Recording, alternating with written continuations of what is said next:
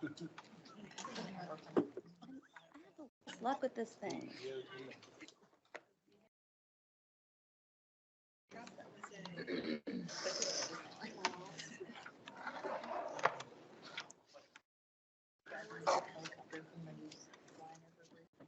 What else comes up and he uses it?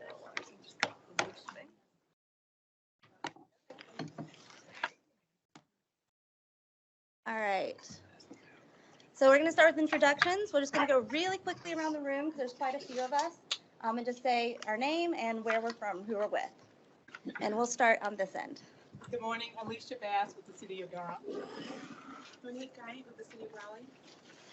Good morning, Sherry Early with the Town of Fuquay Marina. I didn't want to skip you. Hey, Shannon Poole, Town of Clayton. Marta Matthews, NCDOT. Leah Roberts, NCDOT. Yes. Susan Mullins, City of Raleigh.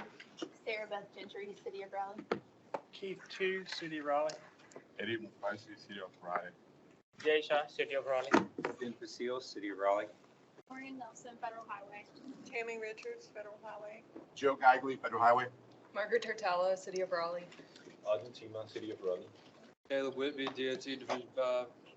Kat Williams, Town of Cary. Pat Goldman, Town of Cary. Paul Webster, Town of Cary. Chris George, Town of Franklinton. Paul Van Go Triangle. Dustin Carnegie, City of Raleigh. Luana James, Town of Cary. Kramer Wood, Cary. All right. He did it right. In the back. John Celadon, City of Division 5. Okay. Thanks, Garrett. Okay, and just so you know, all those devices with the green lights are recorders. So if you want to whisper or anything, you might want to turn that off before you start that. But do leave them on if you have a question, so we can record that for the meeting. This meeting's being recorded. Chandler, can I ask a quick question? Can we get the outlets turned on? Because they're not plugged, the tables aren't plugged in. This one works. Okay.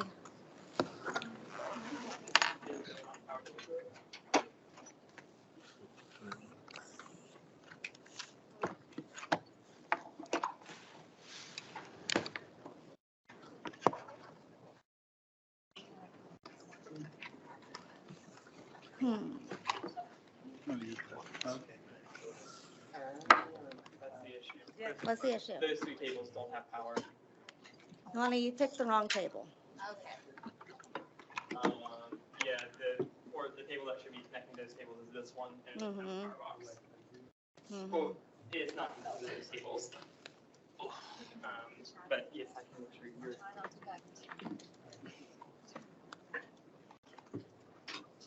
Hi, John. How are you doing? How are you doing?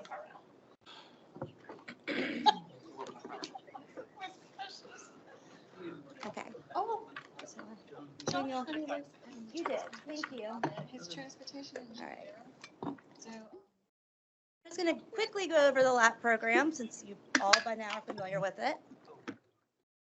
It's the responsibility of the MPO. It was started back in 2010 to avoid future federal decisions. It is a application process to award the funding to construction-ready projects, and it is an efficient use of available funds. So, by applying, you have committed to sponsoring this. Project. So you'll be responsible for all the state and federal requirements that you're here to learn about today. You're also required to report to us. As many as you know who have active projects, we're going to start reporting more often on a monthly basis, checking in on schedules. And the first step will be to enter into an interlocal agreement with NCDOT. You'll learn a lot about that. And you're responsible for providing all the upfront costs, and then you are reimbursed. All right, and then once again, we are focused on shovel-ready projects, so we expect you to obligate the funds in the federal fiscal year 25 for the phases that you applied for. All right, and so the first step of once we've approved these projects, getting them put in the TIP step. For those of you who don't know, the TIP is the Transportation Improvement Program of the MPO, and the STIP is for the state, and they need to agree with one another. So we will be amending in the next amendment, we're bringing it to the board for review in April, and then it'll be approved in May, and simultaneously it'll be brought to the NC BOT board for their approval. So we should be simultaneously approved by May. So no later than June, we should see it in the tip. And that's, you have actually already been assigned a tip ID number by the STIP unit. So I can provide that to Marta Matthews, and that can help get the agreement in place, but you can't finish the agreement until it's actually showing in the tip. And as this notes, if you ever need to change your project, if it's a change to a schedule, like the federal fiscal year, it's a drastic change in scope, change in cost, then you'll need to do an amendment. That's a 2 to 3 month process minimum. So that you'll need to know if you need to make a change to your project in the future. But there are some things that don't require TSA action, and those are minor changes in funding amounts, a change of source of funds, or small changes in project scope. Okay, we just covered that. Yep. All right. Oh, and one thing for funding amounts, when those change, that will require our approval. That's an additional funding request. We'll learn a little bit more about that today. You might already be familiar with it, but that would need approval before we could amend the STIP to begin with. So just a note there. All right. So I'm gonna. Did Loretta say she was coming? She did. I am virtual. Perfect. Sorry about that. I had planned to come.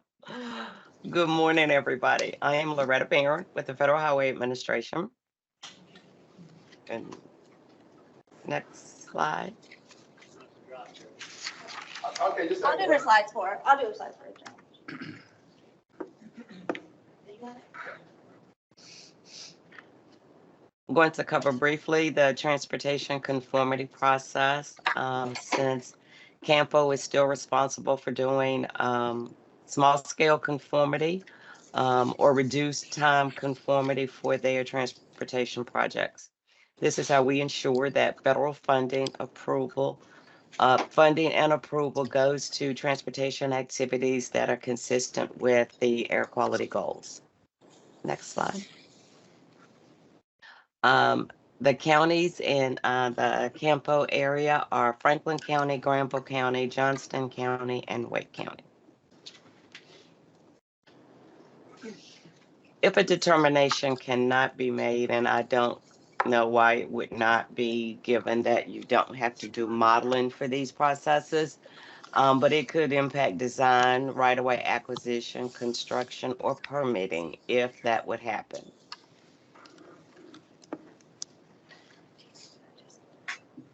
These are a few things that would trigger a conformity determination, particularly if you are amending the project. If you change the number of lanes, the length of the auxiliary lanes, adding managed lanes or HOB lanes, hot lanes to your project, a change in the project length, addition or deletion of an interchange, or replacing an intersection with an interchange. Next.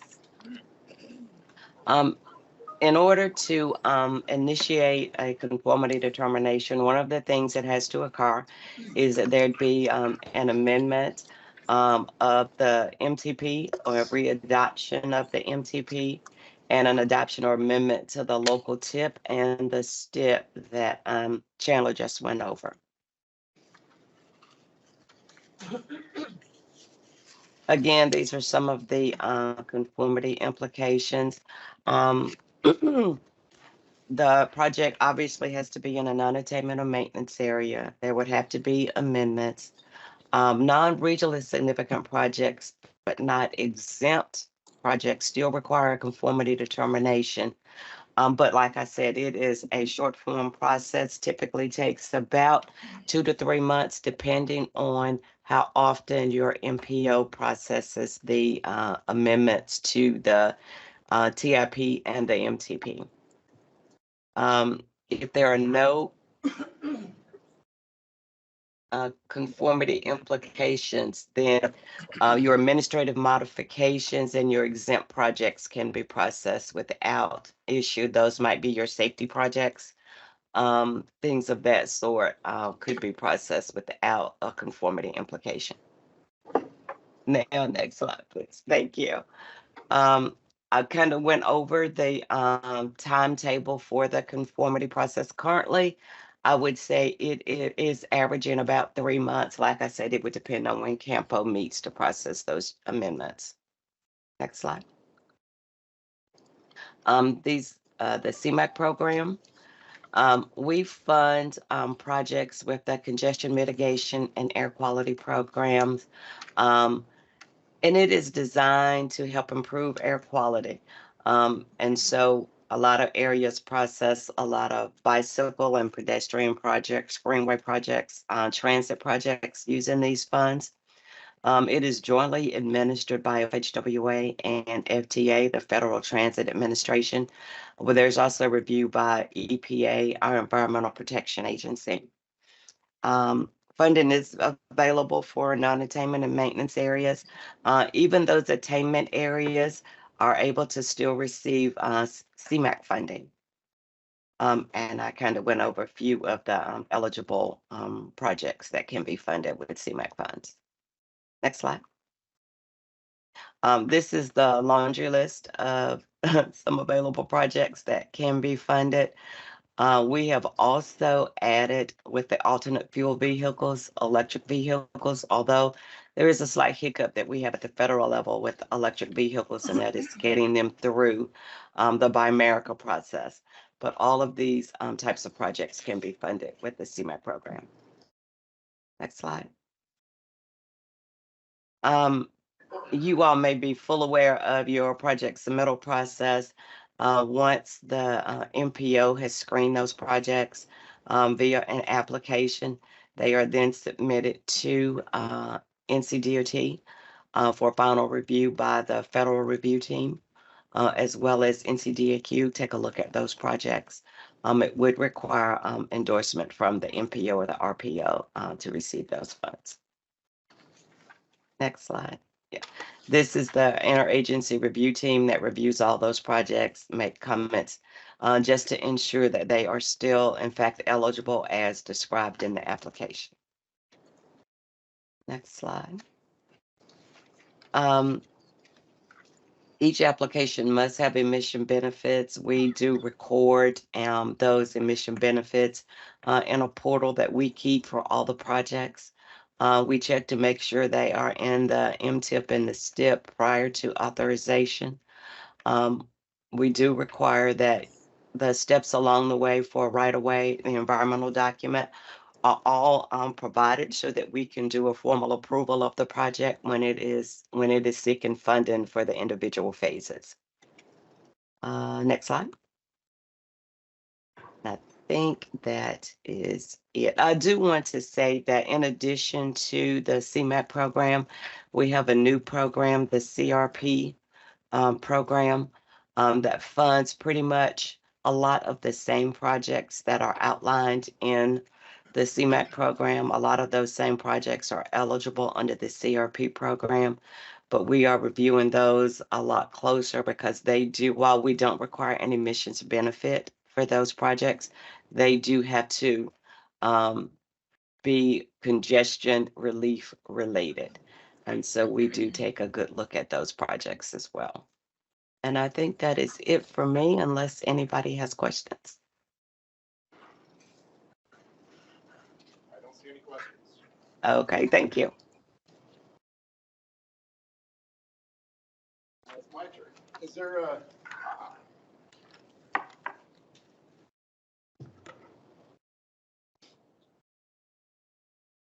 Good morning, everyone. I'm Joe Geigley. I'm with the Federal Highway Administration. I'll be talking with you a little bit today about NEPA and the NEPA requirements for some of the projects that you'll be submitting, as many of them may be coming across my desk for final approval. Just some brief background on NEPA. You know, started out in 1969, establishing all of the guidelines and policy for which we must evaluate both the natural and human environment before we decide to construct a project. And so here's the question for you all. When does NEPA apply? The federal NEPA applies whenever you're using federal funds, or when there's an action that requires federal highway signature or approval. And an example of that would be interchanges on the interstate system. Regardless if it's state funded, locally funded, doesn't have to have federal dollars in it, but with the interchanges, there is a federal nexus, we do have to approve those, so therefore NEPA would apply in that situation as well. Again, talking about what's considered both the natural and built environments, and the purpose here is to be transparent and disclose any impacts that we have on both human and natural environments, and the goal being to minimize those impacts to the maximum extent practicable. With NEPA, there are 3 classes of actions. We're mostly going to be focused here on CEs, categorical exclusions. Those are actions where we know up front pretty much that there are no significant impacts as a result of our project. The next 2, probably not likely for locally administered projects, but environmental assessment is the area between a CE and an EIS where we're not quite sure what our impacts might be. They may be substantial, maybe they won't be. That's the step we go. EIS, environmental impact statement, those are the projects where we know there's going to be a substantial or significant environmental impact, whether it's human or natural. NC 540, good example of an EIS. What will be needed to receive federal funds? So again, these are the steps that we're looking to follow. Before we can authorize federal funds for construction, we need to have a completed, approved environmental document, whether that's the CE, EA, or EIS. A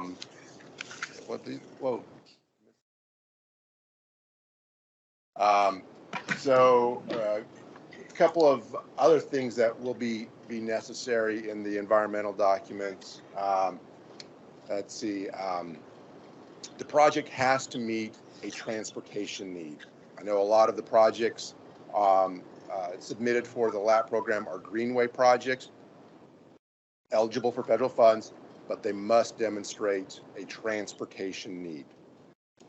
Projects also have to have a logical termini, meaning where the beginning of the project and where it ends has to make sense. We can't just stop in the middle. If we're building a greenway trail, we can't have a stop in the middle of nowhere, right? It has to connect to two destinations. It also has to have independent utility.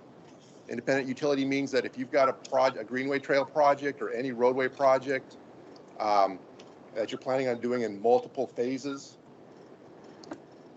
the piece that gets built now, if no other piece gets built because there's no funding available, it still has to make sense. So if you've got a 10-mile greenway trail and you're trying to do the first 5, if that last 5 never gets built, that still has to be a standalone project. That first 5 has to make sense as a standalone project. Greenway trail, talking about greenway trails, I see a lot of those transportation need, which means that in the future it has to be treated as, it can have a recreational benefit, side benefit, but it has to be treated as a transportation facility, meaning just like if you close a sidewalk for construction in the future, you have to have appropriate signage for closure, detour routes. The same would be applicable for greenway trails. If you close a greenway trail that's built with transportation dollars, you need to be able to, it needs to be treated like a transportation facility. If you close it, there needs to be a detour route. And I think that is all I've got. I've got some additional NEPA resources, but I think later on we'll get into the details of what goes into a CE, but I've just given you kind of the broad level what we're looking for. Questions?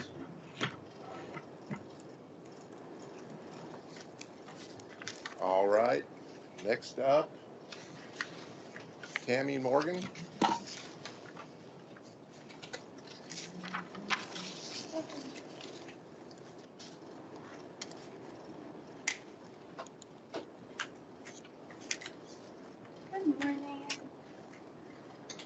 I'm Morgan Nelson. I like to say that I'm not trying to replace Tammy. I am trying to simply replicate what she has been doing. So in an attempt to grow into that position, I will be giving our presentation this morning. And we're off to a great start. I don't know, do you want to talk about your experience, or I can just introduce you? Okay, so Tammy has 39 years of experience with federal highway, so I have really big shoes to fill, and she has 14 years of experience with the local project program. I have about 6 years of highway related work. My background is in roadway design on the consulting side, but today is actually the 1-year anniversary of meeting Tammy and making the switch over to federal highway. And have about a year of experience with the local project program. So Federal Highway's role in this program, we are here to fund your project and make sure that those federal dollars are spent appropriately. That's making sure that there's no fraud, no waste, no abuse in spending that money. We want to make sure that you have a good project, and we want to make sure that you keep all of your money. I'll say that one again. We want to make sure that you're going to keep all of your money on your project. We're not here to make the process difficult. We're just here to remind you of all of the requirements that you agreed to upkeep when you said we wanted to use federal money. So this slide is talking about NCDOT's role. They typically do not have any money involved in the project, but they do have full oversight of the project. There are 2 things that establish that oversight that they have. That's the 23 CFR. If you guys are ever looking for some really interesting reading, you're bored, CFR, great entertainment. And then the stewardship and oversight agreement. So in the unlikely event that funds have to be repaid or they're deemed non-participating, they will be taken from NCDOT, and then the municipality will be responsible for paying NCDOT back for those funds. So these are some common terms that you'll hear when we're talking about funding. So contract authority, that is established by U.S. Congress, that is NCDOT might be able to obligate X amount of dollars. The obligation ceiling or obligation limitation, that is based on overall budget conditions. You can only obligate Y number of dollars. Then funds programmed, they're not yet guaranteed. The Board of Transportation adopts a new funding program, so the 7-year step every 2 years. And then when your funds are obligated, this is when they are safe from rescission. And NCDOT requests that obligation, and FHWA is saying we agree to reimburse you that amount for this project. And rescission is, we have a problem. Congress has decreased the state's contract authority. But to go back to the funds obligated, when your funds are obligated on a project, they are safe from rescission.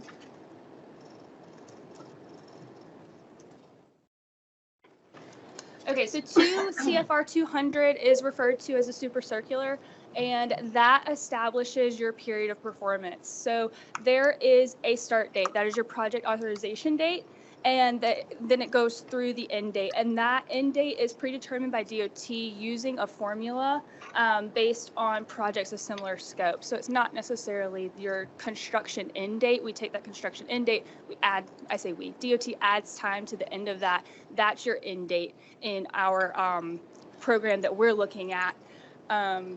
And the big thing to note on this is that costs can only be incurred from the start date to the end date. After the project end date, no additional costs can be incurred. And then with the end date, you are required to close out your project 15 months after your end date. Extensions and modifications to your end date can be authorized based on different scenarios. Generally, it's things that are outside of your control. So utility delays, railroad delays, lawsuits, things like that. Okay, so project funds and authorization. Federal Highway can commit their funds to all three phases of your project: PE, right-of-way, or construction. The big thing to note on this slide is that authorization is required prior to incurring any expense. So please make sure that PE is authorized before you start to incur PE expenses. Please make sure that right-of-way is authorized before you incur right-of-way expenses. And work done, again, before the authorization date is not going to be eligible for that phase of work. So if you're going to hire a CEI to manage your project, we cannot tell you who to hire. We can just strongly encourage you to hire a CEI that has experience administering an NCDOT contract. And with that, will your project manager and inspector within that CEI firm have NCDOT experience administering NCDOT projects? Your municipal officials will sign a municipal agreement that states all projects are required to use NCDOT standard specs, the construction manual, the minimum sampling guide, and all state and federal regulations. So inactive projects. A project will be considered inactive if it has not had an expenditure charged to it in our project tracking system for 1 year. And once a project hits the 1-year report, Federal Highway is required to deobligate the unexpended funding amount. The municipal agreement states that you will, the project must be invoiced at least once every 6 months to keep the project active. And then the municipal agreement also states that the final invoice must be submitted within 6 months of the completion and acceptance of the project. We also send out an inactive project report. I believe that's every quarter. And so your NCDOT contacts will know if your project is coming within 3 months of potentially becoming inactive. So Tammy and I will do some preliminary project reviews. The first one is our compliance assessment review. That one, the selection is completely out of our hands. Our headquarters office chooses projects at random once a year for us to answer around 10 questions about a project. So if you're lucky enough to get selected for that, we'll be in contact with you. I went through my first CAP review this year and it wasn't that scary. So we also would like to be at your pre-construction meeting, so please invite us. Our contact information is going to be on the last slide. We all forgot our business cards today from Federal Highway. So if you want to take a picture of that, write that down real quick. Please invite us to your pre-construction meetings, as well as your NCDOT contact, your NCDOT materials and test contact as well. And then records reviews, those are more in our control. Tammy and I get to choose a project that's generally 50 to 75% complete in construction, so that we have records that we can review. So your materials received reports, we're checking quantities to make sure that everything's matching up with your pay record books. We're looking at daily diaries, things like that. So we do get to choose those, and we try to choose them at random all across the state. So Buy America, all steel and iron products permanently incorporated into a federal aid project must be domestically produced. We now have guidance on Build America, Buy America, which extends that coverage to construction materials. I know everybody's going to have a copy of this online, so these links will be helpful. The last link here, Build America, Buy America, there is a pre-October 23rd, 2023 and a post-October 23rd, 2023 that has a Q&A and will answer all of your questions about these new requirements for Build America, Buy America. So this flow chart takes you through the closeout process once your project is complete in construction. we can talk through this. I really like share this with your person who's going to be in construction, who's going to be working on closing out that project. There's also a guide, I believe, on LPMO's website for closing out your projects that will talk in detail. We'll have all the forms that are required to fill out to be able to close out your project within 15 months of your end date. Oh, I got ahead of myself. Here we go. Project closeout requires that projects be closed out 15 months after the end date established and documented on the FHWA authorization. If those timeframes are not met, all of the project funds shall be taken back. And then you are required to keep your project records for 3 years after the final voucher date. At Federal Highway, we can come and audit up to 3 years after the final voucher date on your project. And this is the closeout guide that I was talking about. So that link will be helpful as well, and it'll give you more detail from that flow chart about the closeout process. So these are some examples of things that are not eligible for reimbursement from Federal Highway. So Federal Highway, our rule of thumb is that it has to be transportation related items. So you should be able to walk on, ride on, and drive on it. Sometimes because things are in the master plan, we think that they are reimbursable by Federal Highway, and that's not the case. We want transportation related items. Yes. I will add, if you're doing like, your project is bus stop improvements or something of that nature, if it's flexed to FTA, I believe trash receptacles can be, they have some different rules. So if you flex that to FTA, some of those amenities associated with bus stops can be included there.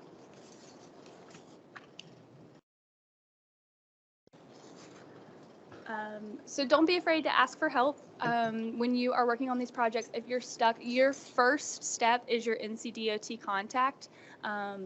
If you have questions, if you run into problems, if you don't know how to handle something, please reach out to your NCDOT contact. They're here to help and keep you out of trouble. Not that if we as Federal Highway have to swoop in and answer a question, you're not in trouble at that point. But if anything needs to be elevated, if NCDOT is not sure, like what should we do in this situation, we're the next step, then we'll talk it out and figure it out and come to a conclusion. So if you have any questions now, I can attempt to answer them. And then this is our contact information. Please invite us to your pre-construction meetings. Yes. On eligible expenses, one of the things that we were wondering is landscaping. And I know generally landscaping is not included, but what if the landscaping's needed, say, in a roundabout so that drivers don't see through the roundabout and things like that? Or in median islands to, to keep people safer in different ways like that. Is that like establishing landscaping like during the project or like maintenance after the project? Like establishing it during the project. Say you're building a new roundabout or a new median island and it's determined that landscaping will help slow traffic down or things like that. Would that be added to the project cost? But if it's, we will be, I mean, you wanna. So normally landscaping is a no. It's an aesthetic thing. You got nothing to do with traffic. The only scenario I can imagine where landscaping would be applicable is a zoning requirement that was removed as part of the project and needed to be reestablished as a zoning requirement or vegetative buffer or anything in that case. Something like a road control. Or erosion control measures with replanting or reforestation. So don't think I've ever run across any reforestation issues. And maybe one or two projects that has had a vegetation establishment that needs to be reinstalled due to the project we're moving in, like a subdivision buffer or something, I think, or something like Green Level West. Something really unique. And normally it's a no. You can be in the job, just ain't getting paid for it. Any Any other questions? Just kind of a clarifying question, and it may be more for Raymond, like, when you said you don't do records review for everyone, but I feel like you do records review for everyone. Right, so yes. has oversight, so. Gotcha. If I find a problem, I will gladly let Federal Highway Yes. tell me where I'm wrong when they do their record. Okay. So there is essentially records review for every project. Yeah. Definitely with you, sometimes with you. He has to verify quantities and everything in order to pay your invoices. Right. So he will be doing that for every project. Okay. But But our my review is to ensure that you start the project doing the proper documentation in the right format. So that you don't have a big fat mess. You can clean it up, but you make a mess in the beginning of the year.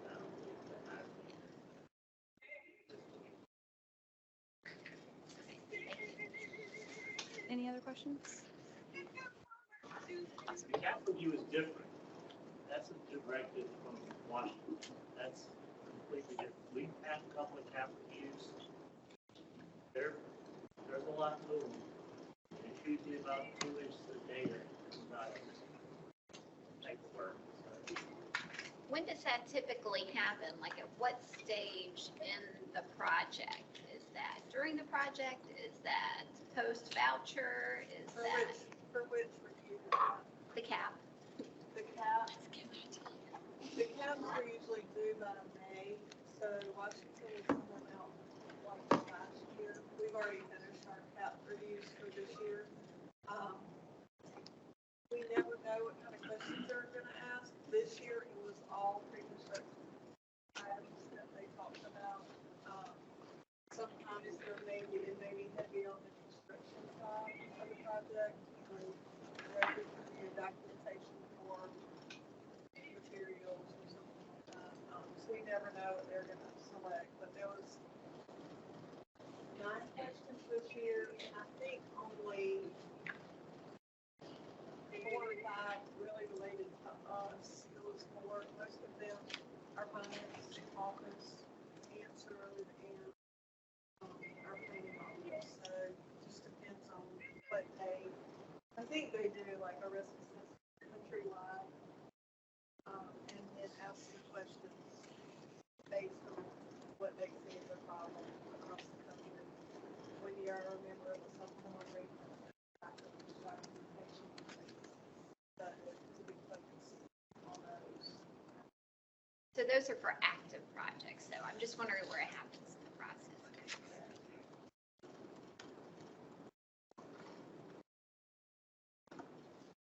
Okay, so up next we have Marta. Sorry.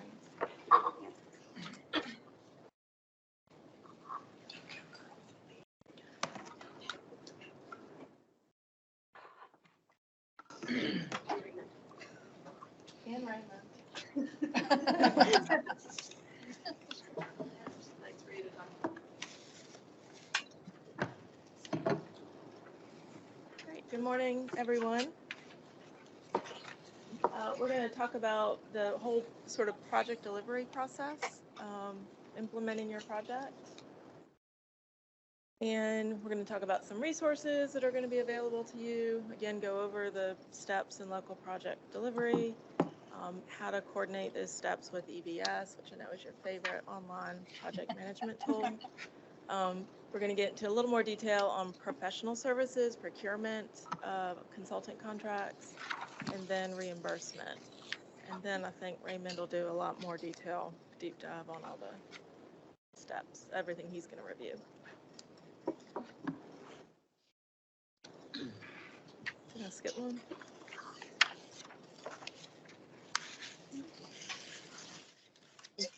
Okay. Sorry, this is like really not very sensitive. This is the one you need to talk about, Raymond. Okay. Good morning. So, Good morning. Good morning. Sorry. all right. Yes. So this is the, Oh, you nailed it too. Thank you. You need a small cup or? Small cup. No, large cup. Large cup. Sorry. All right, so this is a flow chart of the process itself, starting at the far left where you see funding, which is what you've done now with Campo in requesting funding. And we're transitioning from the funding to the pre-design phase, which is the EBS application, moving into agreements, and then starting in October-ish, if not sooner for some projects, depending on the funding source, we'll move in through design and construction. This flow chart is pretty simple outlook for a process that it can be rather large for some projects, not as extensive for other projects. Wrong one. Good. Oh, yes. Sorry, Yes. I was trying to read the slide and I missed part. How are you connecting it to the calendar? So, right, project identification, scoping, funding application. This is number 3 on the list. Is when Campo does their call for projects. That is in September, October of a calendar year, and now we are transitioning into the EBS access point, which is once the projects get into the STIP, which is being done now. The request is being made, and the application should be starting around June of the following calendar year, in preparation for the start of the federal fiscal year in October. So in June of this year, you will be submitting your EBS applications for all the projects that you receive funding for the start of federal fiscal year 25, which is on October 1st of 2024. And then you will be meeting all of your funding obligations as you have clearly asked Campo for. And just one thing about this diagrams, the circles that are in dotted outline, not a solid outline, those are optional. Like you may have gone to Campo and have only requested construction funding, so you're not getting PE, so there's no need for a PE authorization. We're not reimbursing you for your consultant, so you don't need to coordinate with us on consulting procurement. You do still need to provide plans, and I think this little jog down is if you are getting right-of-way funding, you have to go on another little path to get your right-of-way funds authorized. Correct. So you have to do all the steps. The ones you choose to get reimbursement for is what you requested funding for from Campo, but all the steps are still required to be done. And they are all required to meet federal guidelines and NCDOT for policies and procedures, regardless of how you're getting reimbursed for them. Does the right-of-way certification have to occur before final plans or vice versa, or can they be going on at the same time? Simultaneously, it's fine, but they're all, I don't think we identified them. There are specific milestones that are required to be met at each time funding is to be requested, and so we'll go through that later, but there are specific milestones for that. All right. All right, so our website, link is up here. This is for external customers to get access to information about our letter templates, the handbook, information about EBS and how to get access to that. So if you just go to connect, you click on that local governments tab on the far right, and then underneath is local projects. That's the easiest way to get there, and then you can just bookmark. Just a screenshot of the website. On the right-hand side are the forms and the templates that you kind of most frequently use. Little explanation about what a locally administered project is and what our role is in providing oversight. A little bit further down, we've got information about EBS. The form to get access is over on the right-hand side, the LPMS security form. And then we've kind of just recently put together these sort of quick guides on navigating EBS. So those are, I think, very helpful. If you just, hey, I just need to know how to request an agreement. open up the first one and start. They are not chronological in order. The forms on the right are generally in order of how the project proceeds through the program. So just Sort of. sort of. But just, I don't think I'm that talented in no, putting those forms in order. they're pretty close. Further down the page is our handbook. So once you click on that page, it'll kind of open up to really separate sort of links on each sort of topic in the project delivery process. Yes, we are updating this. I know I say this every year, but it is happening. So we will eventually see updates on this handbook on the page. All right, let's just start off with sort of the ground rules for federal funding. Federal aid funding is cost reimbursement, which means you pay the bills and then you ask for reimbursement from DOT. This is not a grant. We don't cut you a check up front. And you cannot incur this cost, as Morgan said, until your funds are authorized by Federal Highways. You will get a written letter that says exactly what date your funds were authorized and that you can proceed with the next phase. Right now, the local government agency, the policy of the board is that if you ask for the funding, you're responsible for delivering the project.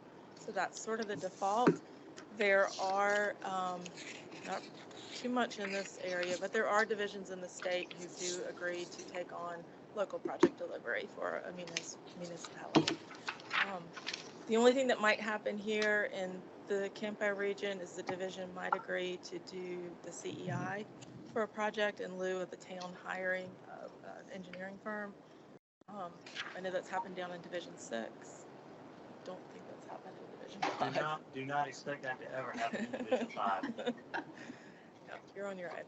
Usually happens when a division only has a few locally listed projects, like Division 6 or Division 8. Division 5 has the most projects in the entire state. We have a total of about 500 locally listed projects, and Division 5 has about 100 of those. So the DOT probably won't get that. And then our role, again, is to provide oversight and make sure that you follow all the steps so that we can reimburse you at the end of the project. 'Cause we don't like taking money away either, so we are here to help.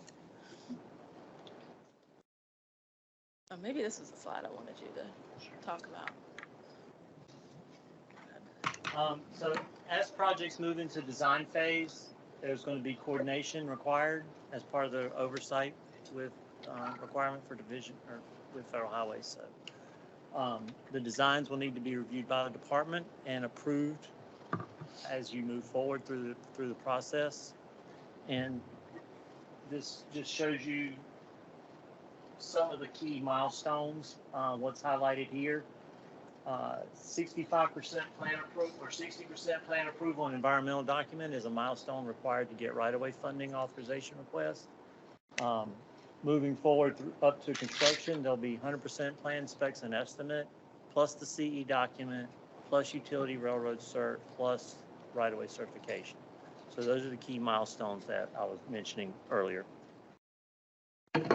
This is sort of a abbreviated view that lists the 3 phases of the project, and you can see that the bolded items are the milestone requirements to be met to be able to move forward with the funding authorization request for the next phase.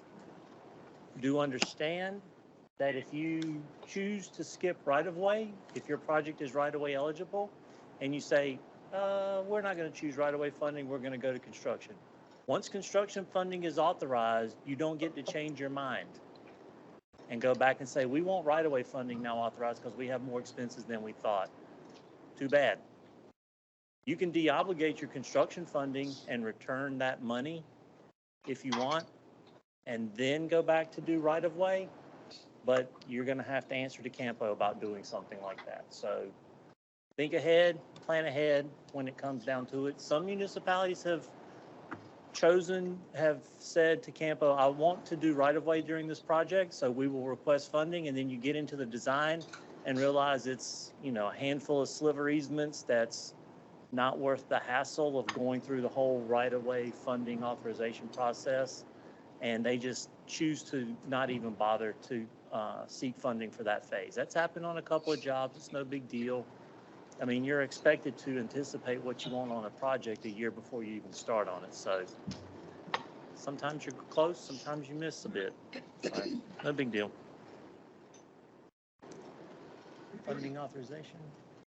You good on that one? Okay. Like I said, PE funding pays for PE services. That's your design.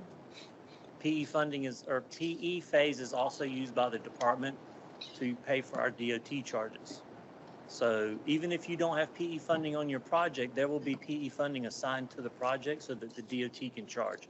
We have to have funding applied to a WBS number to be able to charge to it. We can't charge to a WBS number that has $0 assigned to it. Right-of-way has now been identified as right-of-way and utilities. So there are now 2 WBS numbers for that.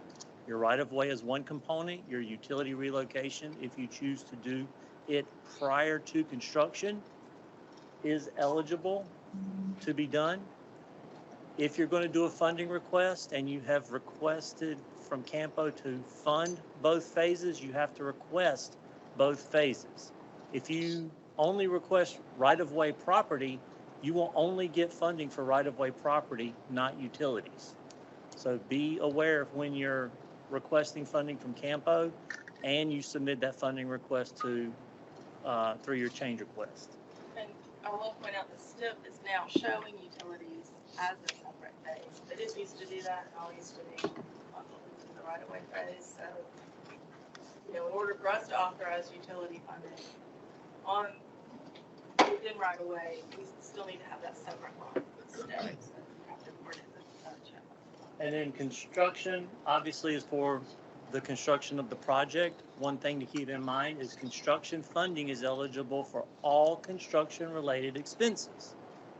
That covers the DOT charges, that covers your CEI. That also allows you, if you have a project of a significant enough scope, that you will be able to retain engineering services or engineering support that you might need for a project. Say you've got a bridge project that has a lot of reviews, foundation designs that need to be reviewed. You can retain your design firm through a separate supplemental that will be reviewed and approved by the department as a CEI contract so that engineering support services can be utilized. We are doing that now on a couple of jobs in Division 5. They are of significant scope that it is wise that that project utilizes those services due to bridges, culverts, geotech issues, and things like that. Once again, the key thing is you have to get the money before you spend the money. If you follow that rule, you won't mess up. So, yes, Sam. Okay, Sam. So on one of our active projects in construction, we have the design firm providing, RFI support, but I don't think we've gone through a separate supplemental. We were just using their available remaining budget. Is that a problem? Did you get? Okay, so in ACE's example, if the town chooses to seek reimbursement for that, they will need to submit that CEI request. And once that CEI request is approved, then any expense after that can be paid for. Any expense prior is not eligible because we have not concurred on their scope and fee. So yes, you can do that if you want to move forward, and any expenses after DOT concurrence of scope and fee can be deemed eligible for reimbursement. Thank you. Once again, we have to review and approve it before you spend it if you want to get reimbursed for it. Mother, may I? There is no go back and we want to pay for something before we got the money. That's never going to happen.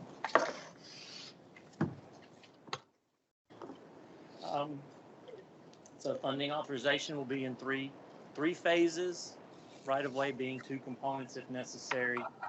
And then there are opportunities that you can do ahead of time. You can, if you're going to use a right-of-way firm or a CEI firm for construction oversight, you can submit your RFLOI for those services. You can actually select a firm prior to funding authorization. You cannot discuss money with them until after funding is authorized.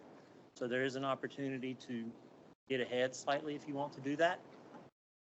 And funding authorization is what Federal Highways uses to start the clock. So if you ask for money on if you ask for money and you receive money on January 1st, that's when your 1-year clock starts.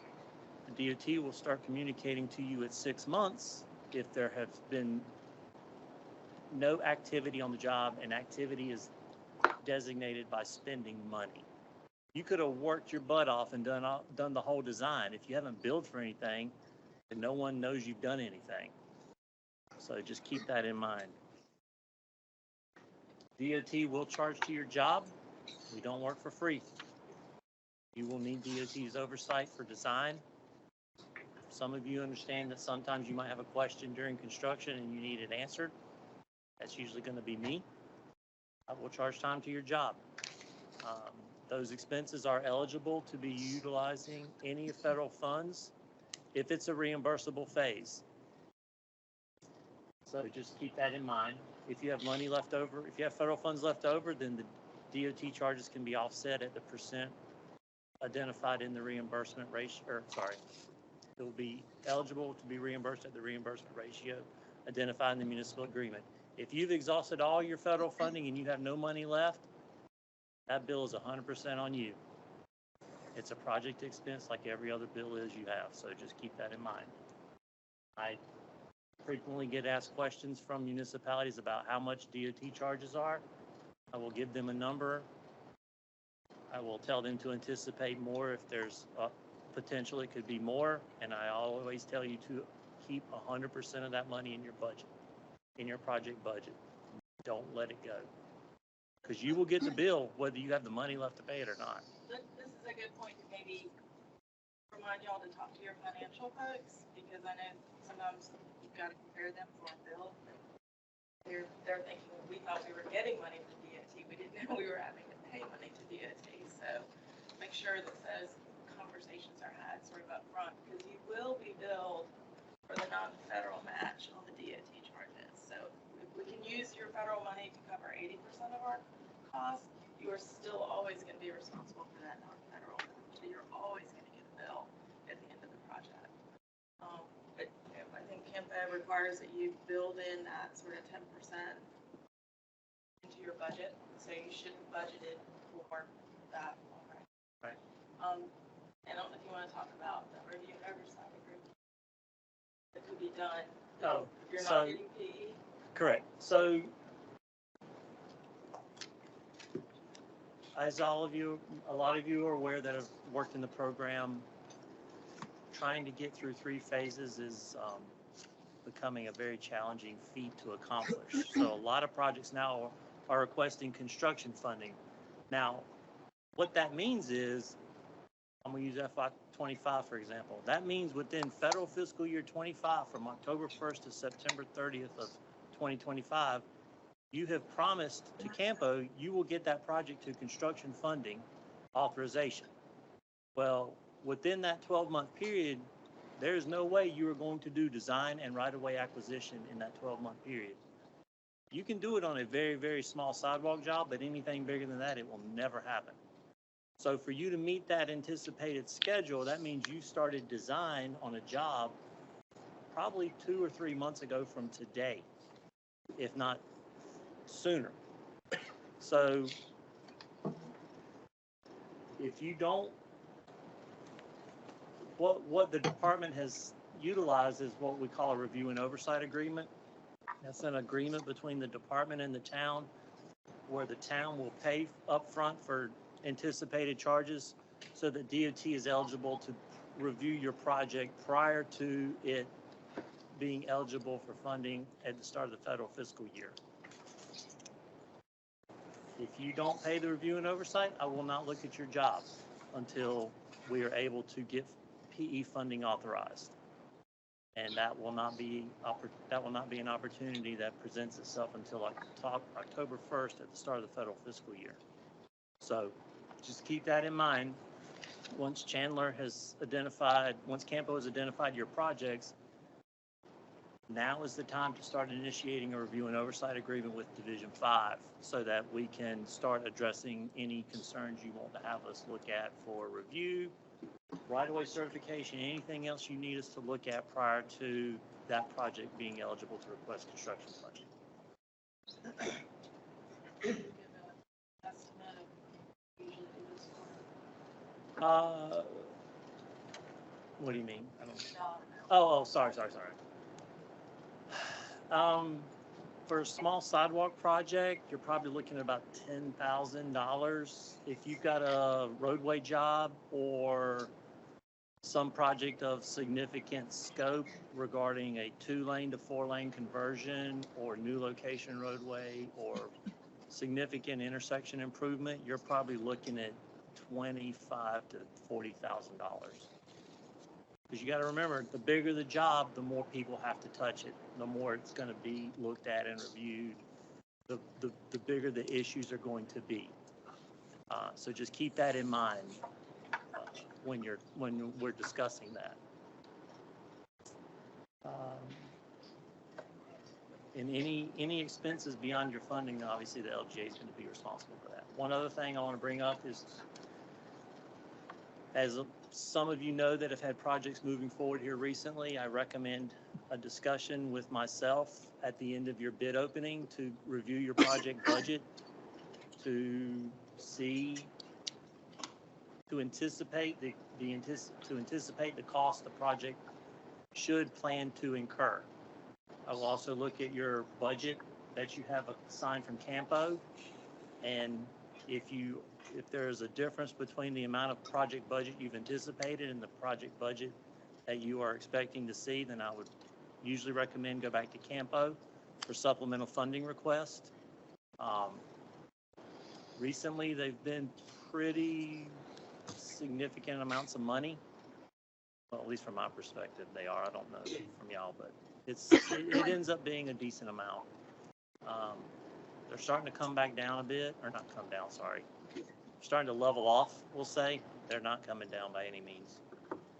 So, when it comes to funding, everybody wants to freak out and panic when they get their project estimates in. When they start seeing the project estimates, you can go back to Campo and get money anytime you want, one time.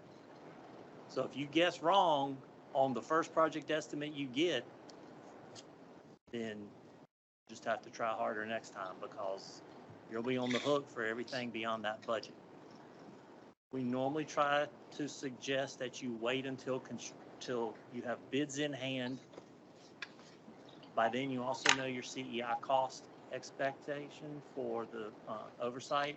And from there, I will go through your budget and help you identify, because regardless of how much funding you get back from Campo, you are still on the hook to pay the whole bill. Whether you get funding reimbursement or not, you're still going to expect that bill. So usually that will require you to go back to your finance department for a budget adjustment. And in some cases, some projects with municipalities have been canceled to pay for other jobs. So just be prepared for that discussion. I know Carrie's got a lot of projects that have lined up now that are going to construction.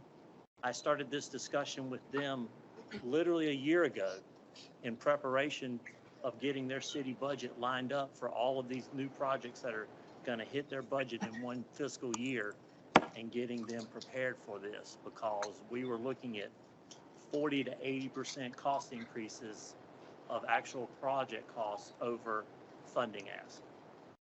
So that is a discussion I try to have as soon as possible, because once again, you pay the whole bill before you get reimbursed. So just keep that in mind. that you're paying for it whether you've got the money from Campo or not, if you choose to move forward. All right.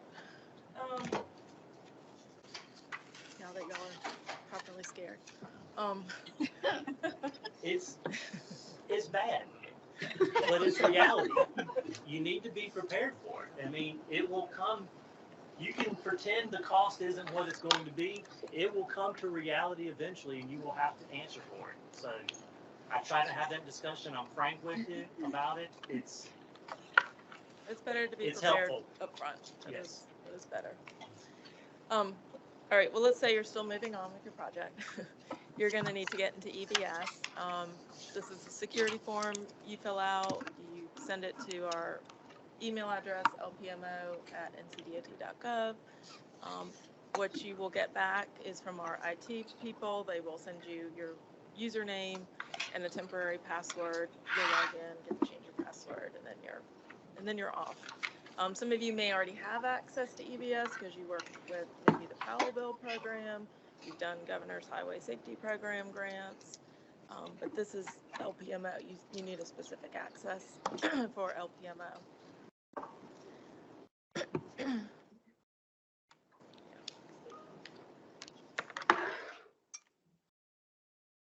Right, this is just a screenshot of your login screen. If you have any trouble logging in, you see that little link at the bottom says login help. That will tell you who to contact if you're not getting access into EBS. And then you'll get this screen where you might have two different tiles. It doesn't matter which one you pick. They go to the same place. But don't worry about that. And we're just going to do a quick overview of EBS. I think last year, in past years, we've gone through like sort of step by step of here's how you request an agreement, here's how you submit a change request. We have started doing monthly sort of intro webinars. They're just an hour long. Half of it is just going through the project delivery process at a very high level. The other half is going through EBS and talking through how it works. So what we're going to do is get the list from Chandler of all the attendees and forward the invite to the next webinar, which is the last Wednesday of the month. We've been doing this. This will be the third one. We're going to continue to do this every month. It'll be a live session, so we'll be on there. You can ask questions. But that feels like it's a little easier to just do that on a regular basis rather than y'all trying to understand all this and the huge amount of information you're getting about EBS. So we're just going to hit a few highlights of EBS. When you're on your home screen, this menu, the first three options have to do with your application. That's when you're requesting an agreement. That's your first step in getting your project into EBS. So your project won't be in EBS until you come here and select new agreement application. Once your agreement, and I'll call it the paper agreement, has been signed by DOT and the town, then we convert the application in EBS to an agreement. You don't need the application then anymore on that particular project. If you get a new project, you're going to have to start again with the application. So once you have an agreement executed, you're going to go to that second block of links, and that's what to either look at your agreement, see kind of the current status of it, or submit documents for review. You're going to use those two links. The third block, the change request, that's for funding authorizations, or if you need a supplemental agreement. So the change request is really for two different things. Reimbursement is its own little block of links there. So that's when you want to request reimbursement.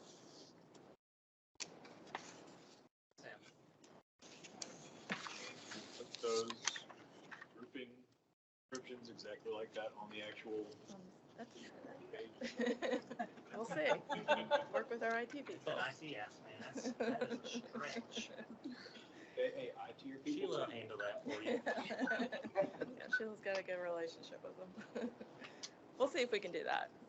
And this is actually a local government screen. I was thinking that was mine. Yeah, we see something totally different. So how y'all process through something, I can't see it. So if you've got an issue, we'll normally say, you need to get on Teams and screen share so I can see what you're seeing, to walk you through what you need to do. We see something, we see something totally different. But, you know, the quick guides on our website, excuse me, will have all these screenshots there, so that will be a help. And then this is sort of a list of documents that you'd submit for review. All these documents, these are what I would call activities, they all go to Raymond first. Or if you're in Division 4, it'll be Addison, now I think Emily, wherever, I'm not sure of her last name. Division 6, I don't know if there's anybody here from Division 6. I haven't heard anybody. So, but these are all your activities, and again, just sort of a brief description of sort of what it is. So when you go in to submit a document, you'll have to select from a drop down that first column, the dark blue columns, just to give us an idea of what it is that you're submitting. And then the light blue columns kind of describe what it is, so you can pick the right one. If you don't find that any of these match what you're submitting, there is other documents for each category. And they're sequential order. There's professional services. Yeah, everything starts with PS is professional services, and then Recon, construction, recon, and then you move into construction. So they're sort of in order of the life cycle of the project itself. So you'll work your way down the list of document types as you move through the project from start to review, design, to construction. so that's kind of all the super involved detail we're going to go into on EBS. Like I said, join our monthly webinar and we'll go over more things, and you'll have the chance to ask more detailed questions once you've gotten into it. Because really, y'all are not going to be asking for your agreement for 4 months, so you'll have forgotten everything by then. All right, so let's talk about the agreement. This is, you know, what we call the official document between DOT and the local government. We have to have this in place. This is the only way that DOT can reimburse you funding. We cannot start it until the project is in the STIP. So kind of waiting on Campo and then our STIP unit to get everything in there correctly the way that it's been awarded before you can request the agreement. The agreement's about 20-some pages long. It includes all the provisions we're going to need to follow. It kind of goes in order of project delivery. Please read it carefully. If you have any questions about it, we'll be glad to talk with you about it and make sure that everyone is clear. The key thing to keep in mind is the STIP, the project identified in the DOT STIP and the project as identified by Campo need to match. When I say match, they need to match scope, description, like Chandler said, but the funding, the anticipated time frame in which the funding would be needed also needs to match. If your project says, if Campo has it as FY24 and DOT has it as FY25, your funding request will get rejected until the two numbers match up. Just keep that in mind if you have projects that are not quite matching the timeline anticipated. The two funding, all that information has to match. We have come across that a couple of times on some projects where they didn't match up, and you gotta wait to get your funding until they match, and then you can request your funding, and then it'll give it money. So just keep that in mind. You need to communicate to Campo consistently on any schedule modifications you anticipate. Don't pretend they're not going to happen. They will happen. You need to let Campo know, or else your project will come to a grinding halt for 3 to 4 months while everything gets adjusted. Keep that in mind. That is a problem. So everything's taking longer than it used to. And again, we can't authorize any funding until we have that agreement executed. So again, once you get approval from Campo, the project's in the STIP, you're given a TIP number. That's when you can come in and request an agreement. So you're going to submit that application in EBS. We can initiate that sooner with the review and oversight agreement. If you- Well, no, you're still can't do this part. You can't request funding, but if you want to get a project into EBS now, a review and oversight agreement can be executed to get it into EBS, so that we can start submitting, y'all can start submitting for reviews and things. We've done it a lot of jobs. Okay, all right. We've used the RNO as the agreement to initiate the project. Okay, all right. Well, tell us if you're doing that once you submit the application. Okay, we can do that.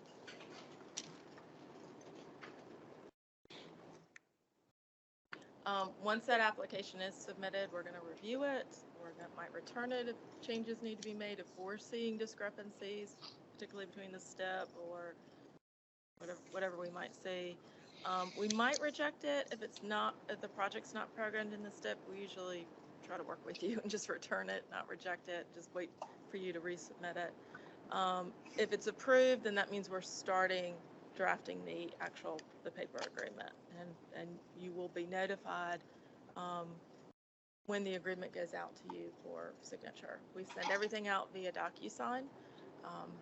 We encourage you to work with your town to use DocuSign to sign the agreements. It's much faster than the old way of signing in ink and sending it back through the mail. So the department will DocuSign our signatures. So your end result, even if you do sign in ink and mail it to us, you're going to get back a DocuSigned document.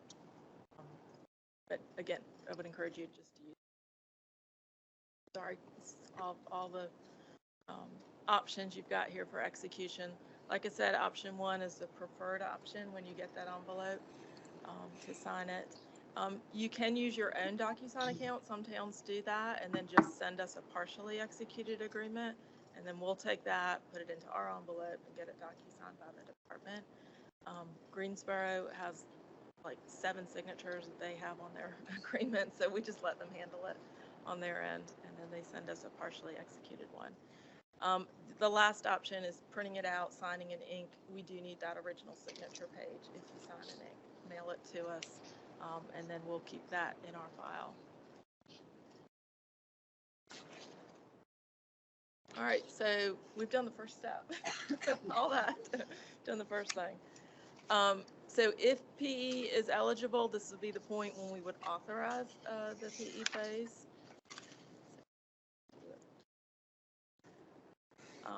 This will, again, allow you to proceed with that phase of work. We've said this many times, do not incur costs prior to authorization. The way to request the funding authorization is to submit a change request in EBS. Once it's approved, you'll get a letter. You get actually 2 letters. One's sort of a technical amendment that says what date the funding was authorized, because that initial funding authorization determines your completion date in the municipal agreement. If you have 2 or more phases of work that are eligible for reimbursement, we give you 5 years from the initial authorization date. If you just have 1 phase of work, say PE or construction, we give you 3 years from that authorization date. So that technical amendment letter will tell you, here's your completion date per the agreement. The notice to proceed letter will give you instructions on putting together your request for letters of interest and going through the procurement process for consulting firms.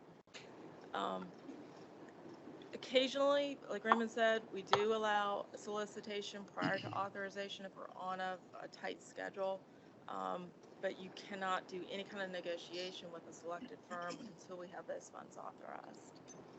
And do realize that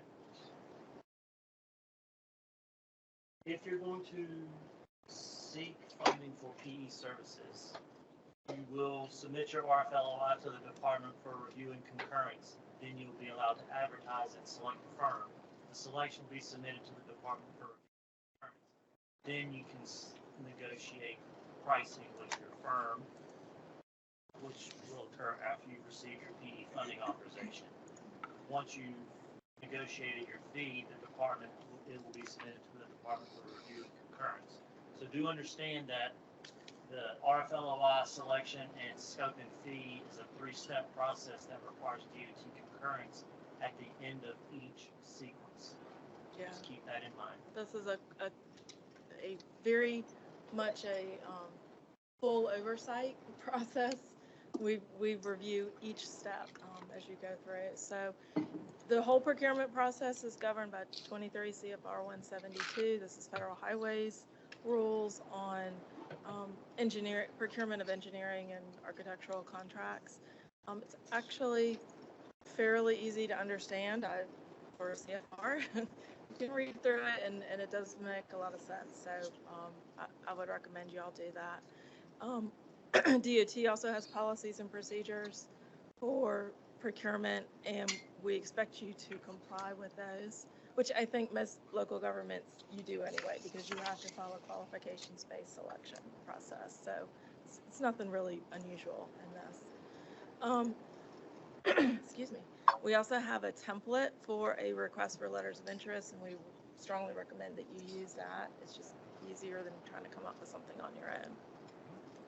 The biggest thing with those is getting the work codes right.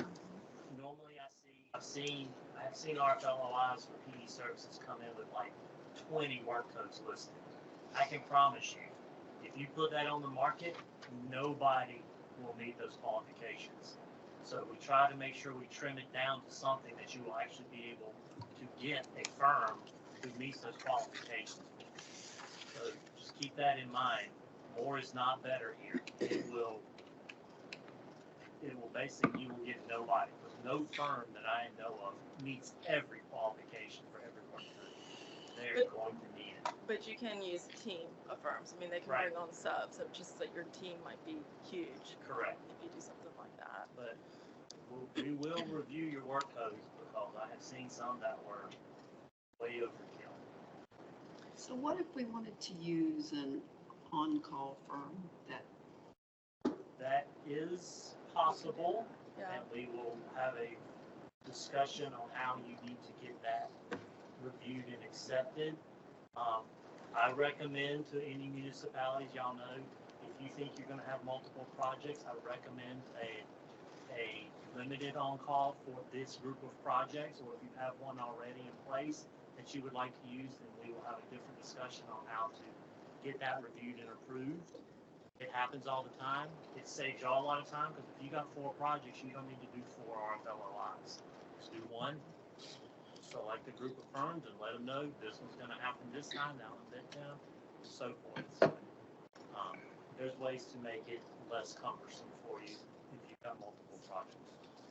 We need to review that solicitation to make sure that, that you had put out there that you were going to use federal funds on the project for these contracts. And since that's not project specific, it's for the city, we kind of coordinate that review offline, just through email. And our staff, we keep up with, each city's on-call contracts because they're not supposed to be in place for more than 5 years. We still have to review, we have to see a master agreement that has to have certain federal contract provisions in it. But then once you kind of gone through that process and have those on-call firms available, then you can go, hey, I'm using this one, and kind of go through the process of the next steps. Like, we're going to use this firm from our on-call that you've already reviewed and approved. And we'll concur with that and get an estimate. You just go through the whole process. Outline. Next. And this is also something you're going to do if you need to hire a CEI firm. So that's going to be a separate solicitation from your PE firm. And if you're going to use engineering support from the design firm, it all follows the same sequence. It's just things get addressed slightly differently than the normal solicitation. Most of y'all have had discussions with about that, on how to get through that. So if you don't know, ask. So the RFLOI is on our website, and it has been modified where you can select use it for the PE services or the CEI. So you would remove some of the language in the RFLOI template, depending on what phase you're using it for. There's some guidance on here, and there's also some information about on-call contracts on the handbook side. So whether you're doing a project-specific solicitation versus an on-call contract, and when those things occur in the process. Like Marta said, it's highly recommended to use the RFLOI form on the DOT website. All the correct language and references are already there. If you choose to write up your own, you can expect that review to take longer and probably have multiple submittals. So just pick the one and done instead of trying 3 times with your own version. And again, you're going to submit this through the portal. Like I said, we might allow you to advertise prior to funding authorization for PE, just depending on your time frame and how we're doing when you need to get things done. But you cannot negotiate with the consultant prior to that funding authorization. So I'm going to kind of go through this quickly. Do your usual solicitation. We can post these on our website, on the DOT website. That's sometimes really helpful because a lot of consultants look at that site. It goes statewide. You're going to review their qualifications and select the most qualified firm to do the work. And then you're going to submit a letter requesting concurrence from DOT with that selection of the firm. And what we're really doing is looking at the engineering firms that you've selected, like the team, and making sure that all the work codes that were advertised in the RFLOI, that they are pre-qualified by DOT to do those work codes.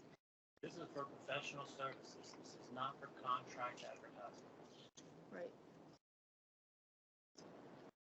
So you're going to select that information in the portal. Again, there is a template letter on our website. It tells you exactly what to say in the letter and what to submit. And we'll review it. Very good at this. We'll come back with a concurrence letter. It's usually pretty quickly. And at this point, we would probably recommend, I don't know what your policy is, but probably having a sit-down meeting with DOT, the consultant, and the town, 3 parties all together. So the consultant has a good understanding of what DOT is expecting. We know it's the contract between the town and the consultant, but you don't want your consultant to provide a lot of services that maybe DOT doesn't think is necessary, but on the other hand, you don't want to forget something that they need to provide.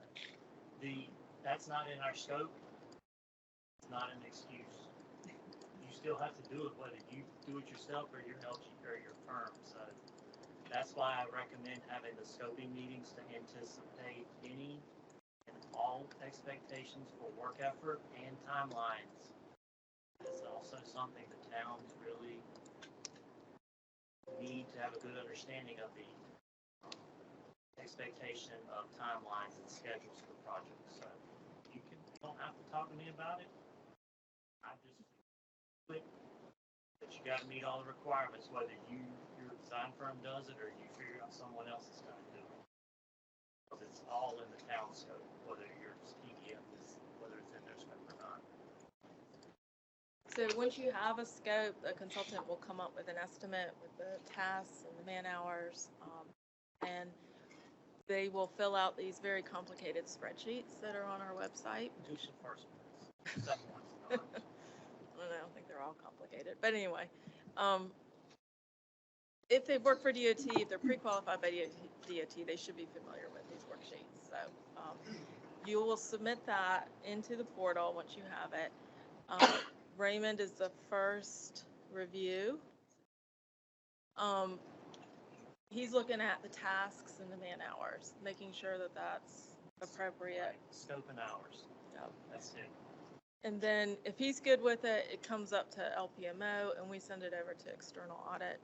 They're going to check the rates, the overhead rates, the cost of capital, all that financial detail. The consultants need to have all their information in the consultant rate system. That's something that was started a few years ago by DOT.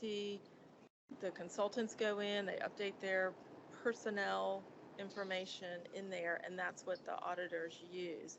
So make sure your consultant knows whatever they provide on the estimate form must match what's in CRS. And if it doesn't, it's going to go back. You're going to have to change the estimate, or somebody has to go into CRS and update numbers, and that can take forever. So it's really important for them to understand to have that information match before they submit for review. Biggest hangup is if you happen to be submitting this at the time your firm's overhead audit has happened, and you have a rate change in your overhead. That's usually the big thing that catches someone, or usually when your PEF does their annual salary adjustments for their employees, that there may be a discrepancy between the salary that's presented, which may be current, but CRS hasn't been updated yet. That's salaries and overhead rates are usually the two big hang-ups, or unless I see something that's just crazy amount of hours that makes no sense whatsoever. So once that, we might go back several times, back and forth review, we will send a final letter with a concurring dollar amount that we concur with this.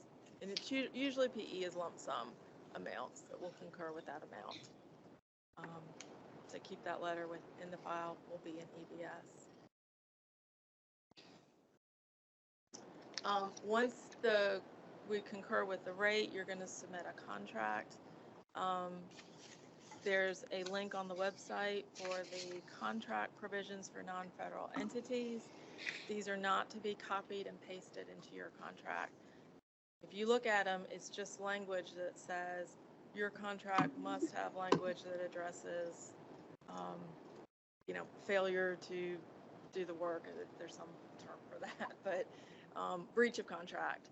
So your attorney or your procurement staff needs to have language in the contract. They need to come up with that language that says this is what's going to happen, Mr. Consultant, if you do breach the contract. This is what the account's going to do. So DOT does not review and approve this stuff. We're just telling you it needs to be in there. So Federal Highways at some point, when this CAP reviews, they come back and they say, hey, we want to look at local consultant contracts and see if they have all these contract provisions in their contract.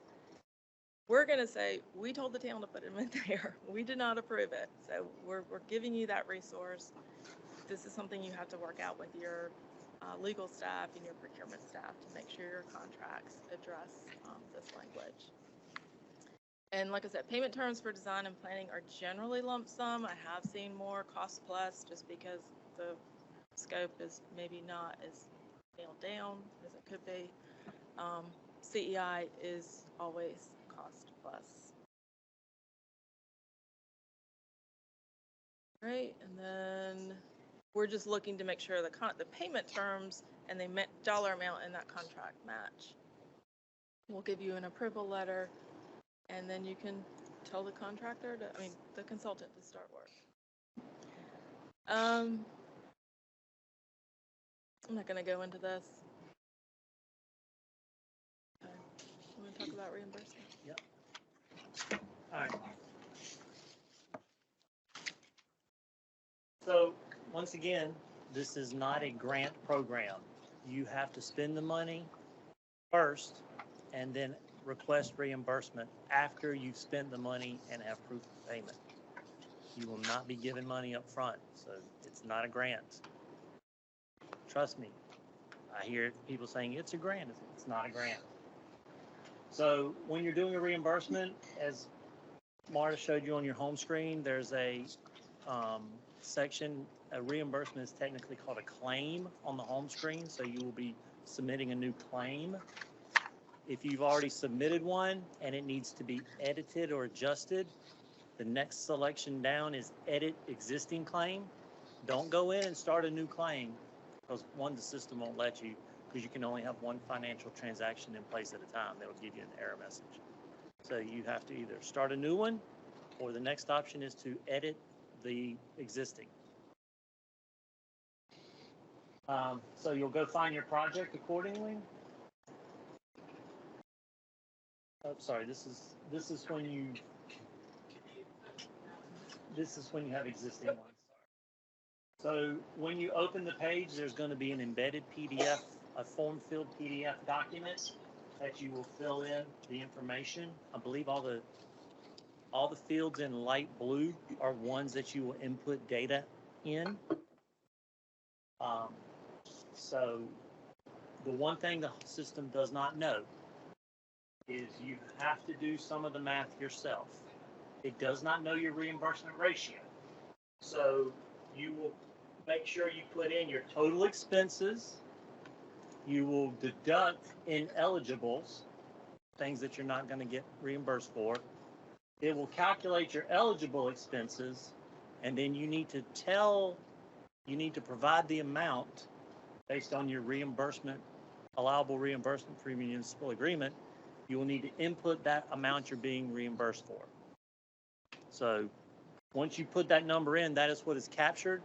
Your cover sheet and everything needs to match that. Your cover sheet will also show how you did your math, because I will check it for those of you who did it on reimbursements. So what you need to do when you submit a claim, one, you need to have a bill from your PEF that tells you how much they expect to be paid. It needs to show how much you paid them. You need to have all the information that you need to prove that you paid them. Any subcontractor payments that are in that bill, say you had a geotech firm, the geotech firm's bill needs to be in that package. So that if I see that you have a geotech firm here, I see that they have submitted a invoice to the PEF that they're working for. If there's any testing that needs to be done, that needs to be provided too. Anything that has sales tax is not eligible. I have gotten some projects reimbursements from geotech firms that had a bill provided that said something on there, like it was for concrete cylinders, or a geotech firm bought some product that they needed to go do some field testing for, and when they bought it, it acquired a sales tax payment to it. That is an ineligible expense. That will have to be deducted. Technically, they're supposed to submit a sales tax report with that. A lot of times that doesn't happen on the PE side. So I'll catch it and I'll say, hey, you need to deduct your sales tax. That's fine. Just deduct it as an ineligible and move on. If you're a subcontractor, if the PEF is utilizing subcontract services, there needs to be a DBEIS form. Basically, that identifies when that prime contractor paid the sub to ensure that they met proper timeline for payment. And then we need proof of payment. A check request is not proof of payment. All that is you ask for money. That in no way proves you paid the contractor and they received it. Proof of payment is either a copy of a canceled check, an AFT transaction screenshot, ACH transaction screenshot, and in one situation, they provided the screenshot of a direct deposit into the contractor's account. I don't know why they got paid that way, but that's the way they wanted it to happen. So you need to be diligent with your finance department and the banking institution you're working with.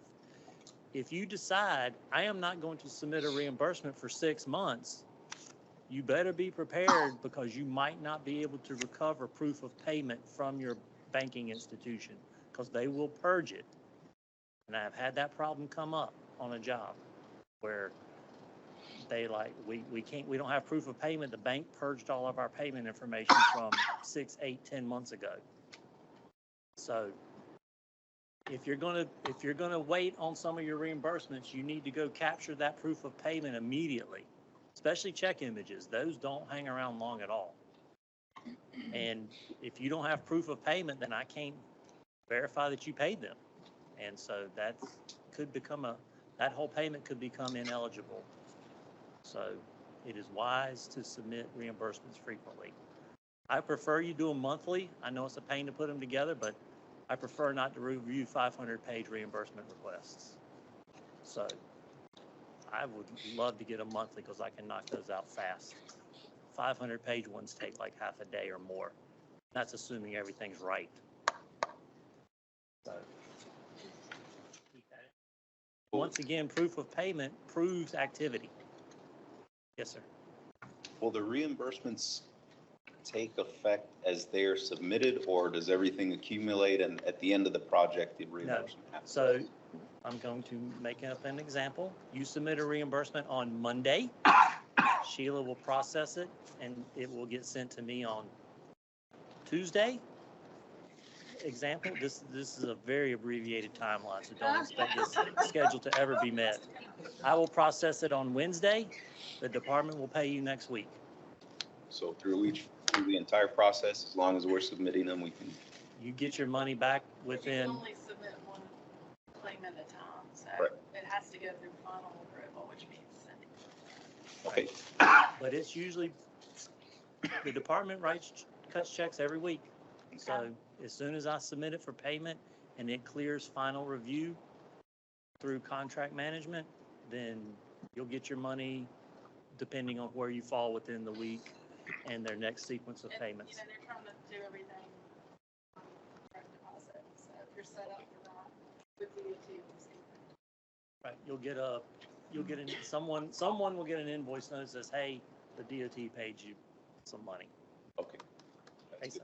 And I don't recall you mentioning it yet, maybe you were, but in addition to the fact that we can't submit more than one claim, we can't submit a claim or a change request while one or the other. Correct. And that's been a time thing that Correct. we've struggled to manage at a couple points. So yes, I try to make sure to advise you if you're going to submit a change request for funding, I would highly suggest you get all your reimbursements done prior, or it could be several months before you're eligible to submit another reimbursement request. Sammy? One of the things that our finance people have struggled with was where we do have multiple projects in the system, when they get a reimbursement check, they're basically having to send out this draft email saying, does anybody know where this money came from or what it's for?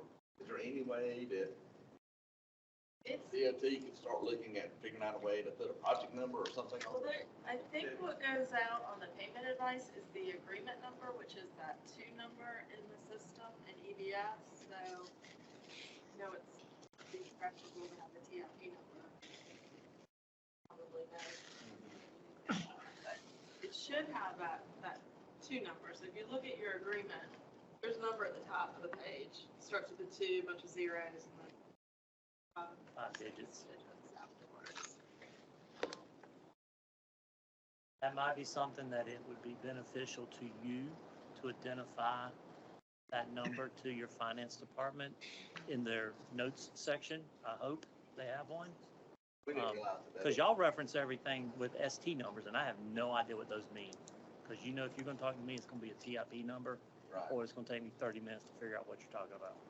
We didn't realize that other number was in there, so sometimes It if should it's in be a in screen there. capture one and where it's at in the check, we'll create a spreadsheet or something for them to cross-reference.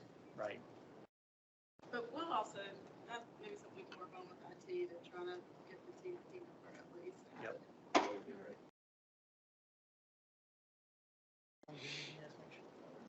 So, you need to provide a cover letter. The cover letter has a table on it that shows me how you did your math. I added up all these and got this number. These are my ineligibles I'm deducting out. This is my eligible expense for reimbursement at an 80% ratio, gives me this number. If you don't tell me that, I'm gonna do my own math my way and come up with an answer. If it doesn't match what you got, then you're gonna try again. So, because I take your information, I try to calculate it using a slightly different process than some municipalities do theirs. to see if I come up to the same number to validate that. Also too, you need to make sure that you have a unique invoice number. If your billing system doesn't have something like that, the department recommends using 4-digit year, 2-digit month, 2-digit day as your invoice number, but that is required. If you do not have it, your invoice will be turned around immediately. So in that second example is sort of a way that y'all can add something to track it on your end, because I also think the invoice number is complicated. So in this example, we just said, use the date, and then the TIP number without the hyphen. And then at the very end, 01 being the first one, so you can reimbursement. So you could do something like that. Just don't add in any special characters, dots, together. I think we kind of already talked about. Yeah, we've talked about that.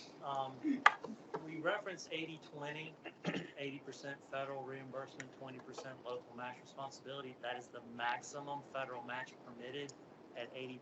As many of you are aware, in Division 5, 80% is basically an ancient memory at this point. So the reimbursement ratio can be something less than 80% federal. It will not exceed more than 80%. So just be aware that your calculation matches what's in your municipal agreement. It'll get checked. Overages, talks about reimbursement fees. Any other questions or anything? If not, if you got questions later, call me or Sheila. So that last slide that you just talking about, where Raymond said anything, it can be something different than 80%. So a lot of you right now are submitting supplemental agreements because you're getting additional funding. So just remember, whatever your original agreement percentage was, that is what your supplemental agreement has to be. So if you're getting 80/20 on your original agreement, I know Campo, at one time we were doing 50/50. Well, that was a nightmare. And then I think Federal Highways, it was kind of a no-no for us to do that. So whatever Federal Highways, whatever Campo gives you for your supplemental agreement, we're gonna use that federal dollar amount. That will be your 80%. And we'll calculate it that way, and then you will have to pay anything over the additional amount. And we can do a different funding table to show the 80/20 and then the LGA participation. We can spell all that out in the supplemental. Now, if your initial agreement is 25% federal, 75% local, then your municipal agreement with Campo cannot exceed, it can't exceed your initial ratio. So you don't get to say we want 25/75 and then we'll go get supplemental funding at 50/50.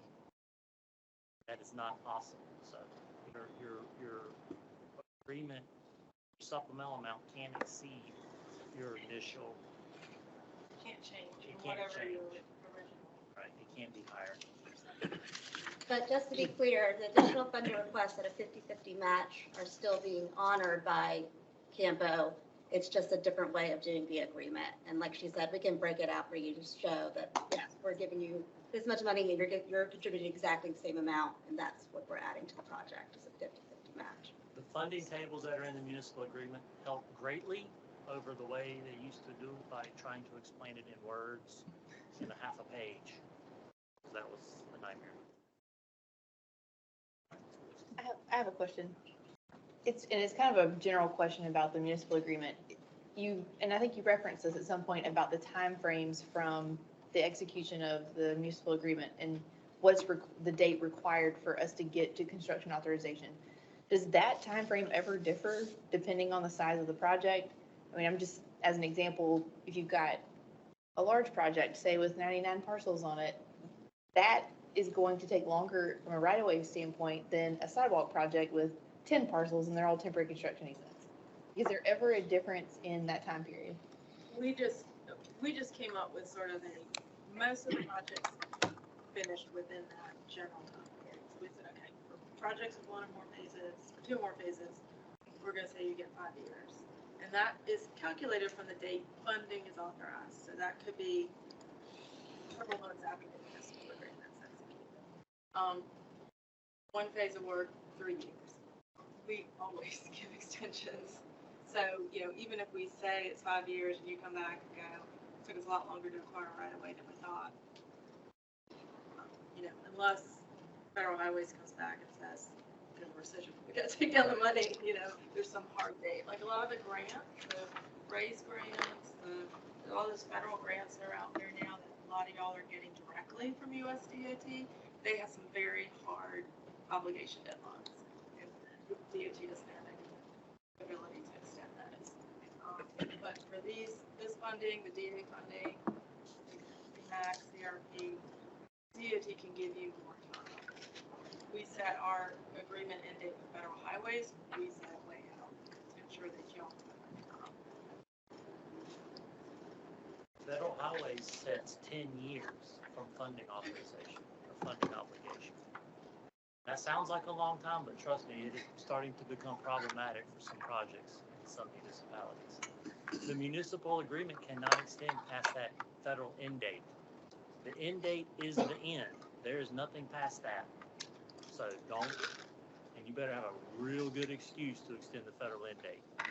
And do understand that the DOT municipal agreement for reimbursement will not let you go up to the end date of federal highway because Said it gives enough time. we have to, the department has to stop you 6 to 8 months prior so that the department has time to process that reimbursement back to federal highways prior to the federal end date. Because if not, then the department's on the hook for that bill and they don't get reimbursed for it. So keep in mind that the federal end date is the end. There is nothing past that except sadness. Because you are on your own financially after that date. So just keep that in mind. But that's per obligation phase. So just keep that in mind too, which, like I said, there's a couple of projects in right-of-way that are getting very problematic to 10 years in right-of-way. So as an example, if we're only seeking construction funding, you're going to consider that a 1-phase project. So if we haven't started a right-of-way acquisition before that municipal agreement is executed, we're going to be in trouble potentially. Well, the start date does not happen until we authorize the funding. If you're only getting construction, then your start date is when we authorize construction. We're going to authorize construction after you've acquired all the right-of-way. But I guess I'm thinking about the time frame from when the municipal agreement is entered into. Really, that doesn't matter. Okay. Yeah. It's in the agreement. It all is tied to the authorization date. Federal Highways is on this day.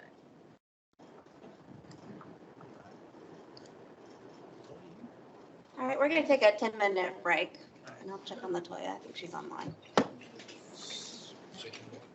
I'm ready when you're ready, Chandler. We take 10 minutes. Yeah, let's meet it back here at 11:10. Give us a full 12. Okay.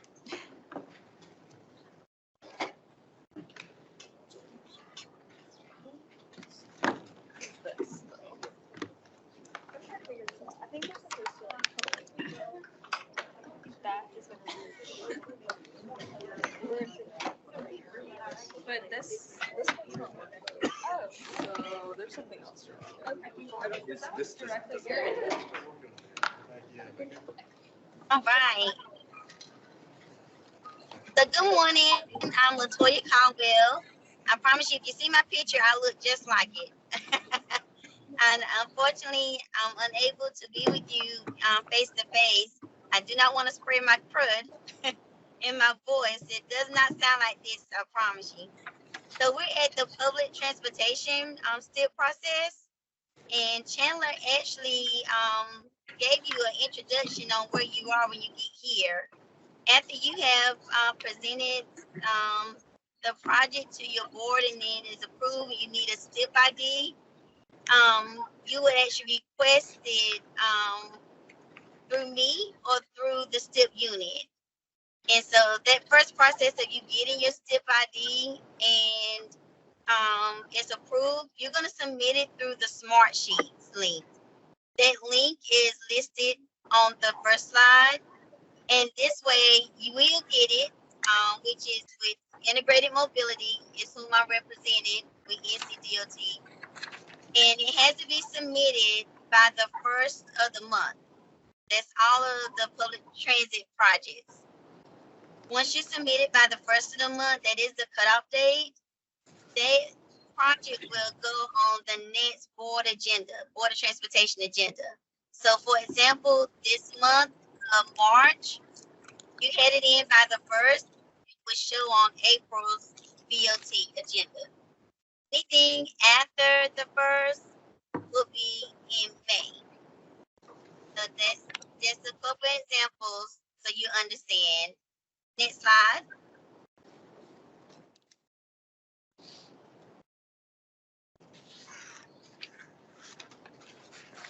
So this is a part of the slide, step 2 of the slide, that you have gotten your project into the Smart Sheet. It's presented to me. I have submitted to the STIP unit to be on the Board of Transportation agenda for that following month if you had it in by the first. And once it has been approved by the Board of Transportation and the STIP unit has updated the STIP online, then I am able to go to that second step, which is getting endorsed by Federal Transit. And what I have to do on my end is actually give them the project information, the page number of the STIP that it is shown on, and the Board of Transportation agenda. Those are the 3 items that I have to present to FTA for an approval. The reason why we have to get this done is because step 3, if you go to the next slide, you are going to request flexing your funds. So if I don't have it endorsed and it's not showing on the actual STIP, then I can't request a flex for you on my end. Now, there are some projects that are submitted through STIP unit themselves. And I know Raymond asked in reference to those prefixes like TP, TL, TG, TU. Well, TL is locally selected. You have operations and maintenance. You have capital. Like those are assigned by the STIP. So if we don't have an endorsement by FTA, we can't go forward to flex your funds. And what that means, whatever fund source that you submitted to us at the beginning, once it is approved and you have to get that approval from Federal Transit, you can flex it over to another fund source. I know some, don't understand that process, but that's how it works. So if you have funds on a particular project, like say example, if you want to move CMAT funds to 5307, you're able to flex it because it's in the STIP and it's been endorsed by Federal Transit. Any questions so far with step 1, 2, and 3?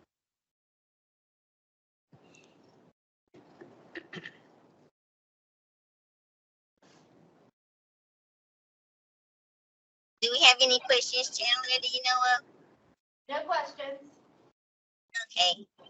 So just a quick review. Step 1, you're going to request a STIP ID number. And with that STIP ID, you were on the right page, right slide, Chandler, I'm sorry. Those are the different abbreviated codes that you will receive from either STIP or IMD, Integrated Mobility, myself. And what we all need is just a description of the project and the funding, the fund source, and you submit it into the Smart Sheets, which we have the link, and you have to submit it by the first of the month.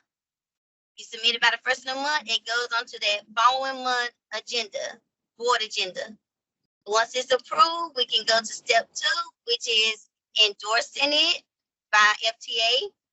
Once FTA has approved it and we have their signature, then I will inform you as a customer, that client, transit partner, that your project has been approved by FTA, and now if you would like to flex your funds or anything else you want to do with that project, you can move forward.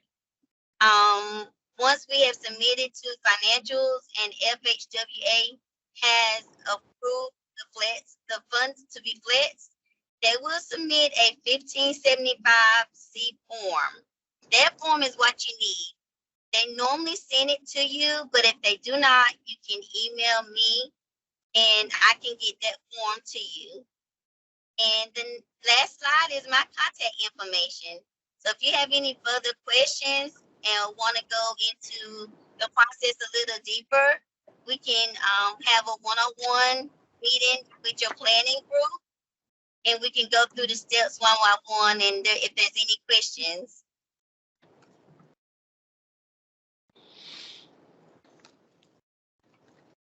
Thank you. I do have one, Chandler. If anyone wants to pledge their funds, now is the time, because August is the cutoff date to pledge your funds, just to let you know.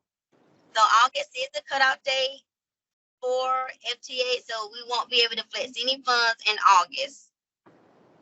Just to let you know. Thanks, Latoya. You're welcome.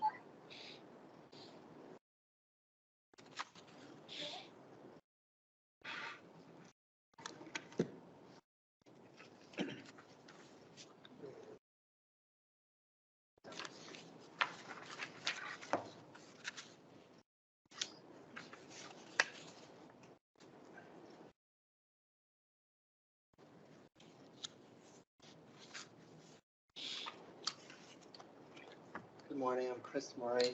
I'm a Division 5 environmental planner. I've been at the DOT for quite a long time. I was primarily Division environmental officer for almost 2 decades. I've been in the planning position, the environmental planning, for the last 6 years. One of my main responsibilities is to coordinate the LAPP review in the division. Everybody's familiar with the process of how it gets submitted from the EBS system. Raymond gets it, and then he sends it to me and Ben Upshaw. I do the primary review. I sit down and talk with Ben Upshaw. We make sure our comments are correct and we're comfortable with them. We send them back to Raymond, and then somehow it gets back to the municipality, and then it gets back to the PEF. Raymond did ask me to speak about one issue today, and I'm going to speak about it now to make sure that I don't forget about it. And that's a general understanding that every project is different. You could have a sidewalk project in a local municipality, and it doesn't hit any of the trigger issues, such as historic boundary issues, voluntary agricultural districts. You may not have any streams or wetlands, and the process may go through very quickly to review. You have a moderate sized CE document, and there's maybe just a few comments, and it may go back and forth, hopefully just twice. But you can also have projects that tend to drag on and are very complicated, and sometimes it requires several levels of review. And that's kind of where it gets difficult, maybe for some of the municipalities to understand that some projects may be simple, some projects may be very hard. And at the time that you're talking about them, it's possible that maybe the municipality isn't fully aware of the issues that are in context at the particular location. So when we get a CE in, I typically I may not have heard it before, and we just start from scratch. And what I actually do is I start over from the beginning. We review the CE document. We go through all of our databases. We consult, if necessary, with the subject experts. But everything has to be verified by the division staff. And so that's when you see comments from us going back and forth. It's really important that the administrative record is appropriate. And it's all kind of funny and different here because the administrative document, the record is actually put together by the PEF of the municipality. It's not me and it's not the division. So we can only review it based on what we can pull from other resources and also what's been put on what we call SharePoint. And that's the platform that we use internally. So that's kind of an issue that we wanted to just talk about very briefly and let you know that every project is different. Our review is no different than our internal division projects. We tend to have CE documents that are a little bit longer.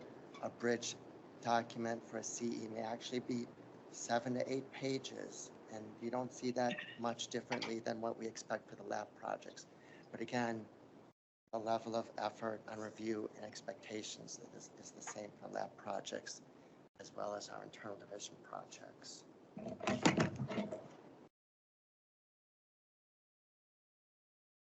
So I've been asked again to talk about the 2019 categorical exclusion update. There was a previous version that obviously hasn't been used now in over 4 years. This new document brings everything together and is put together in a way that makes sense and it's easy to follow the pathway of expectations. That the CE guidance is available on the DOT website. If you can get in, connect, and you Google CE agreement or environmental, you'll eventually get to it. If somebody has difficulties getting to it, anybody here that are here today and staff, you can always call me, contact me directly. My email address, I think, is somewhere on some of these slides, but it's camurray@ncdot.gov. And I do want to add real quickly, as I'm remembering that, is the one thing that happens kind of outside of the physical, what happens early often and not once we typically start working on our CE review, is I'll be sent the draft of the Catawba Indian Nation letter. And that's an issue that's kind of been coming up for 3 years now.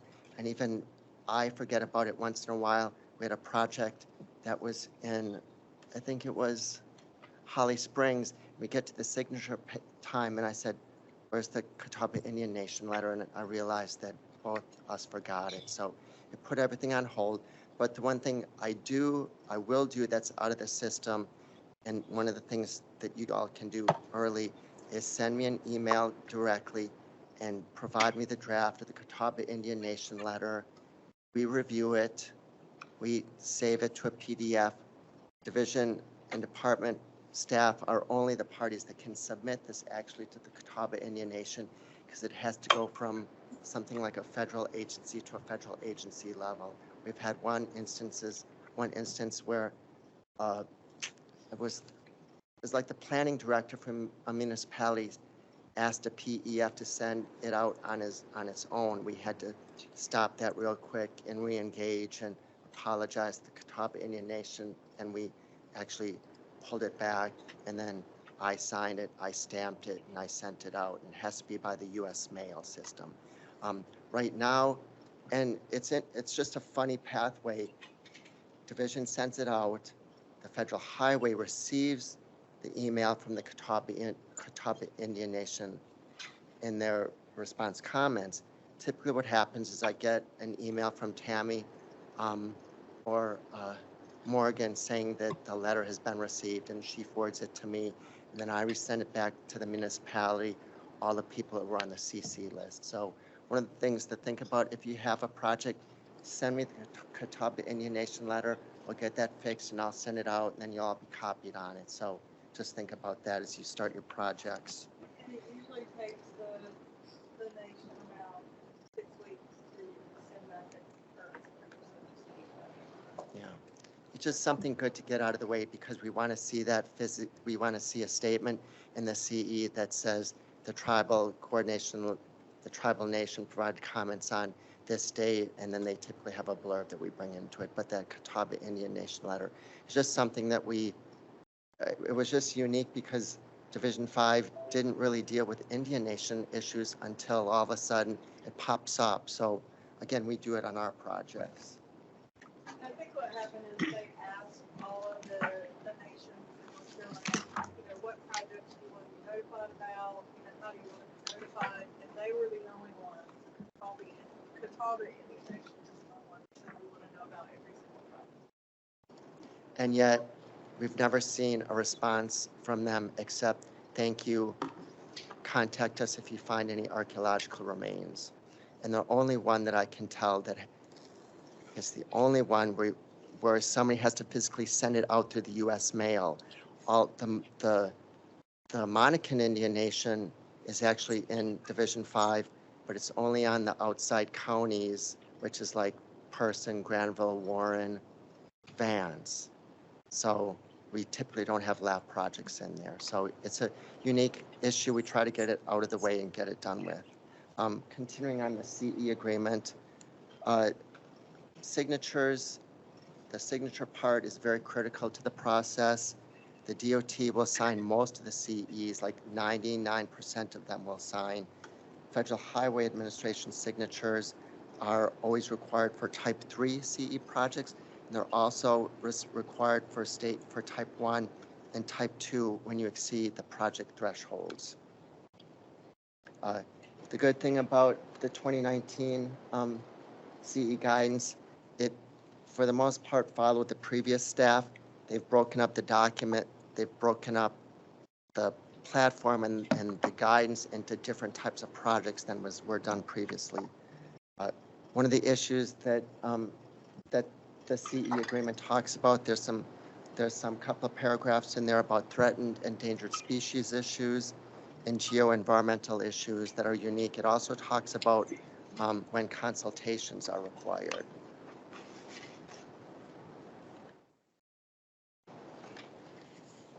This slide shows the different types of CE documents that are possible using the agreement. Again, we have some that include the majority of the projects and some that are rare. We typically see the Type 1A documents, which are ground disturbing actions. Those are probably about maybe 95% of the projects that we see. We occasionally have Type 3 documents, and you'll see in a second, those are kind of unique projects where you're adding a through lane, where you have some type of interchange modifications. We did have one example in the last year of a Type 1C pre-approved action, and that was very, very rare, and you'd have to really dig it down real deep, but the only way that those can occur if it's a narrow band of previously described actions that are possible, and it's very unique. It turned out that one of the instances of using it is if you have a sign, and it has to jump through a couple of other hoops, but it was just signs, and it was within the disturbed right-of-way. It didn't need additional studies.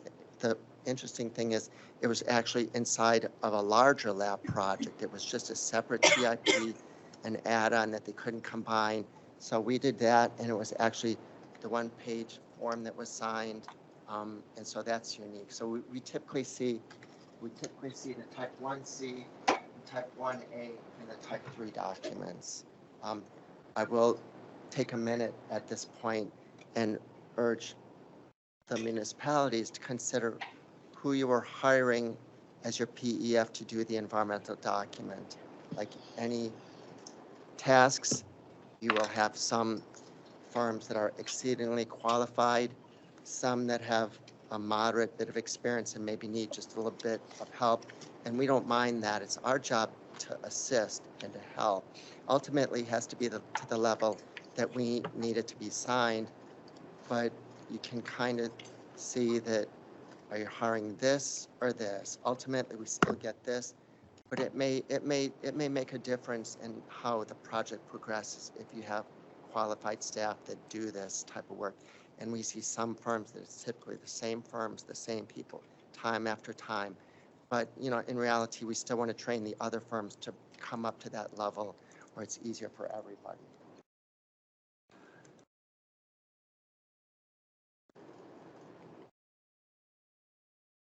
Sorry. As I said, we see the Type 1C document for the most part There's 31 questions. These are the first 7. These are like the make or break ones. These 7 in gray are what they consider the threshold questions. We rarely ever see any of these signed, any of the gray boxes checked, which is good. Once the gray box is checked, even if it's a type 1 or type 2, it brings the federal highway into it and requiring their signature. Again, it's some pretty unique issues. It talks about formal consultation, all legal issues, public controversy, adverse impacts to low and minority populations, Section 4F issues, Section 106 issues. I think we've only had one of these thresholds met in the last 5 years. The bulk of the type 1C is what we all know is the questions 8 through 31. We've been using this platform for over 4 years now. Many people are used to it right by using it at this point. Certainly the PEFs you're hiring to do the work are familiar with this. If anybody has any questions along the way, just raise your hand. We can address them as we go forward. Typically, the LAPP projects that come into my review for Division 5 include the following types of projects. Bike and ped lanes, paths and facilities. We often see disuse projects within the entire operating right-of-way and is meant for a transportation purpose. Includes several of these other bulleted items. We see that occasionally. One of the big parts of using this bullet is it has to be located inside of the disturbed right-of-way. If you had 100-foot right-of-way and 40 of it was undisturbed, you can't use this check. But there's plenty of other ones to use. The good thing is there's always appears to be something to use for your project. We see the top occasionally. Again, when you have a project and your PEF is filling this out, you have to nominate which bullet you're using. In many instances, there's several. It's a bike and ped project. You also may be having a turn lane, so you can get into some of these other ones. We want to see all the thresholds that get you to this spot. So this is a critical part of the environmental document. The type 3 activities and guidance in the C you will get to after this slide. But this is it just has questions 1 through 31. The CE signs all, the federal highway signs all of this, so there's no breakout of threshold types of issues. So many of these, there's some almost direct overlap between this checklist and the other checklist. Oftentimes there's subtle differences, and sometimes there's a few projects that just only show up on this checklist and not the other. But again, your PEFs are well familiar with this. Sometimes there's some ambiguity about should we check that box or should we check it as yes or no. Those issues we resolve and we talk through it. We talk to our own subject matter experts, and sometimes we'll bring Joe in for guidance, and that's just part of the process. We see sometimes check boxes get missed. There's one on the previous type that talks about riparian buffers. It's kind of hidden in a longer sentence. Oftentimes we have to say, remember, you have buffer impacts, that's checked yes. But again, it's just part of our normal review process. And when a CE document comes in, we review all of them. We provide support and help both the municipality and the PEF that was hired to do the document. Again, these are the types of activities that require that type 3 CE. And we see quite occasionally, maybe 10% of the project are type 3, and it's when you have projects that add an additional lane and require right-of-way authorization. The other type of projects that we see that could trigger a type 3 is that it modifies an interchange. changing capacity. And I only think we've had maybe one of those in the last 2 or 3 years. I know one showed up in my inbox that we started to review, and it's at it's at a controlled intersection. We need to do our own due diligence to make sure that the CE document is the right choice. It's really critical that your firms that you hire know which document they're doing. Many of them know right away. Sometimes it's less clear, and I can understand that it would be less clear because we, even for division projects, we will talk internally. Is it this? Should it be this? Ultimately, we ask the subject experts and they tell us what it is. But if you have a PEF and they're not sure about what type of document, you're thinking about scoping the project, you can always call somebody from the division, shoot us an email. The PEF can call us. They can call people internally at the DOT. Many of these people who are working for the PEF are very familiar with how the department works, and they have their own internal contacts.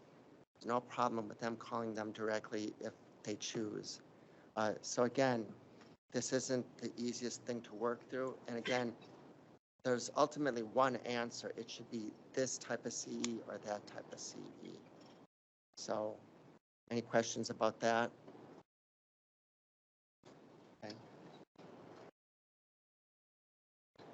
The signature page is just always seemed to be in transition, some of it through promotion, some people leaving.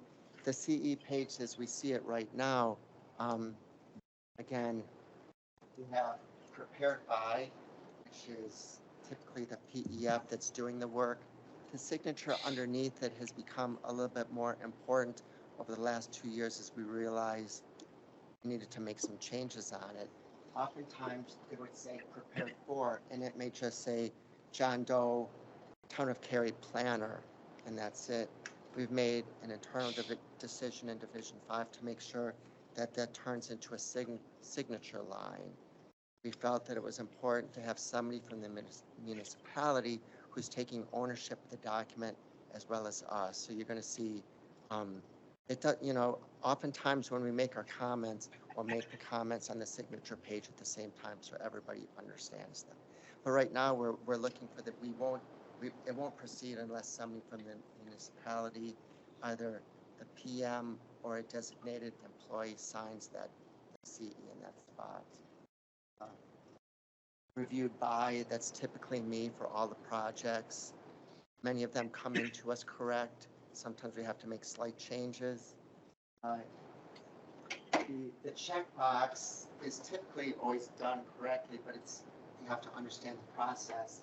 Approved, we check the approved box is checked for when the DOT signature is required for type 1A and type 2A CEs. Federal Highway typically doesn't sign that box is checked. The next box is checked, and that's where the DOT and the Federal Highway has to sign it, and it's certified the project as either the type 1B, type 2B, or type 3 CEs. But typically 95% it'll be prepared by your PEF, prepared for somebody from the municipality, reviewed by is me. This signature line over here is for the Division of Project Development Engineer. It used to be Tracy Parrott for many years. It's been Ben Upshaw, I think, for the last 18 months. So, and the other change that we've had to make, and many of them have caught up already, is John Sullivan is with the Federal Highway Administration in this position. It's now Yolanda K. Jordan. And I've never seen Yolanda's I've never seen her signature or John Sullivan's. Typically what happens is it'll be for Yolanda Jordan, and typically Joe will sign the line for her. Is that right, Joe? Correct, but it's Yolanda, 2 O's, first 2 letters, Y-O-L-O-A, or not A, Y-O-L-O-N-D-A. I may have probably made that mistake in several instances. I'll make sure that we correct that. Thank you, Joe. I appreciate that. Any questions on the signature page? And again, can't make any mistakes in submitting it, we will fix it. So we're all good to go on this.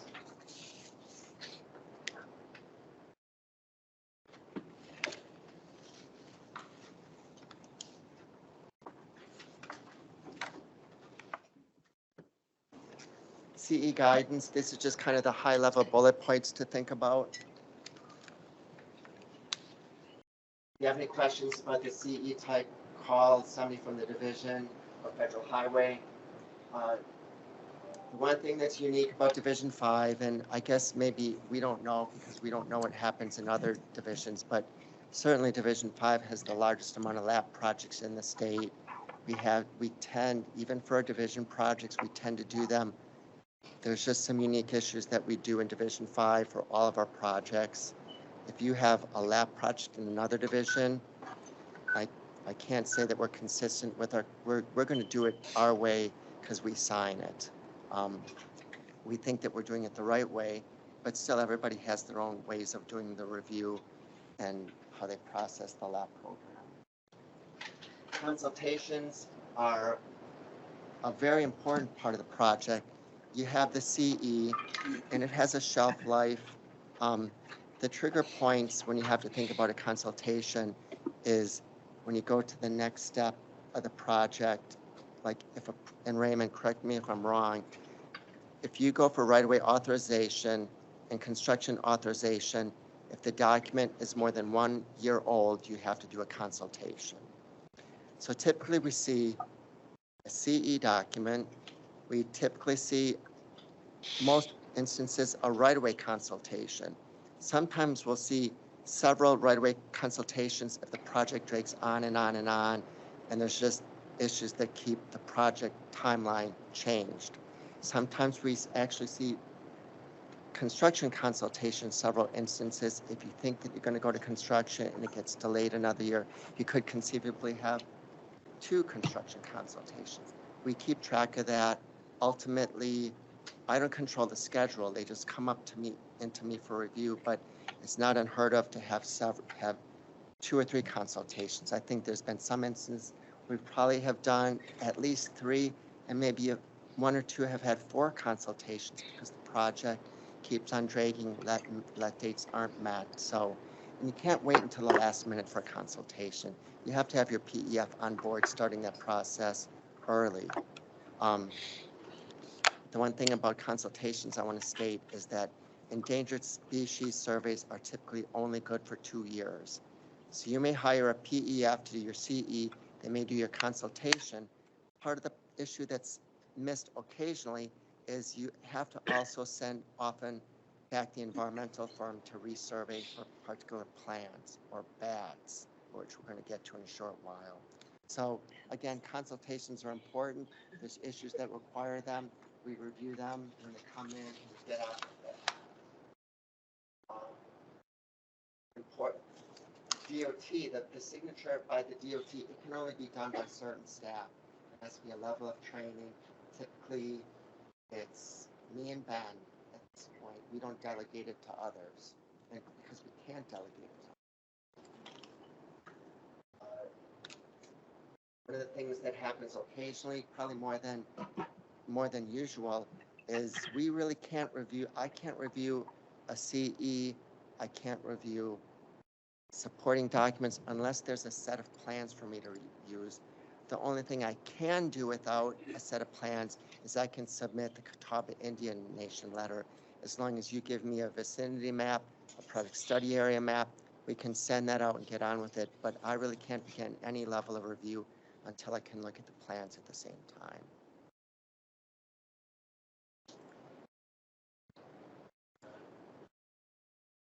And as we've led to on several instances, sometimes there's a missing document that we just can't complete a review. For example, if you're dealing with Joe and 4F issues, if there's no email chain, there's no documentation, I just simply cannot complete the review. What happens at that point is I send an email to Raymond.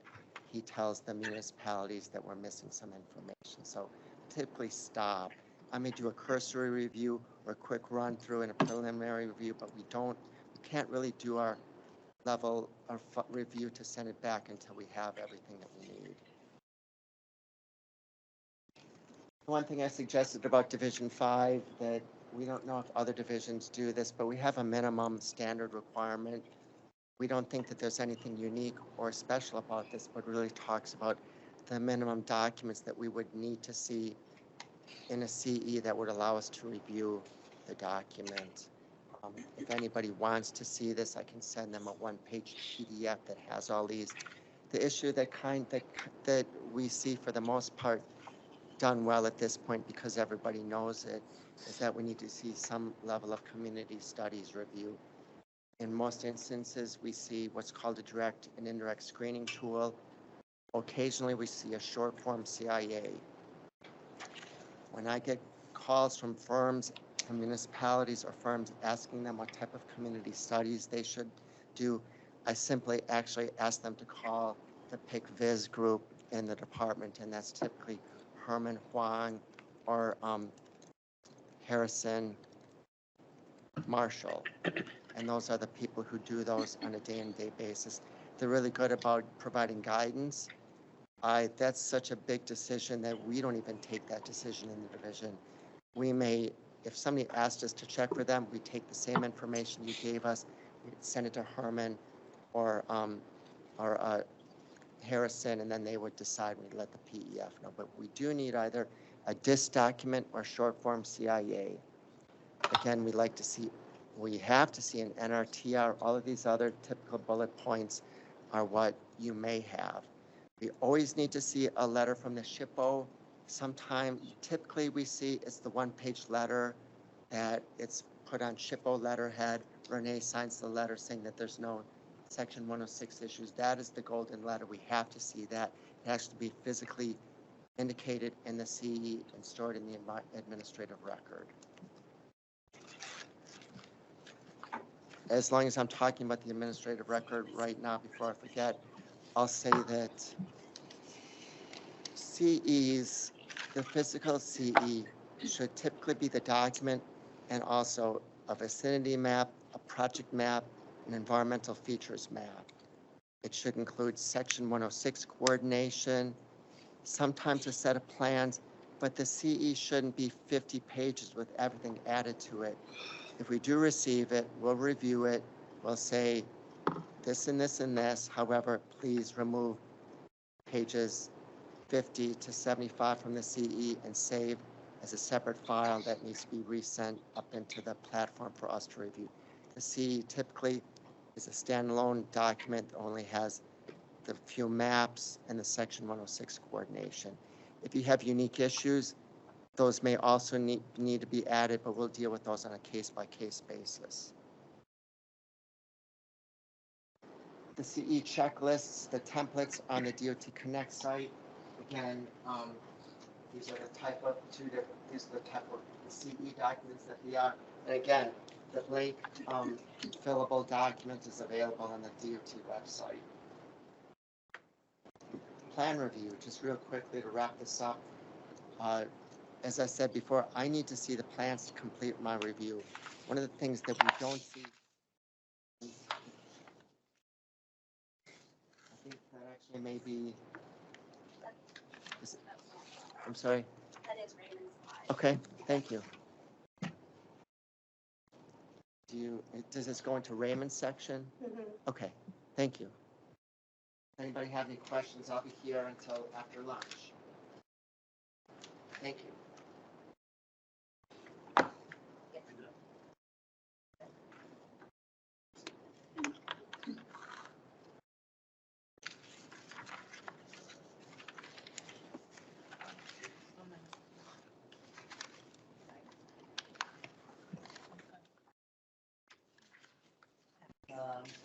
Going through plan reviews right quick. Looking at plans, we usually we basically look at them as major and minor projects. Major projects are going to be road improvements, new location roadway, anything in the right of way. Some trail jobs are getting to be major in scale because they're multi-mile and have multiple structures and significant grading. Minor projects, those are basically just going to be your sidewalk jobs. something pretty cut and dry, pretty simple.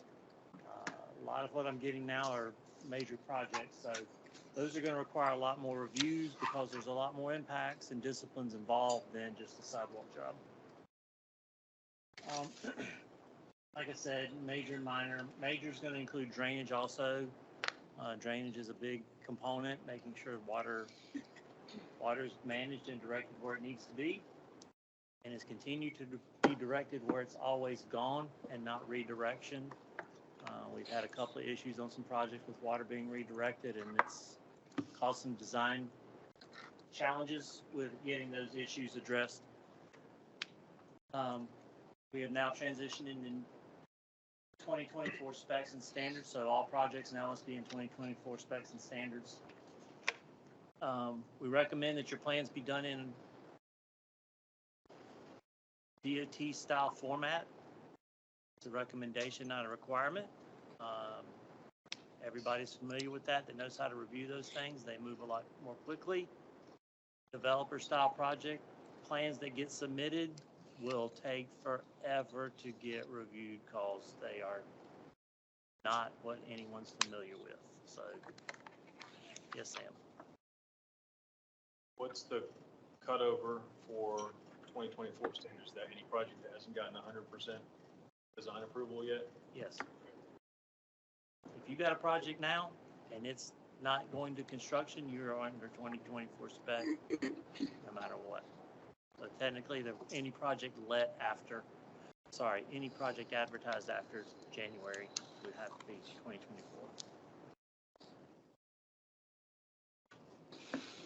2024. Once again, minor projects are, like I said, small sidewalk jobs, and those are very infrequent now. Major projects take a lot more just due to their complexity and scope. So normally, like all the designs get submitted to the municipality through EBS. They come to me, I distribute to special studies, and then they project manage the reviews with all the different disciplines.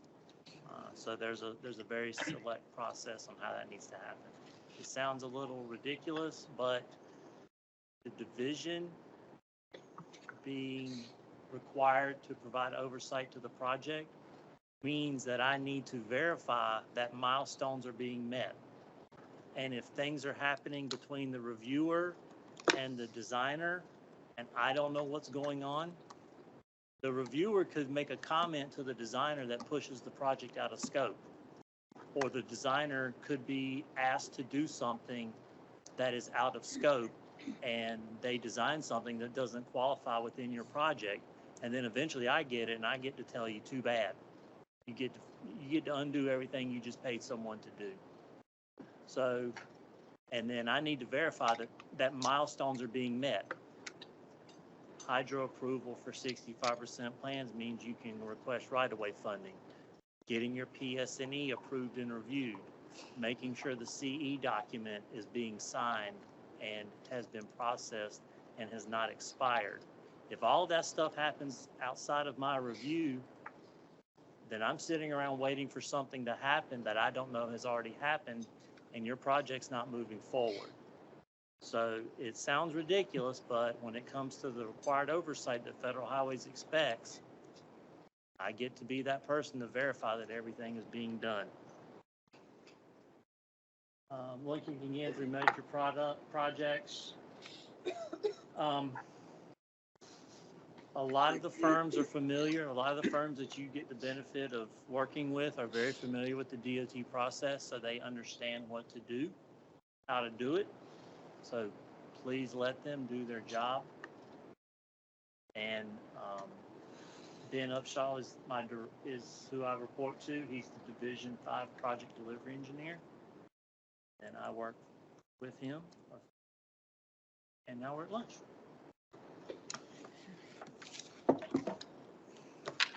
Any questions about anything? All right. All right, well, we have lunch up here.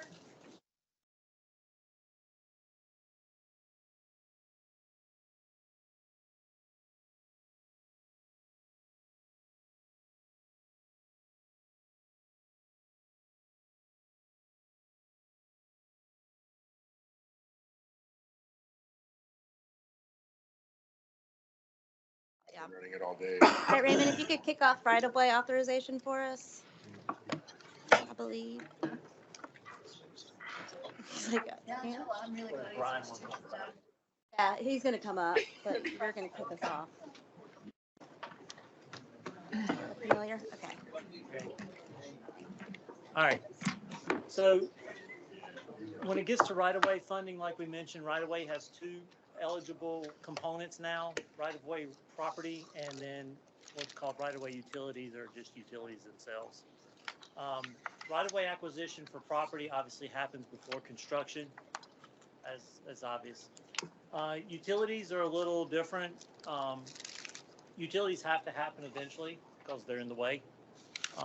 Municipalities can choose to do the relocation if the project so allows that utilities can be relocated prior to construction. If the municipality wants that utility reimbursed, then right-of-way funding would need to be requested and those projects would move forward with utility relocation prior to construction. We have a couple of projects right now that are actually starting utility relocation during the right-of-way phase. If the municipality chooses, they can choose to allow utilities to occur during construction because the coordination with the construction project may make sense and better done that way. So it's up to the town to decide how they want to incorporate utility relocations within a project. So as you can see here, we're at the middle part of the chart here for getting right-of-way funding authorization. That does require a current environmental document, which would be a CE document. The milestone is 65% plans. No one's really explained to me what 65% plans means, so I said, let's just call it hydro approval. Based on hydro approval, we can move forward with right-of-way authorization. Hydro is usually the point in time where you know where all your outfalls are going to be, you know how big your slopes are going to be, you know the defined footprint of the project pretty well. So that's kind of what is the milestone.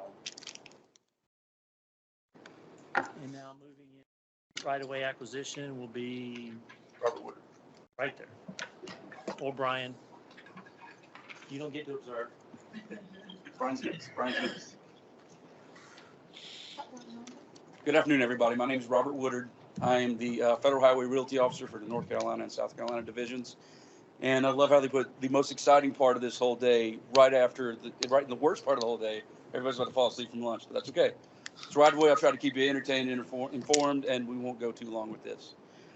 First thing I want to show you is we're going to talk about the essential requirements for the Uniform Act and local public agencies, okay? Right away, I'm now going backwards.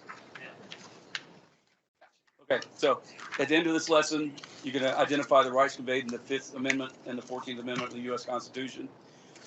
State the purposes of the Uniform Act. Explain who must follow the Uniform Act and understand the URA requirements that must be followed. And URA is short for Uniform Act. You'll see why in a minute when I read the full title. So when you're using federal funding, strings are attached. So that's one thing that I'm here to explain, to talk about with right-of-way and federal funding. So what's the catch? Basically, non-compliance means no federal dollars. So I'll state it now, and I'm sure I'll state it again. In order, if the project has federal funding in any phase of the project, you're going to have to follow the Uniform Act in order to get federal funding. Okay? So even if the local municipality wants to do construction only with federal funding, right-of-way phase is going to be the local money. In order to get the federal funding for construction, you have to follow the right-of-way phase under the Uniform Act to get the federal funding. Does that make sense? So non-compliance with that would mean we couldn't get the federal funding for construction. Most of you, I'm sure, are familiar with eminent domain. Eminent domain is the power of any sovereign government to take private property without the consent of the owner. Now, that said, there are some limitations on eminent domain. Here's where the Constitution comes in. Under the 5th Amendment, you cannot take private property without just compensation. Just compensation typically comes from getting an appraisal done, when I'm making an offer, negotiating, that type of thing.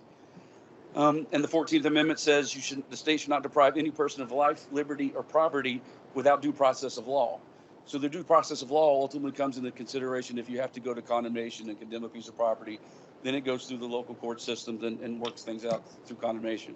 And typically in North Carolina, there's a mandated mediation process prior to going to court. Honestly, with NCDOT, for instance, only about 1% of all cases that even go to condemnation wind up in court. So most of them are mediated after it's condemned. North Carolina is a quick take state, so as soon as it's filed, the agency owns that piece of property as soon as it's filed, but the negotiations continue on until it's closed. Now, let's see, I'm skipping a page, but here's the legal authority to acquire property. Essentially, you've got the U.S. Constitution, filters down to the state constitution, state laws, and then ultimately the NCDOT right-of-way manual. And I want to point out the NCDOT right-of-way manual because NCDOT is the lead agency in North Carolina. So if you got any questions about right-of-way, I suggest you look to the Durham right-of-way office. They're going to speak here in just a little while. And if you can't get in touch with the Durham right-of-way office, central office in Raleigh is willing to help as well with NCDOT. They're in the transportation building downtown Raleigh. Look to NCDOT for your guidance because their right-of-way manual is approved by Federal Highway in order to do the right-of-way process in the state of North Carolina. Here's why we just referred to it as the Uniform Act, because it's a Uniform Relocation Assistance and Real Properties Acquisitions Policies Act of 1970 as amended. Uniform Act is much easier to say than all that. You can find the law in 42 U.S. Code 4601. The regulation governing the law in the Uniform Act is 49 Code of Federal Regulations, Part 24. And if you go to this website, you can see the Code of Federal Regulations and look up 49 CFR 24. The Uniform Act is a twofold purpose. Uniform and equitable are the two biggest things here. Again, it's why it's called the Uniform Act. First is uniform and equitable acquisition of land for federally assisted programs. Okay, so it's to be uniform across the board with who you're acquiring property from. Also, the uniform and equitable treatment of people and businesses and farms who were displaced because of federal funded programs. So uniform and equitable are the two biggest things in those two, but one is acquisition and one is the relocation portion. Does that make sense? So who must follow the URA? Well, any branch of the federal department or agency in the executive branch has to, and there's roughly 19 or so federal agencies that have to follow the URA. Any department or agency of the state or a political subdivision of the state has to follow the URA, especially if they're receiving federal fundings on the project. And any entity or authority to acquire property by eminent domain under federal or state law has to follow the URA. Now, when do they have to follow it?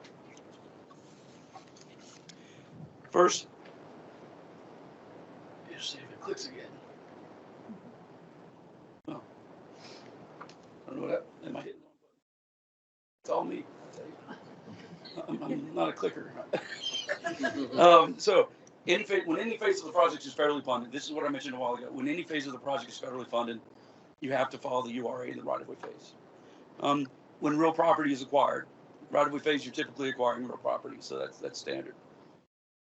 And then when property owners or tenants are acquired and or displaced as a direct result of federal aid project.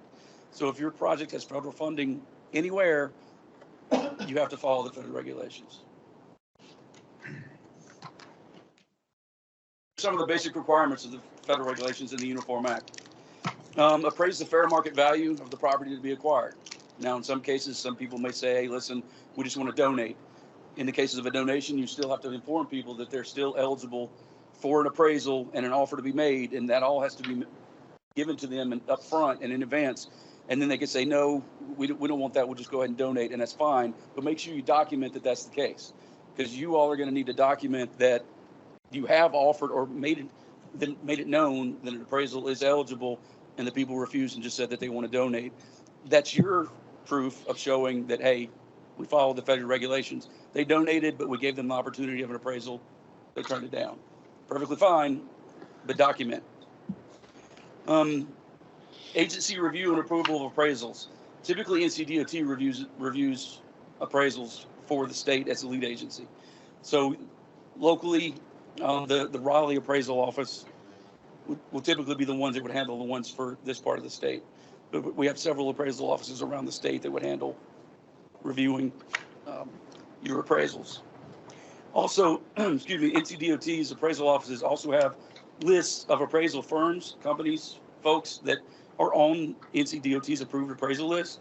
I suggest you work with those folks because they're already known to NCDOT. They're already approved to work with NCDOT, so they'll be approved to work at other agencies.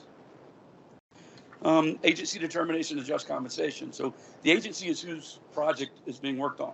Like if it's a DOT project, it'd be NCDOT would be the agency. If it's a Wake County project, Wake County is the agency. While DOT will review and approve appraisals, the agency is still the one determining just compensation.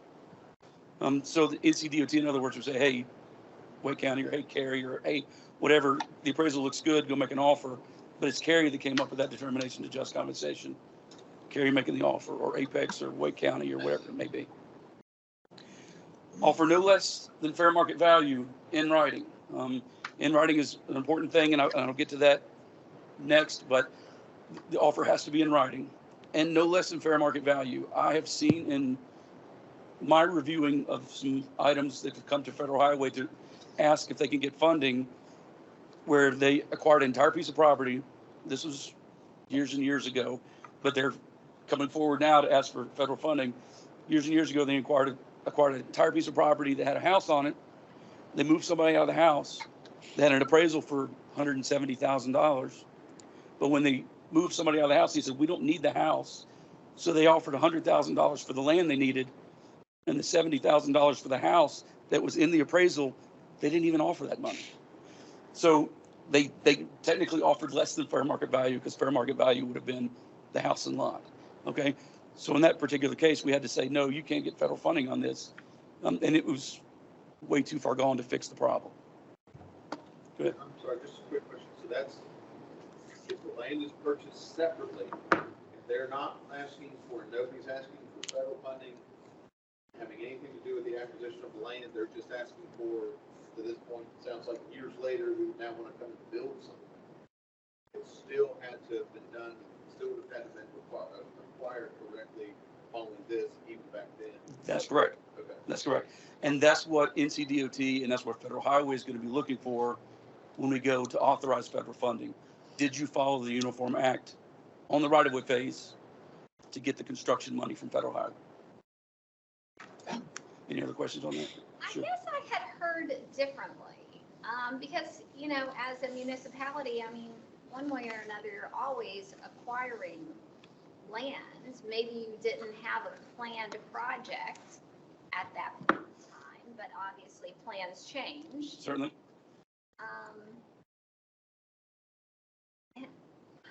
My best suggestion is from today forward, plan on the thought that you're hoping or may or possibly get federal funding at some point in the future, near or far. If you ever hope to expect that, then in the right-of-way phase, you'll have to follow the Uniform Act. I'll give you another example. So Sure. most municipalities now have land development ordinances for development. So when the developer comes in, like Benton right here, they were required to dedicate so much right of way for that road out there. Additional, they were required to dedicate easements for greenways, even if we might build them later. All that's part of their development plan. Sure. So, sure. I mean, how was that supposed to work then?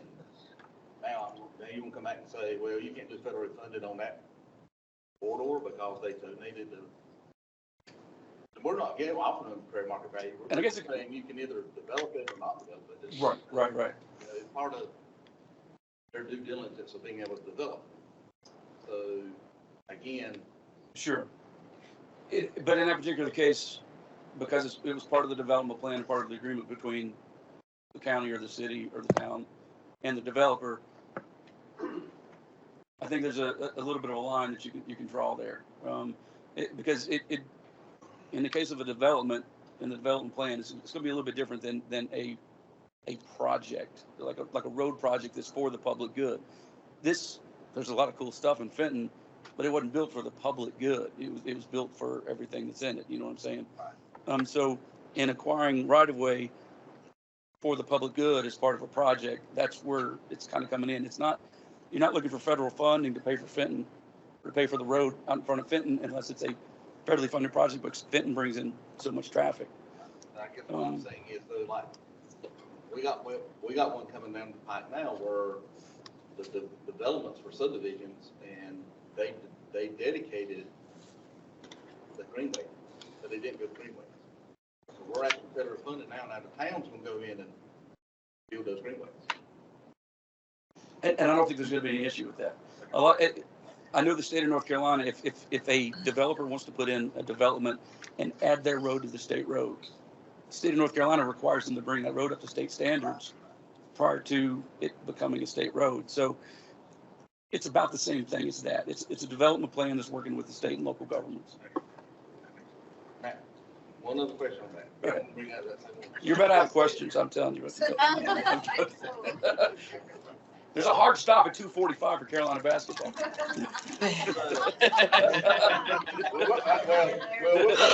We'll go on to 4:45. Thank you very much. So in these easements that we acquire too, as we're going through the design, we're realizing, wow, this easement's over here and there's a bad slope and it's going to take out a lot of trees. Or it's too close to, or we can move it over here and not take out as much trees and not have as much slope work to do.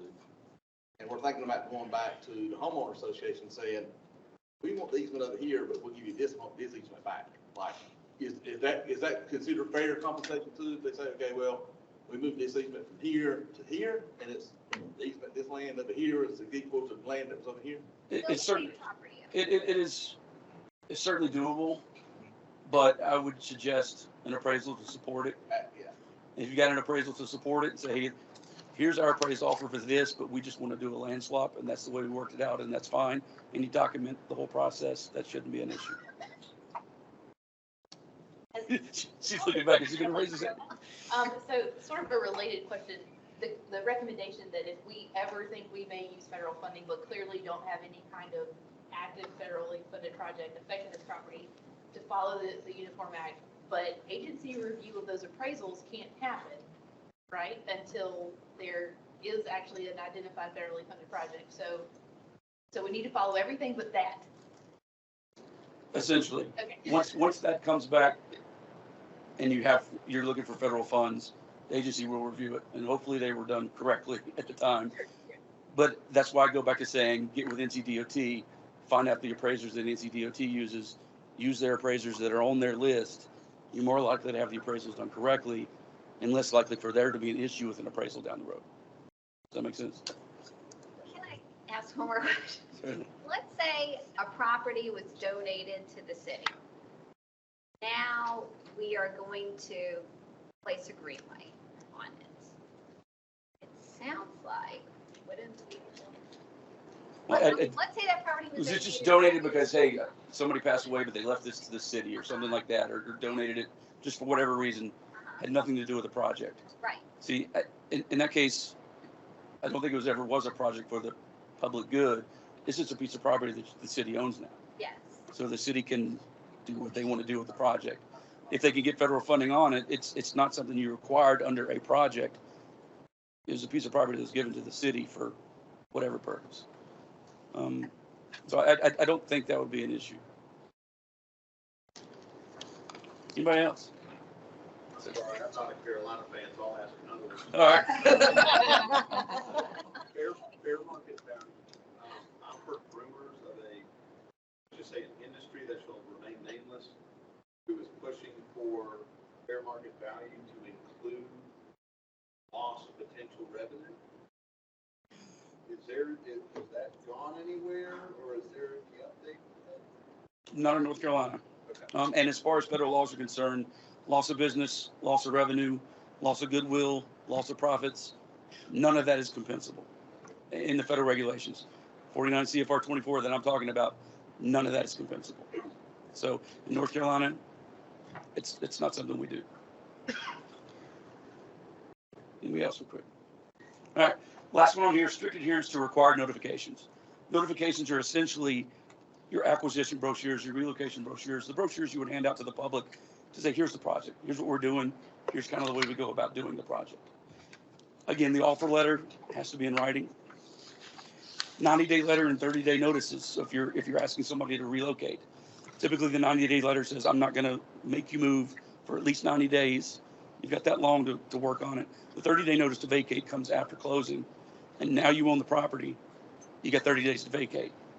I will say in that particular case, if you close in 45 days and you give them a 30-day notice to vacate, that only gave them 75 of the 90 you promised.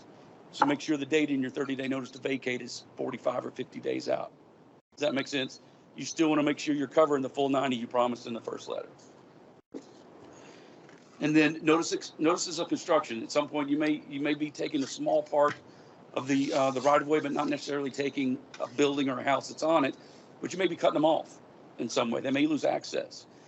So since you didn't really acquire the entire piece of property, you can't force them to get out. Now, you should have offered them relocation benefits. But in that particular case, you're going to give them a notice of construction to let them know, hey, on this particular date, this is going to be cut off and you're not going to be able to access your property anymore. You've been given your benefits, eligibilities. We suggest you use them and move forward. That at least shows you've done everything you need to, because you can't give them a 30-day notice to vacate because you didn't buy the house or you didn't buy the building. Does that make sense? So it's just another little thing to let them know that they've been warned and you all can document what you've done. So some of the requirements of the Uniform Act, 49 CFR Part 24. Negotiate in good faith. Basically, in a nutshell, is no coercion. The simplest way to put it is eminent domain can seem like a bad word no matter what. But if you knock on a door and here's my offer and say, I'm going to turn in the paperwork to condemn today, but call me back in a week and let's see if we can work something out. That's coercive. You're using the eminent domain and the condemnation as a coercion tactic. It's not good. It's not negotiating in good faith. Make an offer. 30 days is typically what Federal Highway says to do. It's a suggested amount of time, 30 days. Now, if you make an offer and they say, hey, call my attorney, I'm not working with you, so be it. Call the attorney. They said, hey, just condemn it, file it, we'll work out it later. That's all good. Document it and move on. But typically give somebody a time to absorb the information, absorb the offer, and negotiate in good faith.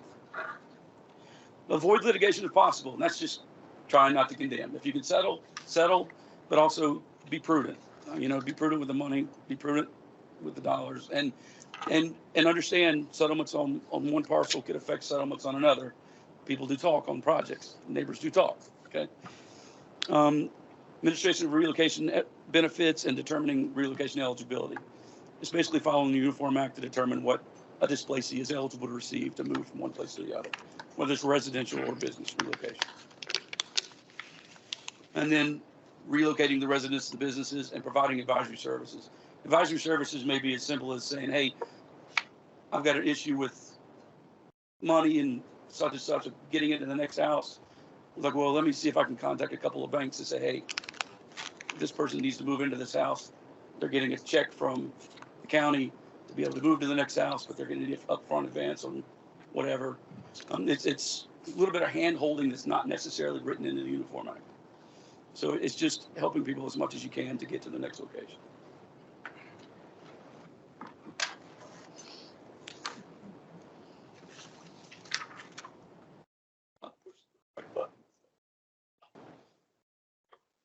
So, federal and state partnership.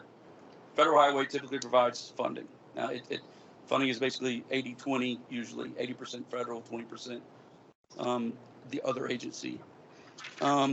We do compliance oversight, making sure that you follow the federal regulations to see that you can get the money that you're requesting. Training, things like this and talking to you all. Technical assistance and technical research. So if things come up, you got questions, if the state can answer it, they'll come to us, and we try to get back with an answer and push it down to the state and the municipalities. Now, NCDOT provides matching funds. They typically provide the 20% to Federal Highway's 80%. Project development, they assist in project development all around the state. Project design, delivery, and oversight. Those are the things. So as the lead agency, those are the folks that you should probably talk to first. and say, hey, what do we do in this particular situation? What do I need to do to make sure I'm following the right-of-way manual that we mentioned for the state that's approved by Federal Highway? And what do we need to do to stay in compliance with federal regulations in case we want federal funding down the road? So the federal and state partnership, local municipalities should have the same partnership with the state, essentially. Now, since y'all don't like Carolina, here's a quick test. So what rights do the 5th and 14th Amendments convey? ACC championship, yeah, where there's that. She's stating the facts, I guess. So 5th Amendment is just compensation. You can't acquire property without offering just compensation, okay? The 14th, due process of law, and that's where the condemnation process comes in. The twofold purposes of the Uniform Act. Uniform and equitable. That's acquisitions and the relocations, uniform and equitable. Who must follow the Uniform Act? Anybody that wants federal funds, that's right. Federal agencies under the executive branch and states and the political subdivisions under the states. And anybody who has a federally assisted program has to follow the Uniform Act. When must the agency follow the Uniform Act? Uniform Act is basically centered around what phase? It's basically centered around the right-of-way phase, right? Acquisition phase. So if you're acquiring real property, if you're displacing somebody as a direct result of a federally assisted project, and again, you may not know that until down the road. And then in any project that has federal funding, you have to follow the Uniform Act.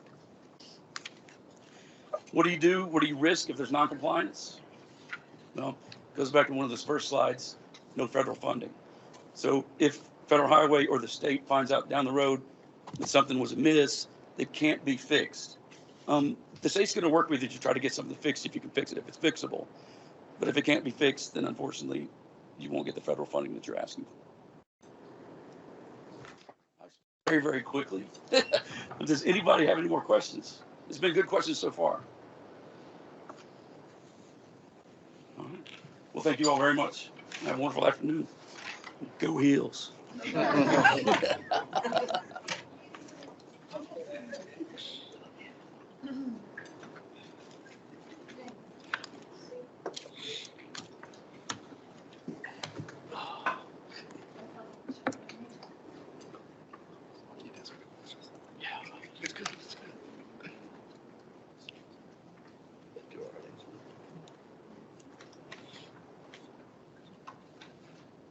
Right. Good afternoon, everybody. Let me do a little practice. Oh, I went in. You may have one more slide there. Cool. The contact information. There it goes. Everybody wants it. There it is. Ask me all the questions. Try to skip past it real quick. Yeah, thanks. I was afraid to put it up there, so. Yeah, so that's his contact information, folks. So, all right. I'm Brian Rogers. I used to be the Division 5 right-of-way agent, manager in the office, supervisor. We have a new Division 5 supervisor now. Her name is Michelle Winston. She's in the back. I've moved on to being an area negotiator for Divisions 8 and 10. Also, we have Carol Schaffner. She's our admin in the office. And we have Thomas Perry. He's our agent, senior agent 2 in the Division 5 right-of-way office.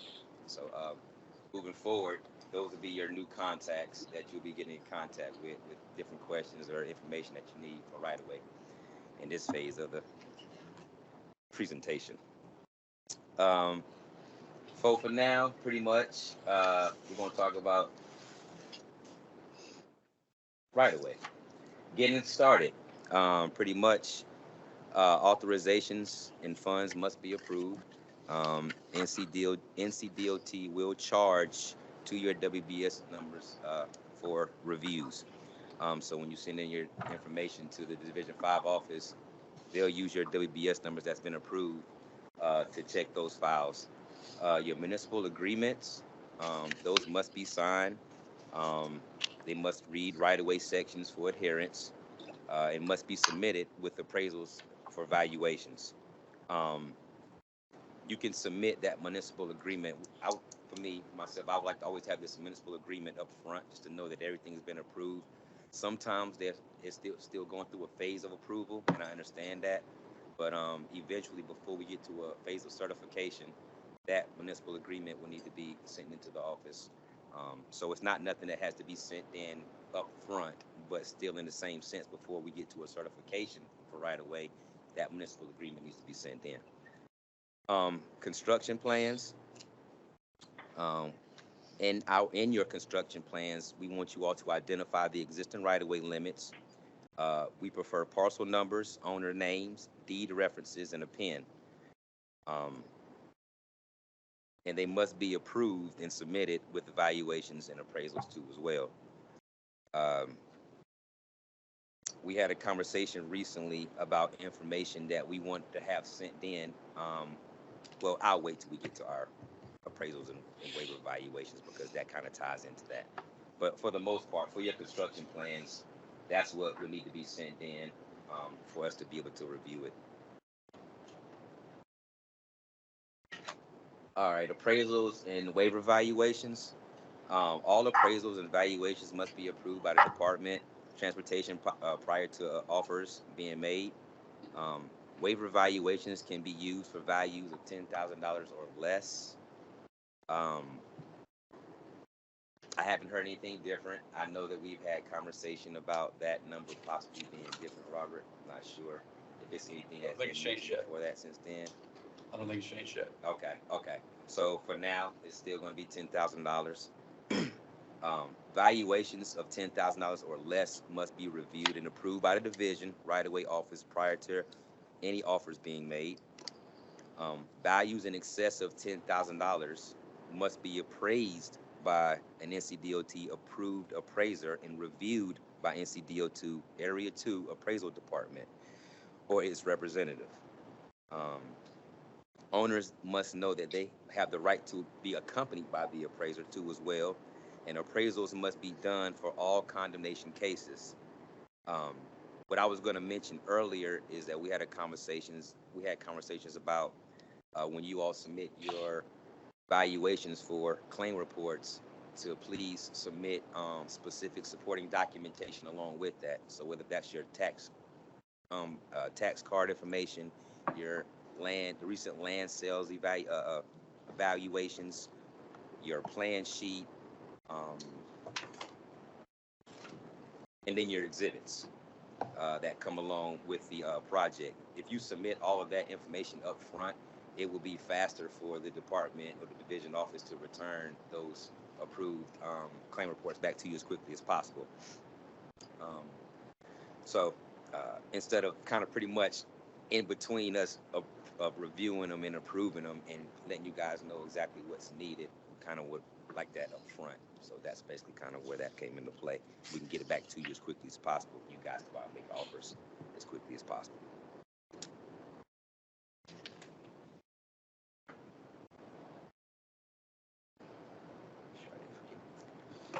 There is one slide that we didn't get a chance to get Chandler to get up here, but what we'll do is we'll find out a way, I guess, Chandler, to get it to you to distribute it out to all of the folks here today. It's our filing convention.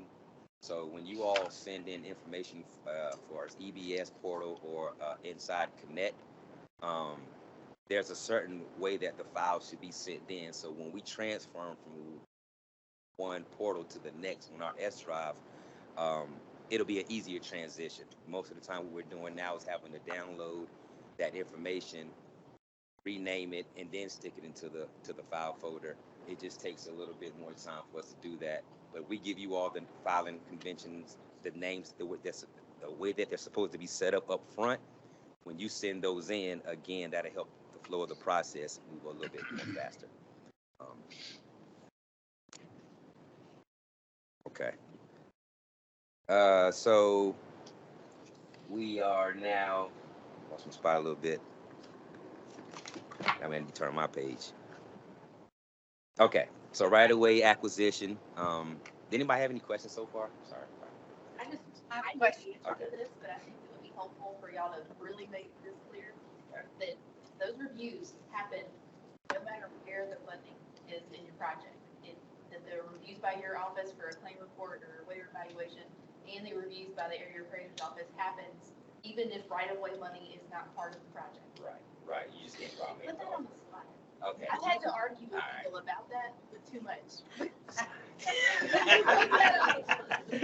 Yes, ma'am. And so, like currently, we just upload things to EBS, our plans. Are we uploading this and you're getting notified just like our division rep? You're saying email to you or your department? Right. Is that, Yeah. what's the workflow here? If you send them into EBS, what's Raymond? Yes, Raymond gets a notification. Well, so what about for me? Yeah, Sorry. Emily or Addison. Okay, and he'll distribute See, it. she's in Division 4. So, That's okay.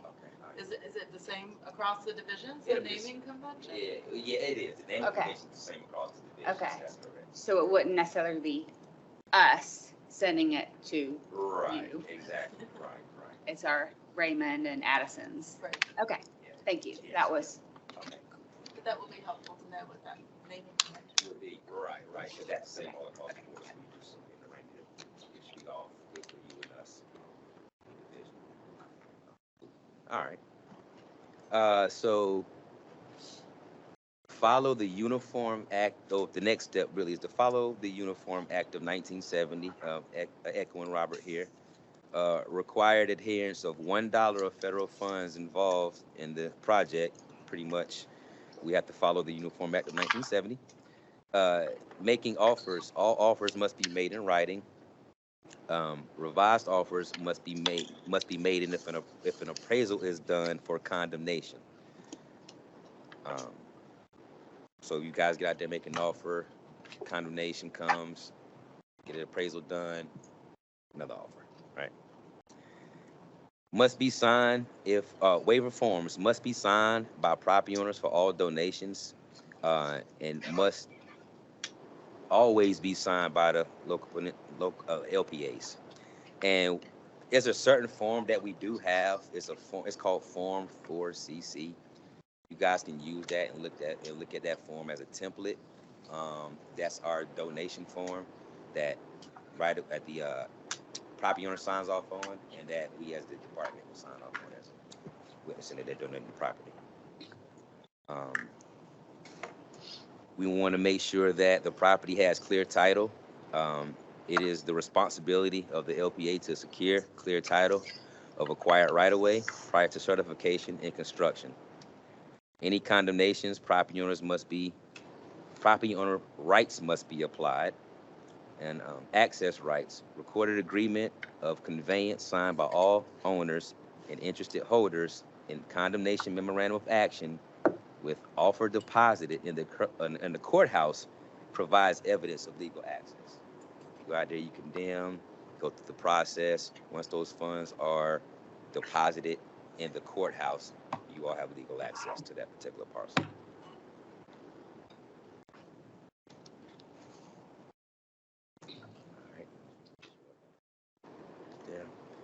All right. Certification request submission. So, let me see, what is this a part of? Okay, so this is a part of your certification submissions. When you submit those packages in, we have a checklist that's available on our website that you all can go by and actually, know that you're submitting the correct documentation and the correct information. That checklist probably will be revised and updated. There's some information on there that we need to add on there. That was partially some things that we was working on before we made the transition, but it's something that will be pretty much done, and we'll send out a revision once we get everything approved and reviewed and approved. And just so you all would know, project submission for your certifications may take up to 2 to 8 weeks. That's just a great time frame. So as an example, if you all send in a certification and it's due tomorrow, depending on the availability of the office and the agent and where they are in their process, they may be able to do something at that time frame or they may not. But just know when you're doing your project, when you get to that point, just allow time for that for it to be reviewed. Not that it's going to take the entire 8 weeks, But that is just a good time frame in between that, just to allow that cushion and for it to be fair for the division office with the workload that they have. And also to understanding that you guys have a schedule to be met, and that keep that in mind. As long as you all are submitting that information, we should be able to get out to you as quickly as possible. Last but not least, contact information. Again, there's a famous quote there. All acquisitions must be in conformance with the Uniform Act. You guys have heard that plenty of times today. Whether right-of-way acquisitions is being reimbursed with federal funds or not. And certifications for right-of-way can be done by Division 4 office, Division 5, that TBD is Michelle Winston, and our Division 6 office, that needs to be revised too as well. I'm sorry about that, but it's not Raphael Marshall, it's Randy Rogers. But if you need these folks' actual direct contact information, it can be found on the NCDOT website, or you get in contact with Division 5 right-of-way office. They'll be able to supply you with that. And certification is provided to the LPA, but the LPA is responsible for all access rights for the project. So again, remember, just make sure you send in your right-of-way certifications that you have legal access on all parcels. And there are no questions. That's all I have. Our funded projects, is CDOT my oversight on that? I've got a stormwater project for ARPA funds for reflecting. Oh, That's still, reasons why. yeah, still right away. Yeah, you was, Why didn't yeah. review appraisals and whatnot to say? I know I got a policy on that. I just wasn't sure about it. That's correct. He was, It's different. yeah, construction funds or right-of-way funds. It regardless, it still have to be sitting into the division office. That upfront process for the approvals for the claim reports and the appraisals will still have to be viewed by the department. And we still have to certify it. I mean, we still have to go through that process of certification. So. So we're using some ARPA funds also to build sidewalk, and obviously we're requiring right-of-way easements with that. But if we don't have a review and oversight agreement with NCDOT, how is your review going to be funded? Yes. Do we need to get a review and oversight agreement?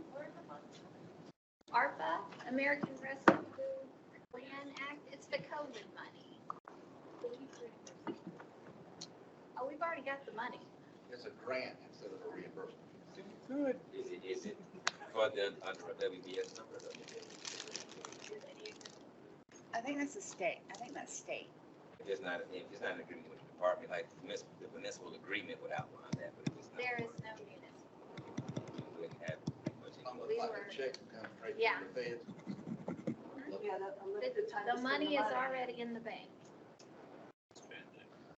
It's the money that, it's the money that was asked. I will say this, if it's direct recipient, is that what it is, direct recipient, so it's not going through the state at all? Federal Highway sees that as oversight. So the stuff that needs to be reviewed will need to be reviewed by Federal Highway and not the state in a direct recipient situation. Okay. The money is funneled through the state to the municipality, it goes to NCDOT, but Federal Highway here in Raleigh will have to oversee the project if it's Okay, direct so we recipient. will contact you then Contact me. for a right of way. Okay. Yes. Thank you. Thank you. Any other questions, guys? Once, twice. I'm out of here. It's the last time you guys see me, but thank y'all for everything. Congratulations. Thank y'all. All right.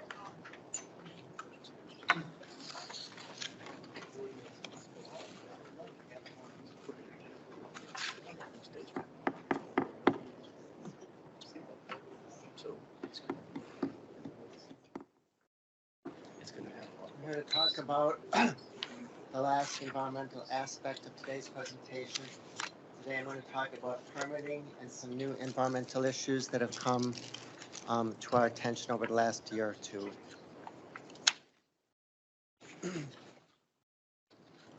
I'd say about maybe 10% of our projects, the LAPP projects, actually have permits that are required from the Corps of Engineers and the Division of Water Quality. Some of you are familiar with this. A Section 404 permit is required from the Corps of Engineers, and a Section 401 water quality certification is required from the state when there's discharge of fill material or excavation into waters, streams, and a buffer authorization is required if there's placement of fill or clearing in the regulated riparian buffer. Types of activities that trigger these impacts are fill in wetlands, placement of construction pipes in live streams, clearing in riparian buffers, and those types of impacts. Filling in of a pond, ditching through a wetland, all those activities need permits. It's important to realize that it's not the department really has no role except for review of it. The municipality is who what I have seen is the applicant on all of these. We don't think that it could be the PEF, but more likely the PEF is doing it on behalf of the municipality. So remember that these are not department acquired permits, these are from the municipality. It's important to realize that if you do have projects that do have impacts to streams, wetlands, or buffers, that there's a process that needs to go through. The first step is hiring competent environmental firms to do the field work. They'll go out there, they'll hang flags, they'll identify streams that are out there. Then at some point, there'll be surveyors who survey in those points, and they actually get placed on the construction plans, or they should be placed on the construction plans. There's two steps that have to be taken at that point is the actual permit drawings, which are sent in to the agencies when you're applying for the permits. The department, I myself typically do not get involved in that review. We just want to make sure that the permits are done correctly, to make sure that the permits adequately indicate the anticipated impacts. Once we get those permit drawings, they kind of sit out here. They need to be placed in the proposal so that the contractor building on the project has access to those drawings. The one thing that we do see kind of dropping through the cracks is if we do have projects that have stream and wetland impacts, and in actuality, it also occurs when we have streams and wetlands in the study area, but some of those may not have impacts.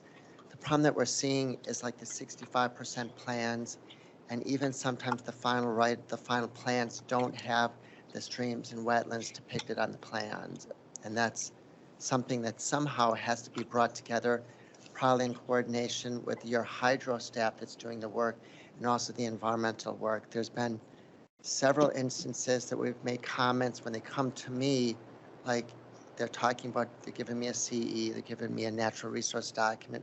It talks about the project will impact streams within the study area. I go to the construction plans that are sent to me at that point. They have a pipe in there, but no streams, no depiction of the buffer zones, no depiction of the wetlands. We see that occasionally. It's just something that we have to work through. When I'm reviewing my CE document and the administrative record, we send in comment. We will actually save the plans, call them to get the drawings we don't need, and send this back to the municipality saying that the wetlands aren't shown on page 6 or 7. So that's kind of just a paperwork issue.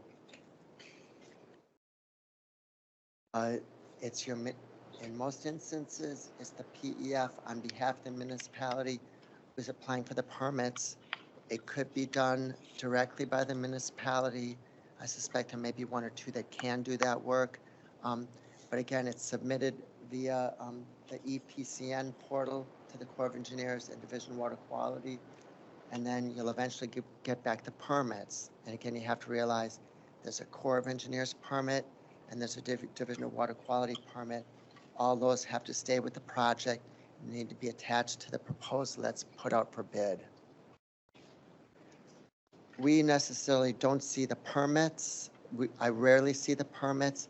If we have a CE document or even a consultation and permits have been acquired, we typically ask them to mention the date of the permits and also the action ID numbers that we can keep it in the record.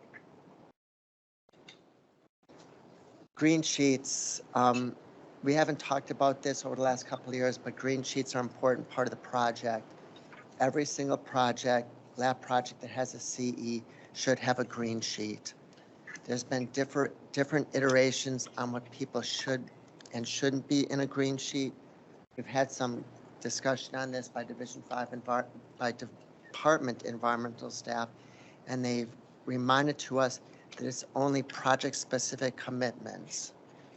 So sometimes we used to see a commitment that was always done for projects, and I just can't think of any good one off the top of my head, but the green sheet should be ones that are project-specific. And typically what we see is the PEF makes a stab at the green sheet commitments. We will kind of fine-tune it, delete that, change this, maybe reword this so that it's accurate. But again, they're project-specific commitments, and they include tasks associated with what I believe are the 4 phases: planning, design, construction, and post-construction. So your PEF and the municipality, along with the coordination with myself, will work on these. It's important to realize, and we've kind of made some mistakes over the last year, that there's been 1 or 2 projects that have identified a green sheet that have the responsible party as the DOT, and that should never occur. We've kind of righted that ship, think that we're in good shape with this. So what we're typically seeing is what's seen in here, that it's kind of has a heading, FEMA floodway, but then next to it, it has the entity that's responsible for that activity. So again, we will work through them. Commitments can change, but they never get deleted. If you had commitments and it was the CE, and you had some in there, and now you're doing a consultation, that consultation brings everything in verbatim, and then if there's any updates, it's put beneath it in italics. If there's any changes to the regulations that commitment is not applicable due to changes in law or some other obscure issue, those are struck out. So in reality, we kind of see not a whole lot of times, but they will get longer as we say things are completed or this is struck out. Like, for example, if there was a need to do a special survey and they were required throughout the whole state, that wouldn't be there. But if you had a project that needed Michelle Sumac survey in the summer, that would stay in there. If you had a consultation and it was done in between that gap, you would typically put in italics, the survey was done in 2024. So it's kind of so that anybody should be able to pick up the CE and see the status of the commitments. Again, everything gets carried over, italicize, updates, strike out things that are not applicable anymore. I also wanted to take a minute to talk about community studies, and I had briefly told you that there was Division 5 document standards. We're not sure how it works in other divisions because we just don't cross lines like that, but the expectation is that all of the lab projects have some level of community studies. Most typically, it's a direct and indirect screening tool, or it's a short form CIA. We see most firms do that on their own, that they know what needs to be done. If somebody asks me, should be doing a DIST or a short form CIA, I simply say you need to call either Herman or his marshal, and they will give you guidance. You can pick up the phone, you can send them an email. They will give you their advice on what they think should be done. Again, your PEF will have some say in it and will guide that discussion, but even myself, would pass you on to talk to these people. The one hiccup that we are seeing in many instances is that you can do a DIST very poorly. You can do it so poorly, it's not even worth the paper that it's written on. It's actually, the first page is supposed to be 2 or 3 paragraphs, and then it's 14 questions that have a box. Sometimes we see them skip the first page with all the project introduction, and they just give us the 14 questions with a box marked yes or no, no. And that obviously, they just haven't had the right training to do it, which kind of raises some questions. But we do see good DIS documents. We see some that are adequate. We see some that are just not that good. We don't take, Division 5 doesn't take responsibility, again, for those review. There's been instances where it just says prepared by, and it'll say DOT project manager, and that'll expect me to review it. First of all, I'm not the project manager, it's the municipality person that is that, and I don't review them. We typically tell them, strike my name on it, and then send it to Herman Huang. So again, what we typically see, like what the example here is how it should be done. It has who it's prepared by, it has me as project manager. Again, I'm not the project manager, it could be DOT contact. And then the CS reviewer is the community studies reviewer, and that could be one of 3 people. But we would typically want to see Herman or his staff review that. So that's something that we don't budge on. We just simply say you need to send it to community. PICVIZ is what they're also called as. Any questions on community studies or DIS documents? The last 2 issues are some that are new, but they're kind of critical. The first, well, first of all, you hire firms that are competent to do the work. They have to be on the DOT approved list to do work. And we see some really good firms. We see some firms that get by, and that's perfectly fine. We're actually just trying to lift everybody up to the right level. The one thing that has happened, and it's happened twice in the last year, where there's been certain City of Raleigh projects that are in certain areas that you involve certain streams, that there's known populations of federally protected aquatic species. At this point for the last year we've seen projects that cross either bridges or have an impact into Crabtree Creek above Lassiter Mill Dam, Crabtree Creek near House Creek, and House Creek. There's some hot spots in Wake County that still have federally protected aquatic species. And the odd, obscure thing is that these are in urbanized areas. It kind of doesn't make sense. So let me step back a bit, that what happens is you hire your firm to do the work, the environmental work. Again, there's only a handful of people that can do aquatic surveys. The other firms, which there are many of, will make a stab at making a decision about it or making an assessment. What they do is they'll do their natural resource technical report.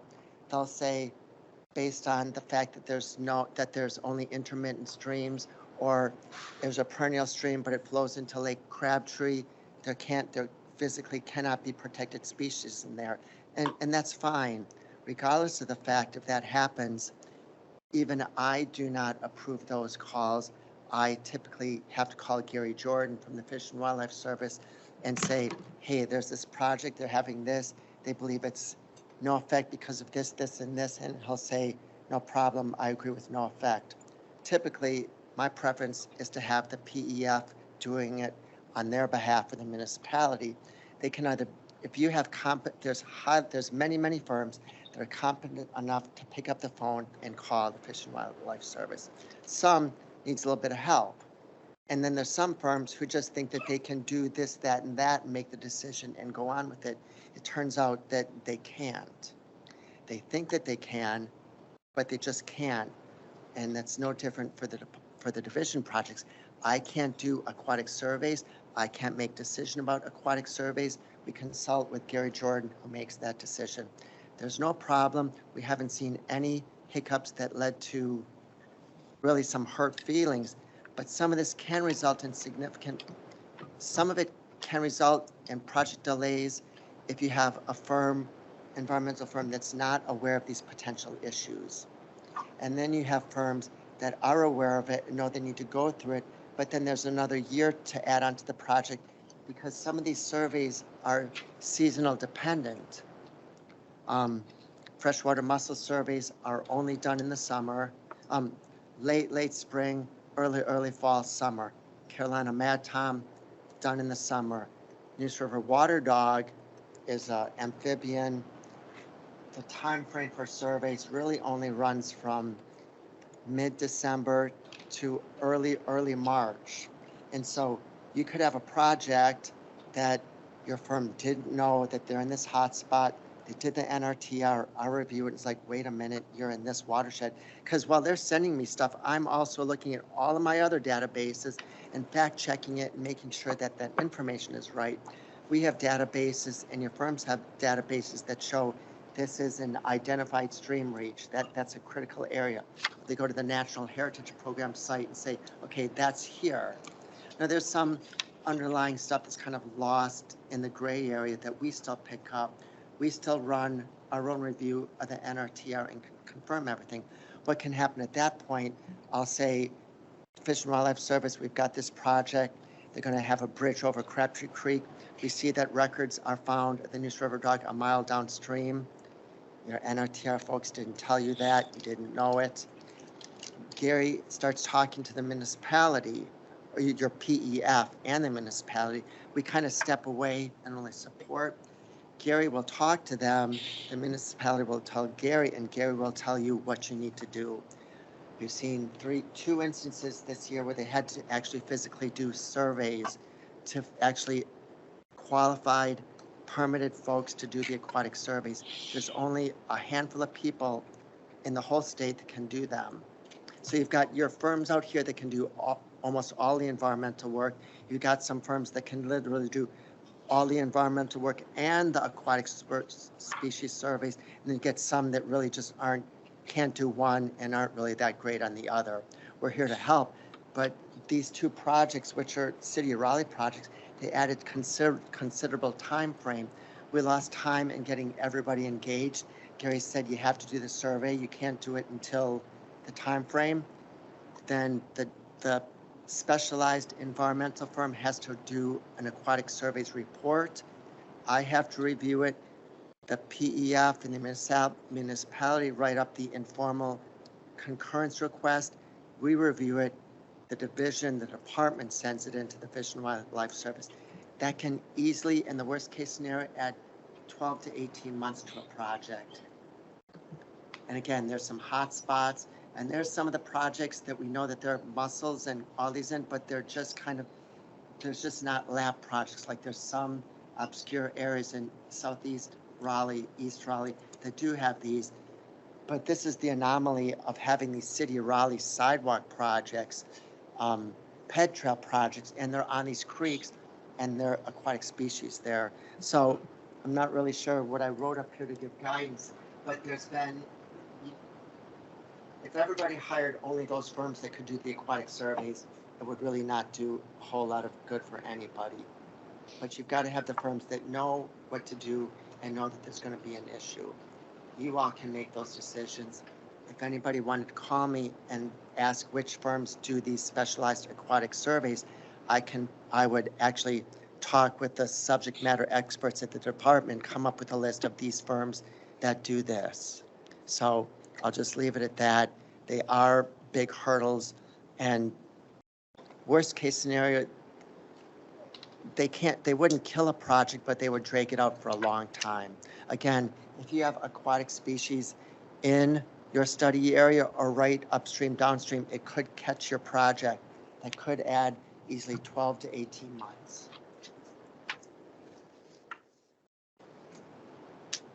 Bats. I could go on, I wouldn't want to. We've known about tricolor for a long time. Division 5 never had to worry about bats. It was just as simple as that. Then all of a sudden, the northern long-eared bat came into Division 5, and it was pretty clear that because of some obscure mapping, Division 5 was sucked into it. And we were good. And then it went away for a while, and we thought it was going to go away for good. If you did an IPAC survey, which is the Fish and Wildlife Service survey, you'll clip an area, it'll show which species to be concerned about, and you all can do that. It's called IPAC. Your biology firms know that. For a long time, the northern long-eared bat was not in any parts of Division 5. Gary Jordan has informed me that there's a tiny band along the Virginia line that does still have it. He says he can't cut those out because the mapping is coming from Virginia. But when you do IPAC, it still doesn't list the northern long-eared bat in Division 5. And again, we had it, it went away. The Corps of Engineers came back to us about 18 months ago, and they said that the programmatic biological opinion, which covers 1 through 8, you couldn't opt out of it. So that there was this large agreement for divisions 1 through 8, which is half the state, they have to adhere to this. We thought, well, there's no records in Division 5. It doesn't include us anymore.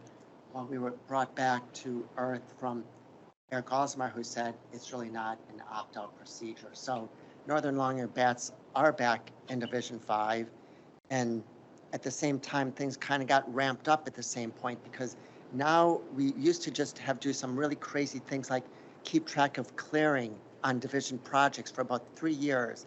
It didn't do anything, and then everything changed again.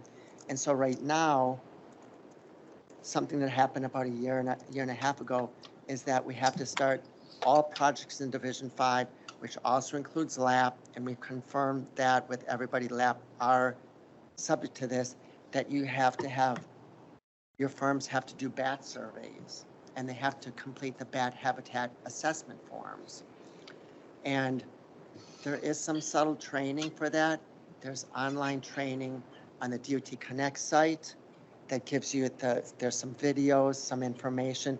Most firms know some of this, some do it like the back of their hand. Some we have to bring them to us. We have to bring them up to speed, but there's SOPs on the Connect site. If we have a firm that doesn't address bats, we kind of have to get them up to speed. Once they see it from us, then it's typically good going forward. But we did confirm that lab projects have to follow this. And then at the same time, something called the tricolored bat was added for Division 5. So the really silly thing is IPAC shows tricolored bat, but it doesn't include northern long-eared bat, but we still have to do both of them. You don't do surveys for the northern long-eared bat and tricolored bat. Your biologists really are doing bat surveys to find, are there any there? I wouldn't know the difference between a long-eared bat and a tricolored bat, and in Division 5 they just don't think that they're here, but we're still doing the surveys and it's still being required. So what they're actually doing, your biologists have to do a bat survey for projects that have bridges. It can be a bridge over a stream, it can be a bridge over a railroad, and they also have to do bat surveys for structures that they're at least 5 feet in height and 60 feet in length.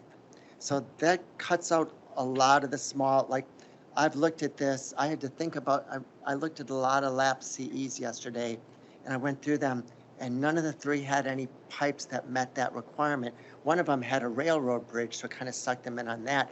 But many of them, like they just had 2 at 42-inch pipes that were only 30 feet long. When you talk about the structures, it has to be 60 feet in length and 5 feet. So we're not seeing them on every project. So your projects will still have the biological conclusion of may affect, likely to adversely affect, but some of them may need bat surveys. The guidance is on the DOT Connect site. I'm always here to provide them guidance. The only problem is bat surveys is not an easy task. And I'll just say it's not for the squeamish people. There are some firms that do this on a daily basis. They don't care. That photograph is of the DOT Batgirl. That's Cheryl Knapp. I can't tell exactly what's happening, but she's got a poncho on, she has a camera, and she's got her phone, because you collect the data on a device as you're doing the survey. I wouldn't be caught dead in that pipe, and I wouldn't be standing in standing water, and I wouldn't be carrying a poncho. And I'll tell you that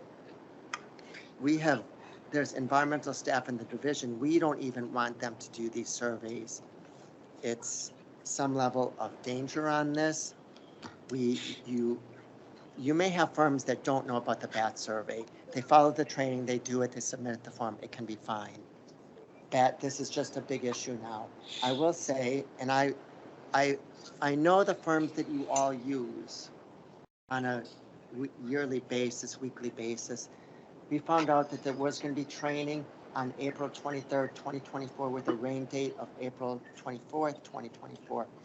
I went back through all of my NRTRs I've seen over the last year, got the names of the people who are doing the environmental reports, sent them all this calendar invite.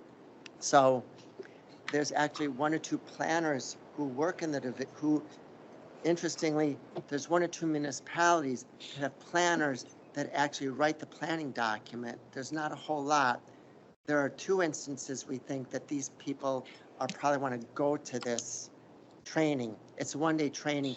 If you have nothing to do with bats, you don't want to do it. They probably don't want people who don't want to be there or don't need to be there at that target date of the training. But there is training. I suspect you double check with your firms and tell them about this. Send me an email. I can forward you the invite that you can forward on to them. They do ask that they register it by sending the email to, I think it's Cheryl Knapp. Any questions on bats? It's surprising. It's just another hoop to come through. We don't really think it moves a needle on any project in Division 5 because they aren't there. But there was one instance that really surprised me. Typically when I think of bats, I think, well, they like things. They like things to hide in. And I thought, well, okay, I can see a bat maybe roosting in a pipe and maybe flying through and maybe nesting. But I thought, yes, but I've got this project, and I think it was in Holly Springs.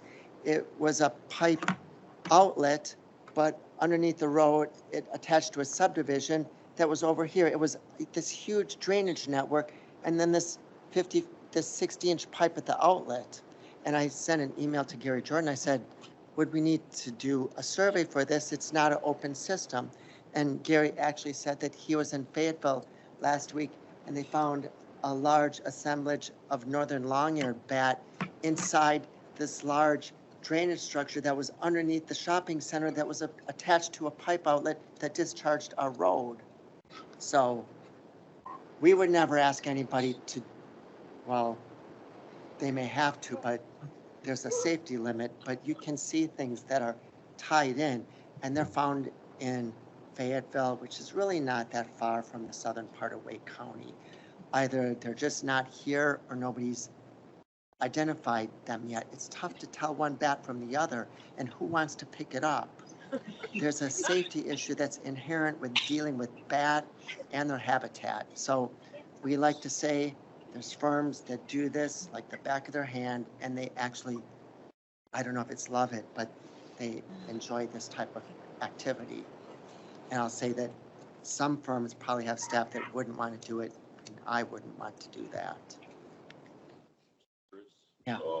So if we don't have a structure that meets that 5 foot, 60, Right. 5 foot height, 60 Right. foot, is there something that our firms are supposed to do in that case? Or is that just a kind of a watershed Sure. point where we say, okay, we don't have to worry Yeah. about the bats? It's a good question. And so we've kind of helped it out by giving everybody the right direction. Once we give it to them, they have it. So I'm going to back up and say there's always a biological conclusion for all of our species. Usually they're just written by people. We have the language, we have the blurb for northern long-eared bat, tricolored bat. We send that to you. If we get an NRTR, we say, please use this. We send them that. So there's a blurb, and it goes through everything. Importantly, that blurb says the may affect likely to adverse effect, and then it talked about, according to the SOP, surveys are required if this and this. If you have a project that doesn't have the pipes that meet that, no bridges, we just ask them right below that last bullet saying surveys were not required because there's no bridges and no structure. So it's really just that sentence and a half statement. So I think what answers that, you still have, the bats still have to be listed in the project. You still have may affect likely to adversely affect biological conclusions, but if you don't have the structures that meet it, they simply just add that sentence and there's no field work to do the bath surveys. If they do the bath surveys, they do it. They will have to watch training. I wouldn't want to do it without any training, but there is there. And then they fill out this form that can be submitted on the DOT portal. So it's all kind of there. And some firms do this. As a matter of fact, some firms kind of have to be brought up to it. We think it's an easy process. The projects just don't go forward without it. So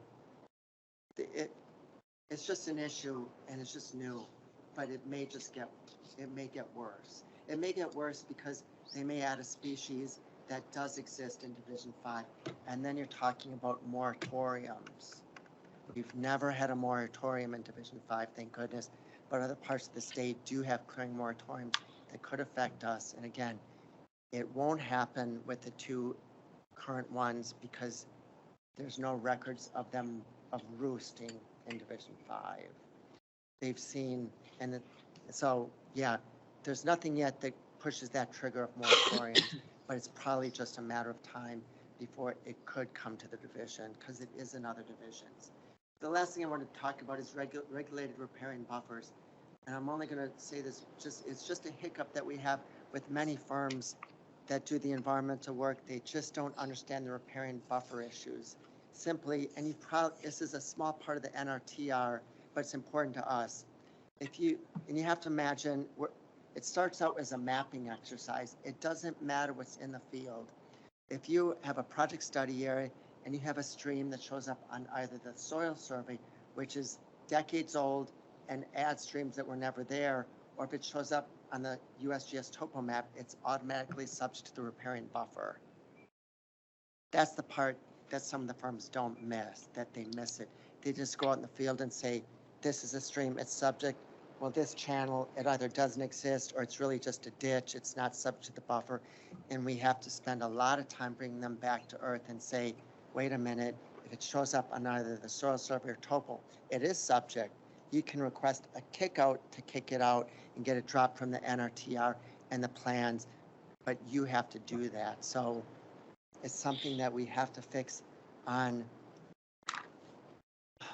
I'd say, for the 20% of the projects that have streams, we have to fix about 15%. About 80% of them don't do it correctly.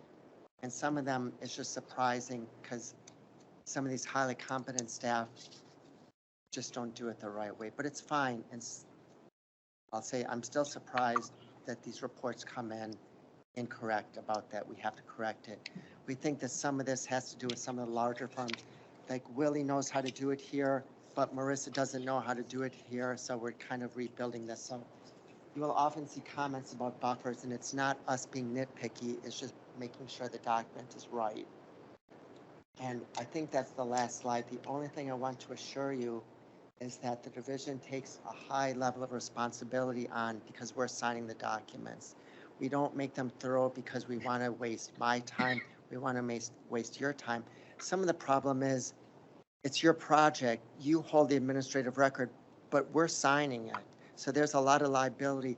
That's why the CEs need to be thorough. That's why the NRTRs need to be thorough. That's why your community studies documents need to be reviewed by the right people, primarily because we don't have the institutional knowledge of this project for years. You do, but now we have to sign it at the end. So long reviews, we try to flip them pretty quickly, and we're always here for a phone call. So I'm pretty sure that's the last slide, but anybody have any questions? Well, good. Thank you for all coming and listening to at least my part today. And my email is on somewhere in the, so thank you.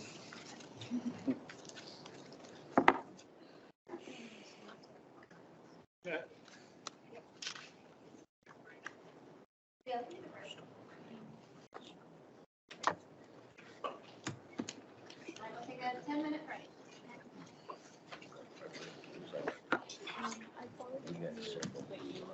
To be contract proposals, do keep in mind the next couple sections regarding proposals and project documentation during construction is, I'm gonna go through this pretty quickly. You're not gonna do it. Usually the likelihood is your PEF will manage the contract proposal and bid estimates and advertising of the project, or assist you in advertising, and then your CEI firm will do the construction documentation. So I'm just gonna show you this so you know what to expect from them. But this is a lot of information that's more specific to those actual functions that you're just going to be overseeing for your management of the contractor. So your contract proposal, your contract proposal is required to be to utilize DOT standard specs and standard provisions.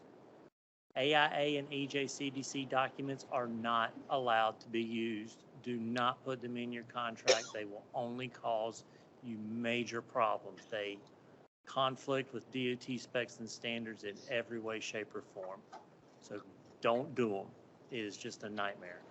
So make sure you follow the DOT standards specs. The DOT does have a website set up for helping you identify how to assemble a DOT style contract or bid document. There's also the standard provisions site. Make sure most of your firms are familiar with that because of their DOT work they do. Once again, like I said, no AIA or EJCDC specs. It's just asking for trouble.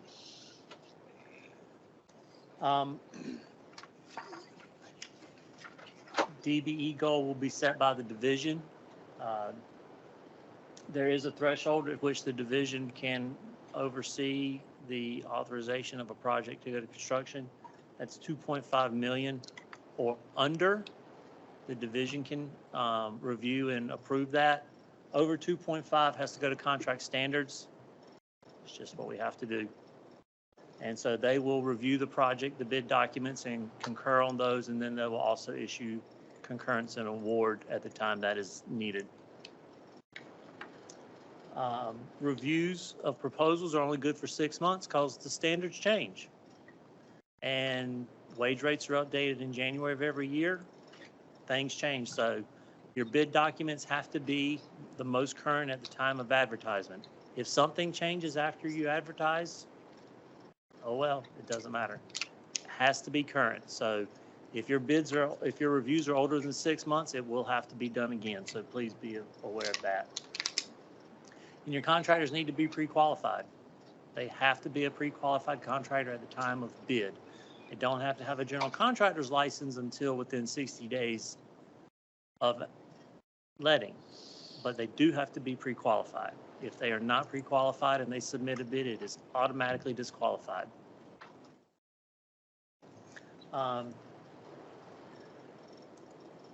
Specialty items, proprietary items has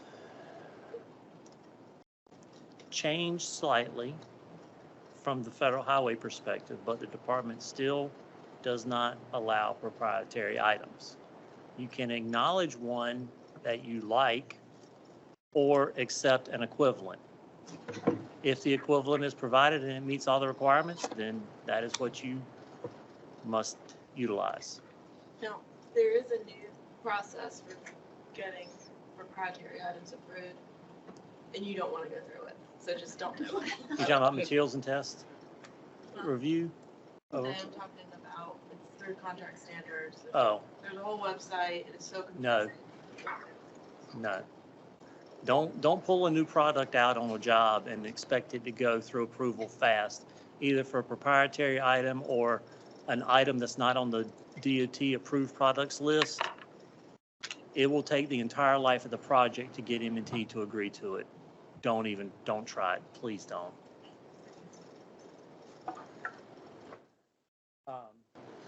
There will always be a DBE goal on a project. It will be anywhere from 0% up to 60. It cannot exceed 60 because the contractor per DOT spec must perform at least 40% of the work. But a goal is always on the job, even if it's 0. Most projects have one. We've only had a couple that have had 0, but they have been very specific specialty projects, like a technology project or something like that. If a goal is not met at the time of bid, the contractor will be required to submit a good faith effort. They all know what that is. It's a lot of proof you tried really hard, but no one didn't bother to answer your question, so. And that does take some time. That does add a little time to the concurrence and award process because that needs to get done by the PEF in conjunction with the LGA and then concurred by DOT Civil Rights to verify that it's accurate. Engineers' estimates are always a wild guess nowadays. I always push on the LGA to verify that the estimate is right. Whether you like the price or not, if the price goes up, put it in your estimate. The bids will reflect it eventually.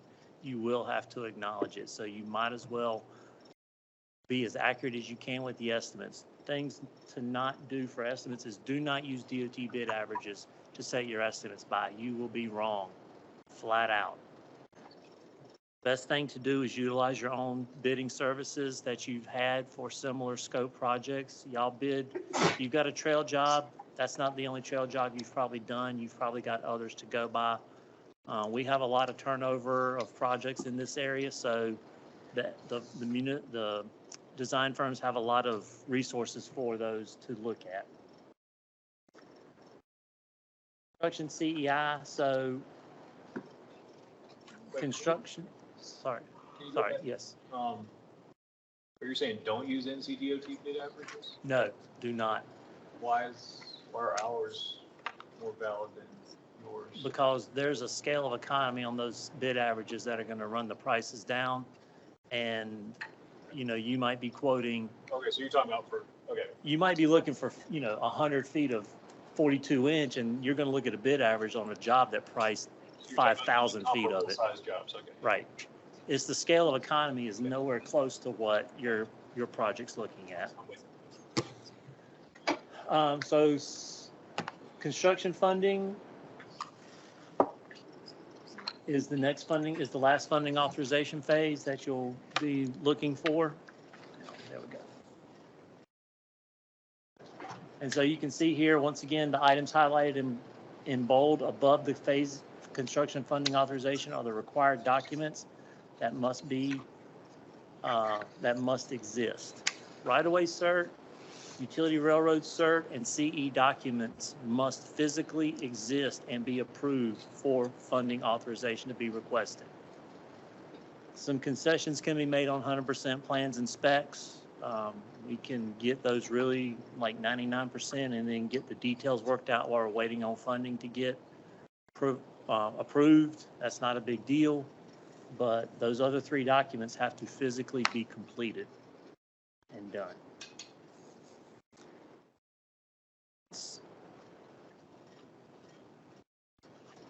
Once you get your funding, you'll be looking for CEI services. You can technically submit your RFLOI prior to funding request.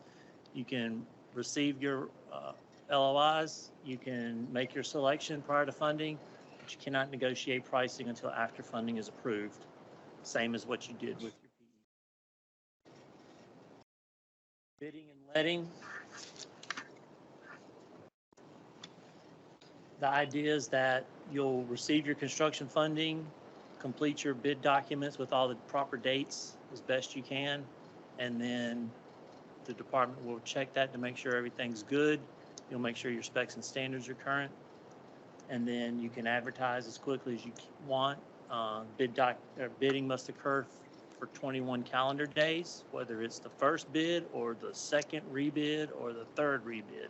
21 days, every bid cycle, every time. So keep that in mind.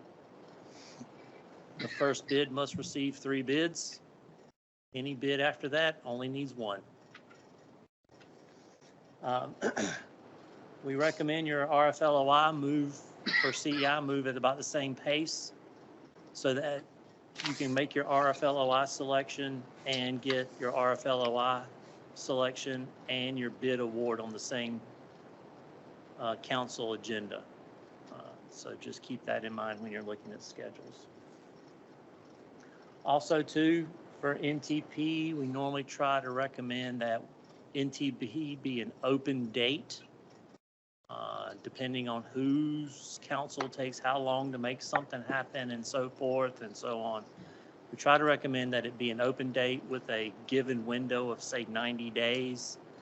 And then it'll say notice to proceed, or project start will be upon notice to proceed, not to, extend past this date, and will be for X calendar day, consecutive calendar days.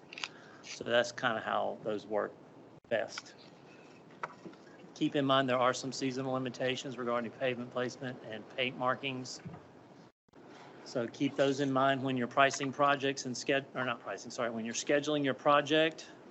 If you have a striping project, you are not going to start it on November 1st because that is the last day for striping. Or you won't start it on December 1st because that is the last day till April 1st. So if your projects, you'll need to check your project schedules, and I try to keep that in mind when we're looking at projects and we're getting to the point where advertising about, hey, you need to add more months for this issue or that issue. Try to recommend projects start at the start of construction season because, once again, starting trail jobs in the wintertime is a bad idea. Once you've advertised, you'll get your bid documents, will be resubmitted to you through your contractors. You'll make a selection based on lowest responsive bidder. The next item will be to go for concurrence and award.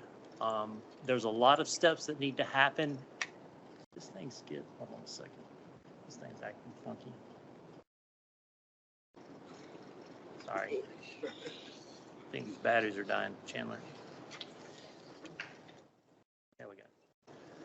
So from the time you have bid openings till the time you're ready to submit to the department, there's a lot of things that need to happen.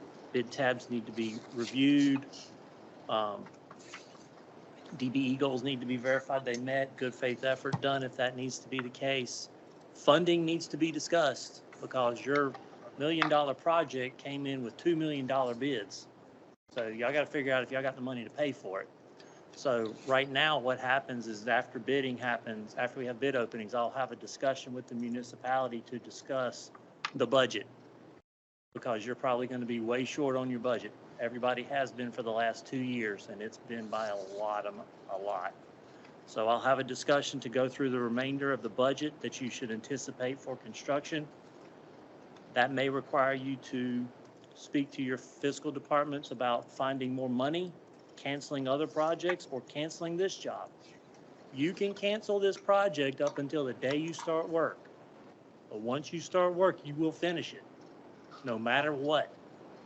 We don't have enough money is no longer an excuse. So just keep that in mind. You can cancel it up until the day you start. And that has been, some municipalities have done that because they realized that project way outpaced their budget and they were not going to sacrifice for that. So just keep that in mind.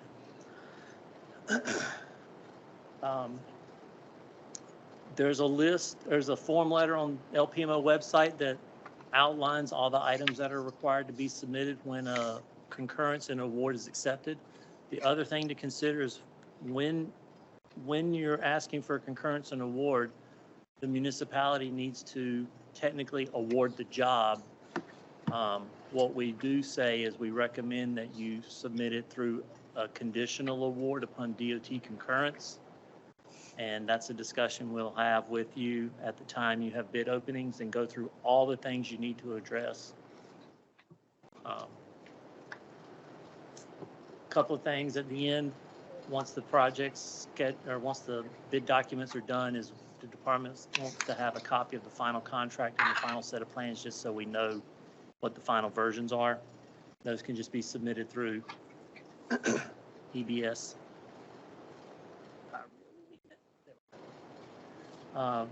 Moving on to reimbursement.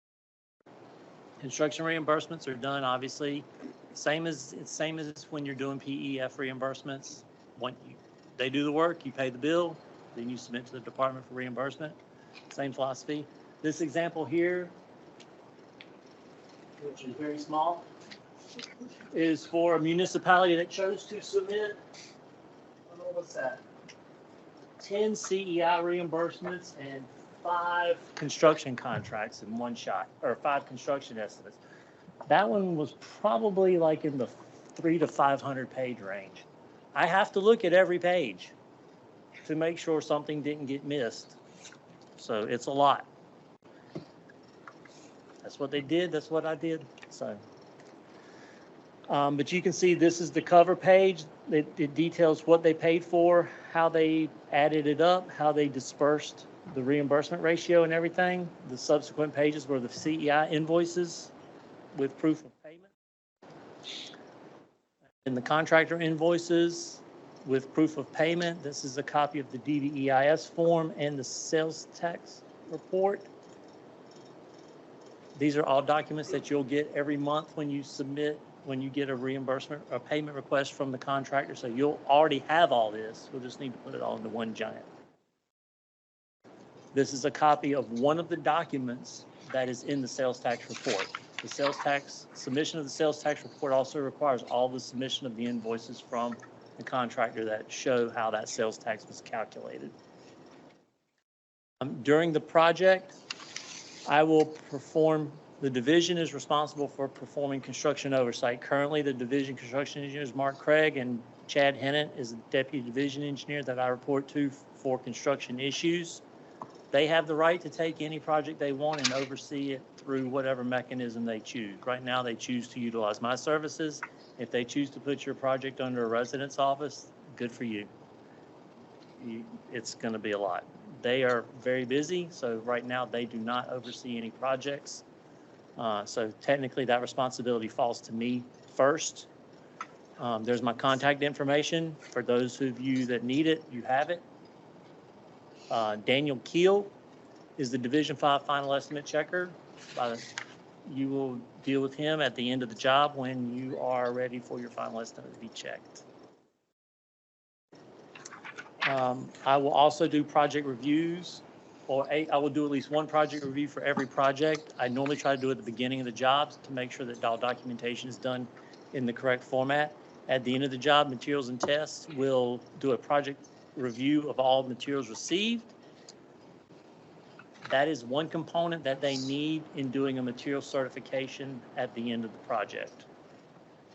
Supplemental agreements are also included. That is not the same supplemental agreement that Marta spoke of regarding a municipal agreement. These are for construction items that need to be added to the project, either through new items or a change in scope of work. I'll review all that. I'll communicate with your CEI about what needs to be done, how to document it, and verify that everything looks good and justification is there.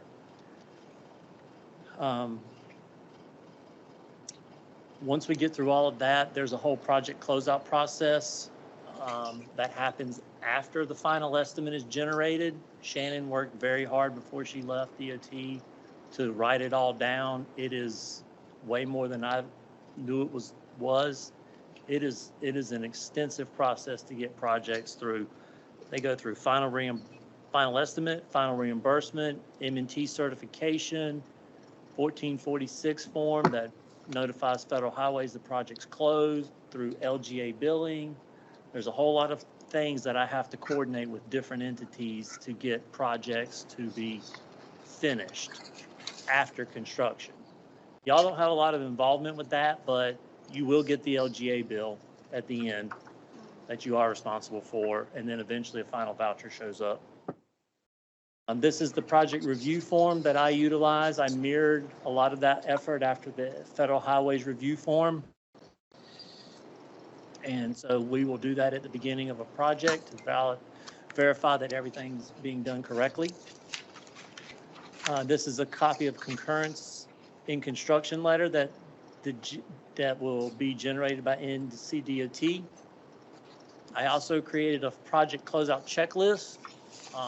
Currently, right now, project final estimates have to be done the old school way, pre-high cams, which I realized not a lot of people knew how to do that. So I made a form so that you basically just start at the top of page 1 and answer every question until you get to the bottom of page 2.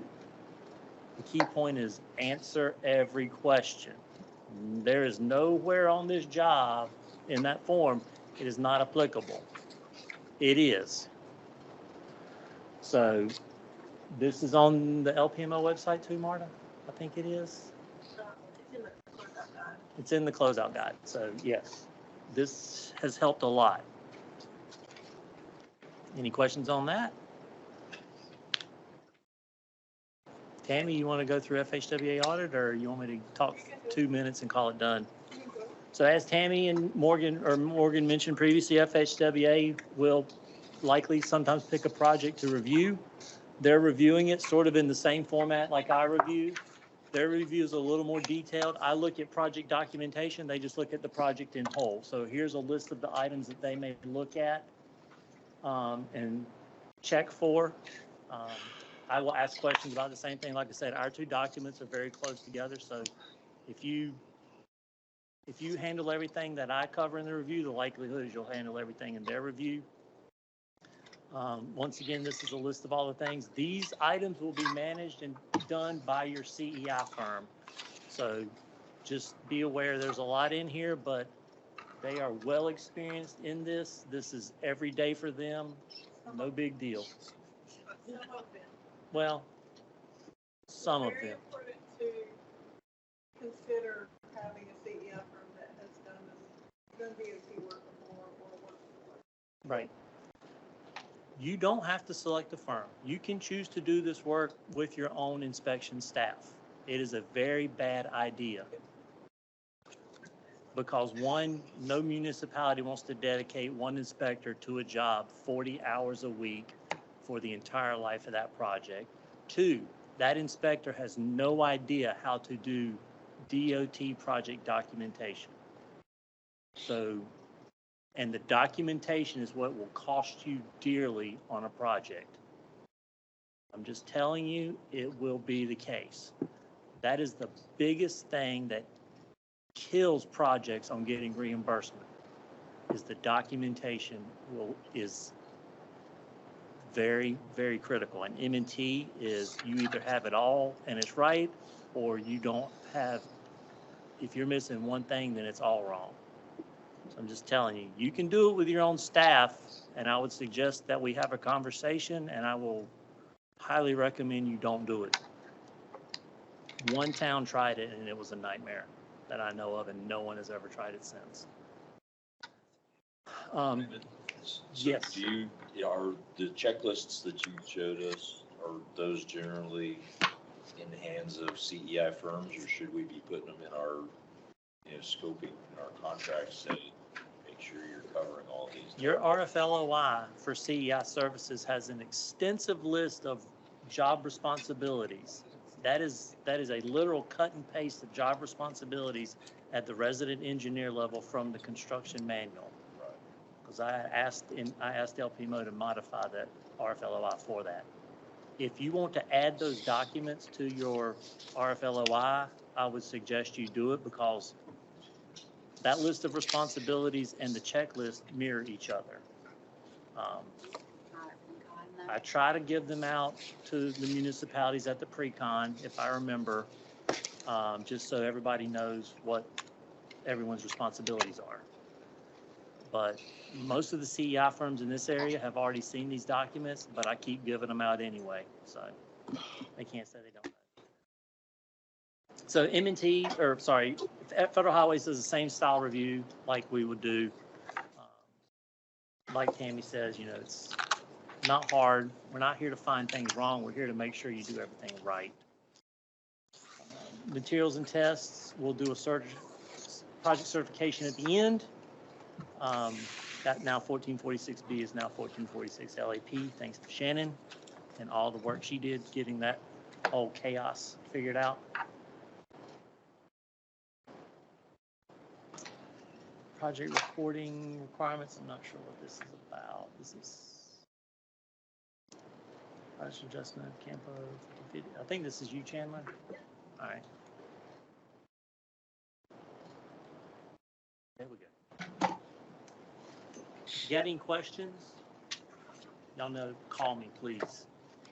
And I'll tell you this, like I tell everybody, if you ever start a conversation with I think or I believe this is what we do, you need to stop talking and call me, because you're probably getting ready to make a bad decision and make a really bad decision about something. So please call me. I'm here. I'm the technical expert for all of this. I've done this for 6 years now and probably several hundred projects.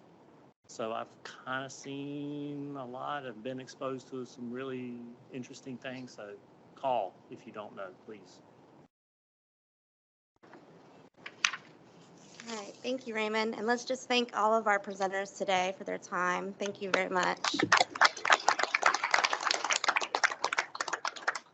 So you've heard a lot about the requirements of FHWA and NCDOT. So we just want to briefly go over the projects, the expectations of Campo.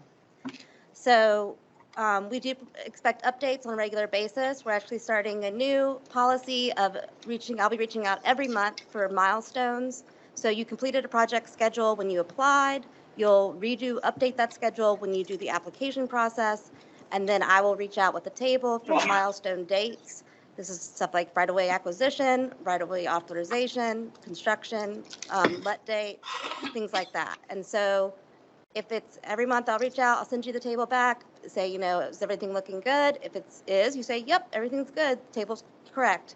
If something's going to move, then we have to have a little conversation about why something's moving. And that's because these are tight scheduled projects. We want to make sure they're moving in a timely manner. And if they're not, we want to know why and see if we can help in any way.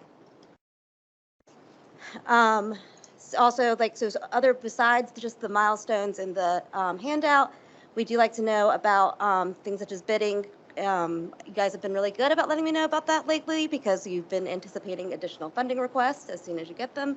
So we've known about those, but also give us the good news about groundbreakings and opening ceremonies because we like to participate in that. Let's see. All right, and then as I just alluded to, we do have an additional funding request policy. It requires a 50-50 match regardless of your original match of the agreement.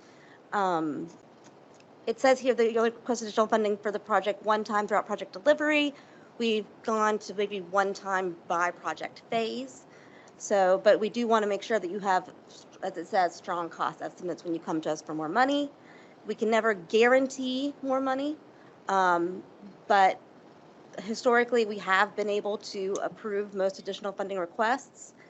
And when you submit that to me, or you can submit to Chris and copy me, you should explain the cost overage, how that changes, and then the new numbers, the updated budget. Oh, and if it's a less than 2 million total project overage, so less than 1 million in LAPP funding that you're seeking, Chris can approve that. If it's more than that, then it needs to go to the executive board.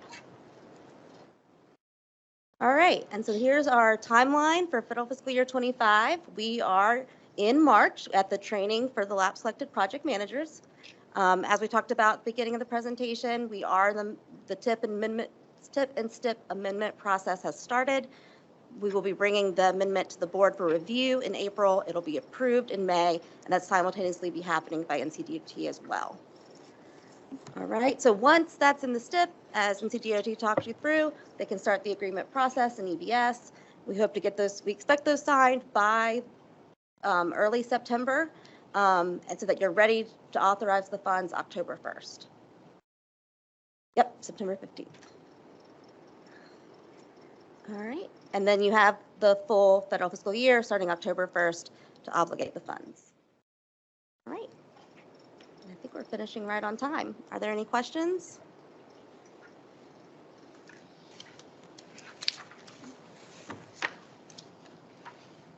Okay, well, that's good. I guess we covered everything. All right, well, thank you all for coming. I look forward to working with you. Thank you. I saw your email. Yeah, I was actually responding to it when I got home. Yeah, I got a responding to the link, but I couldn't. My daughter.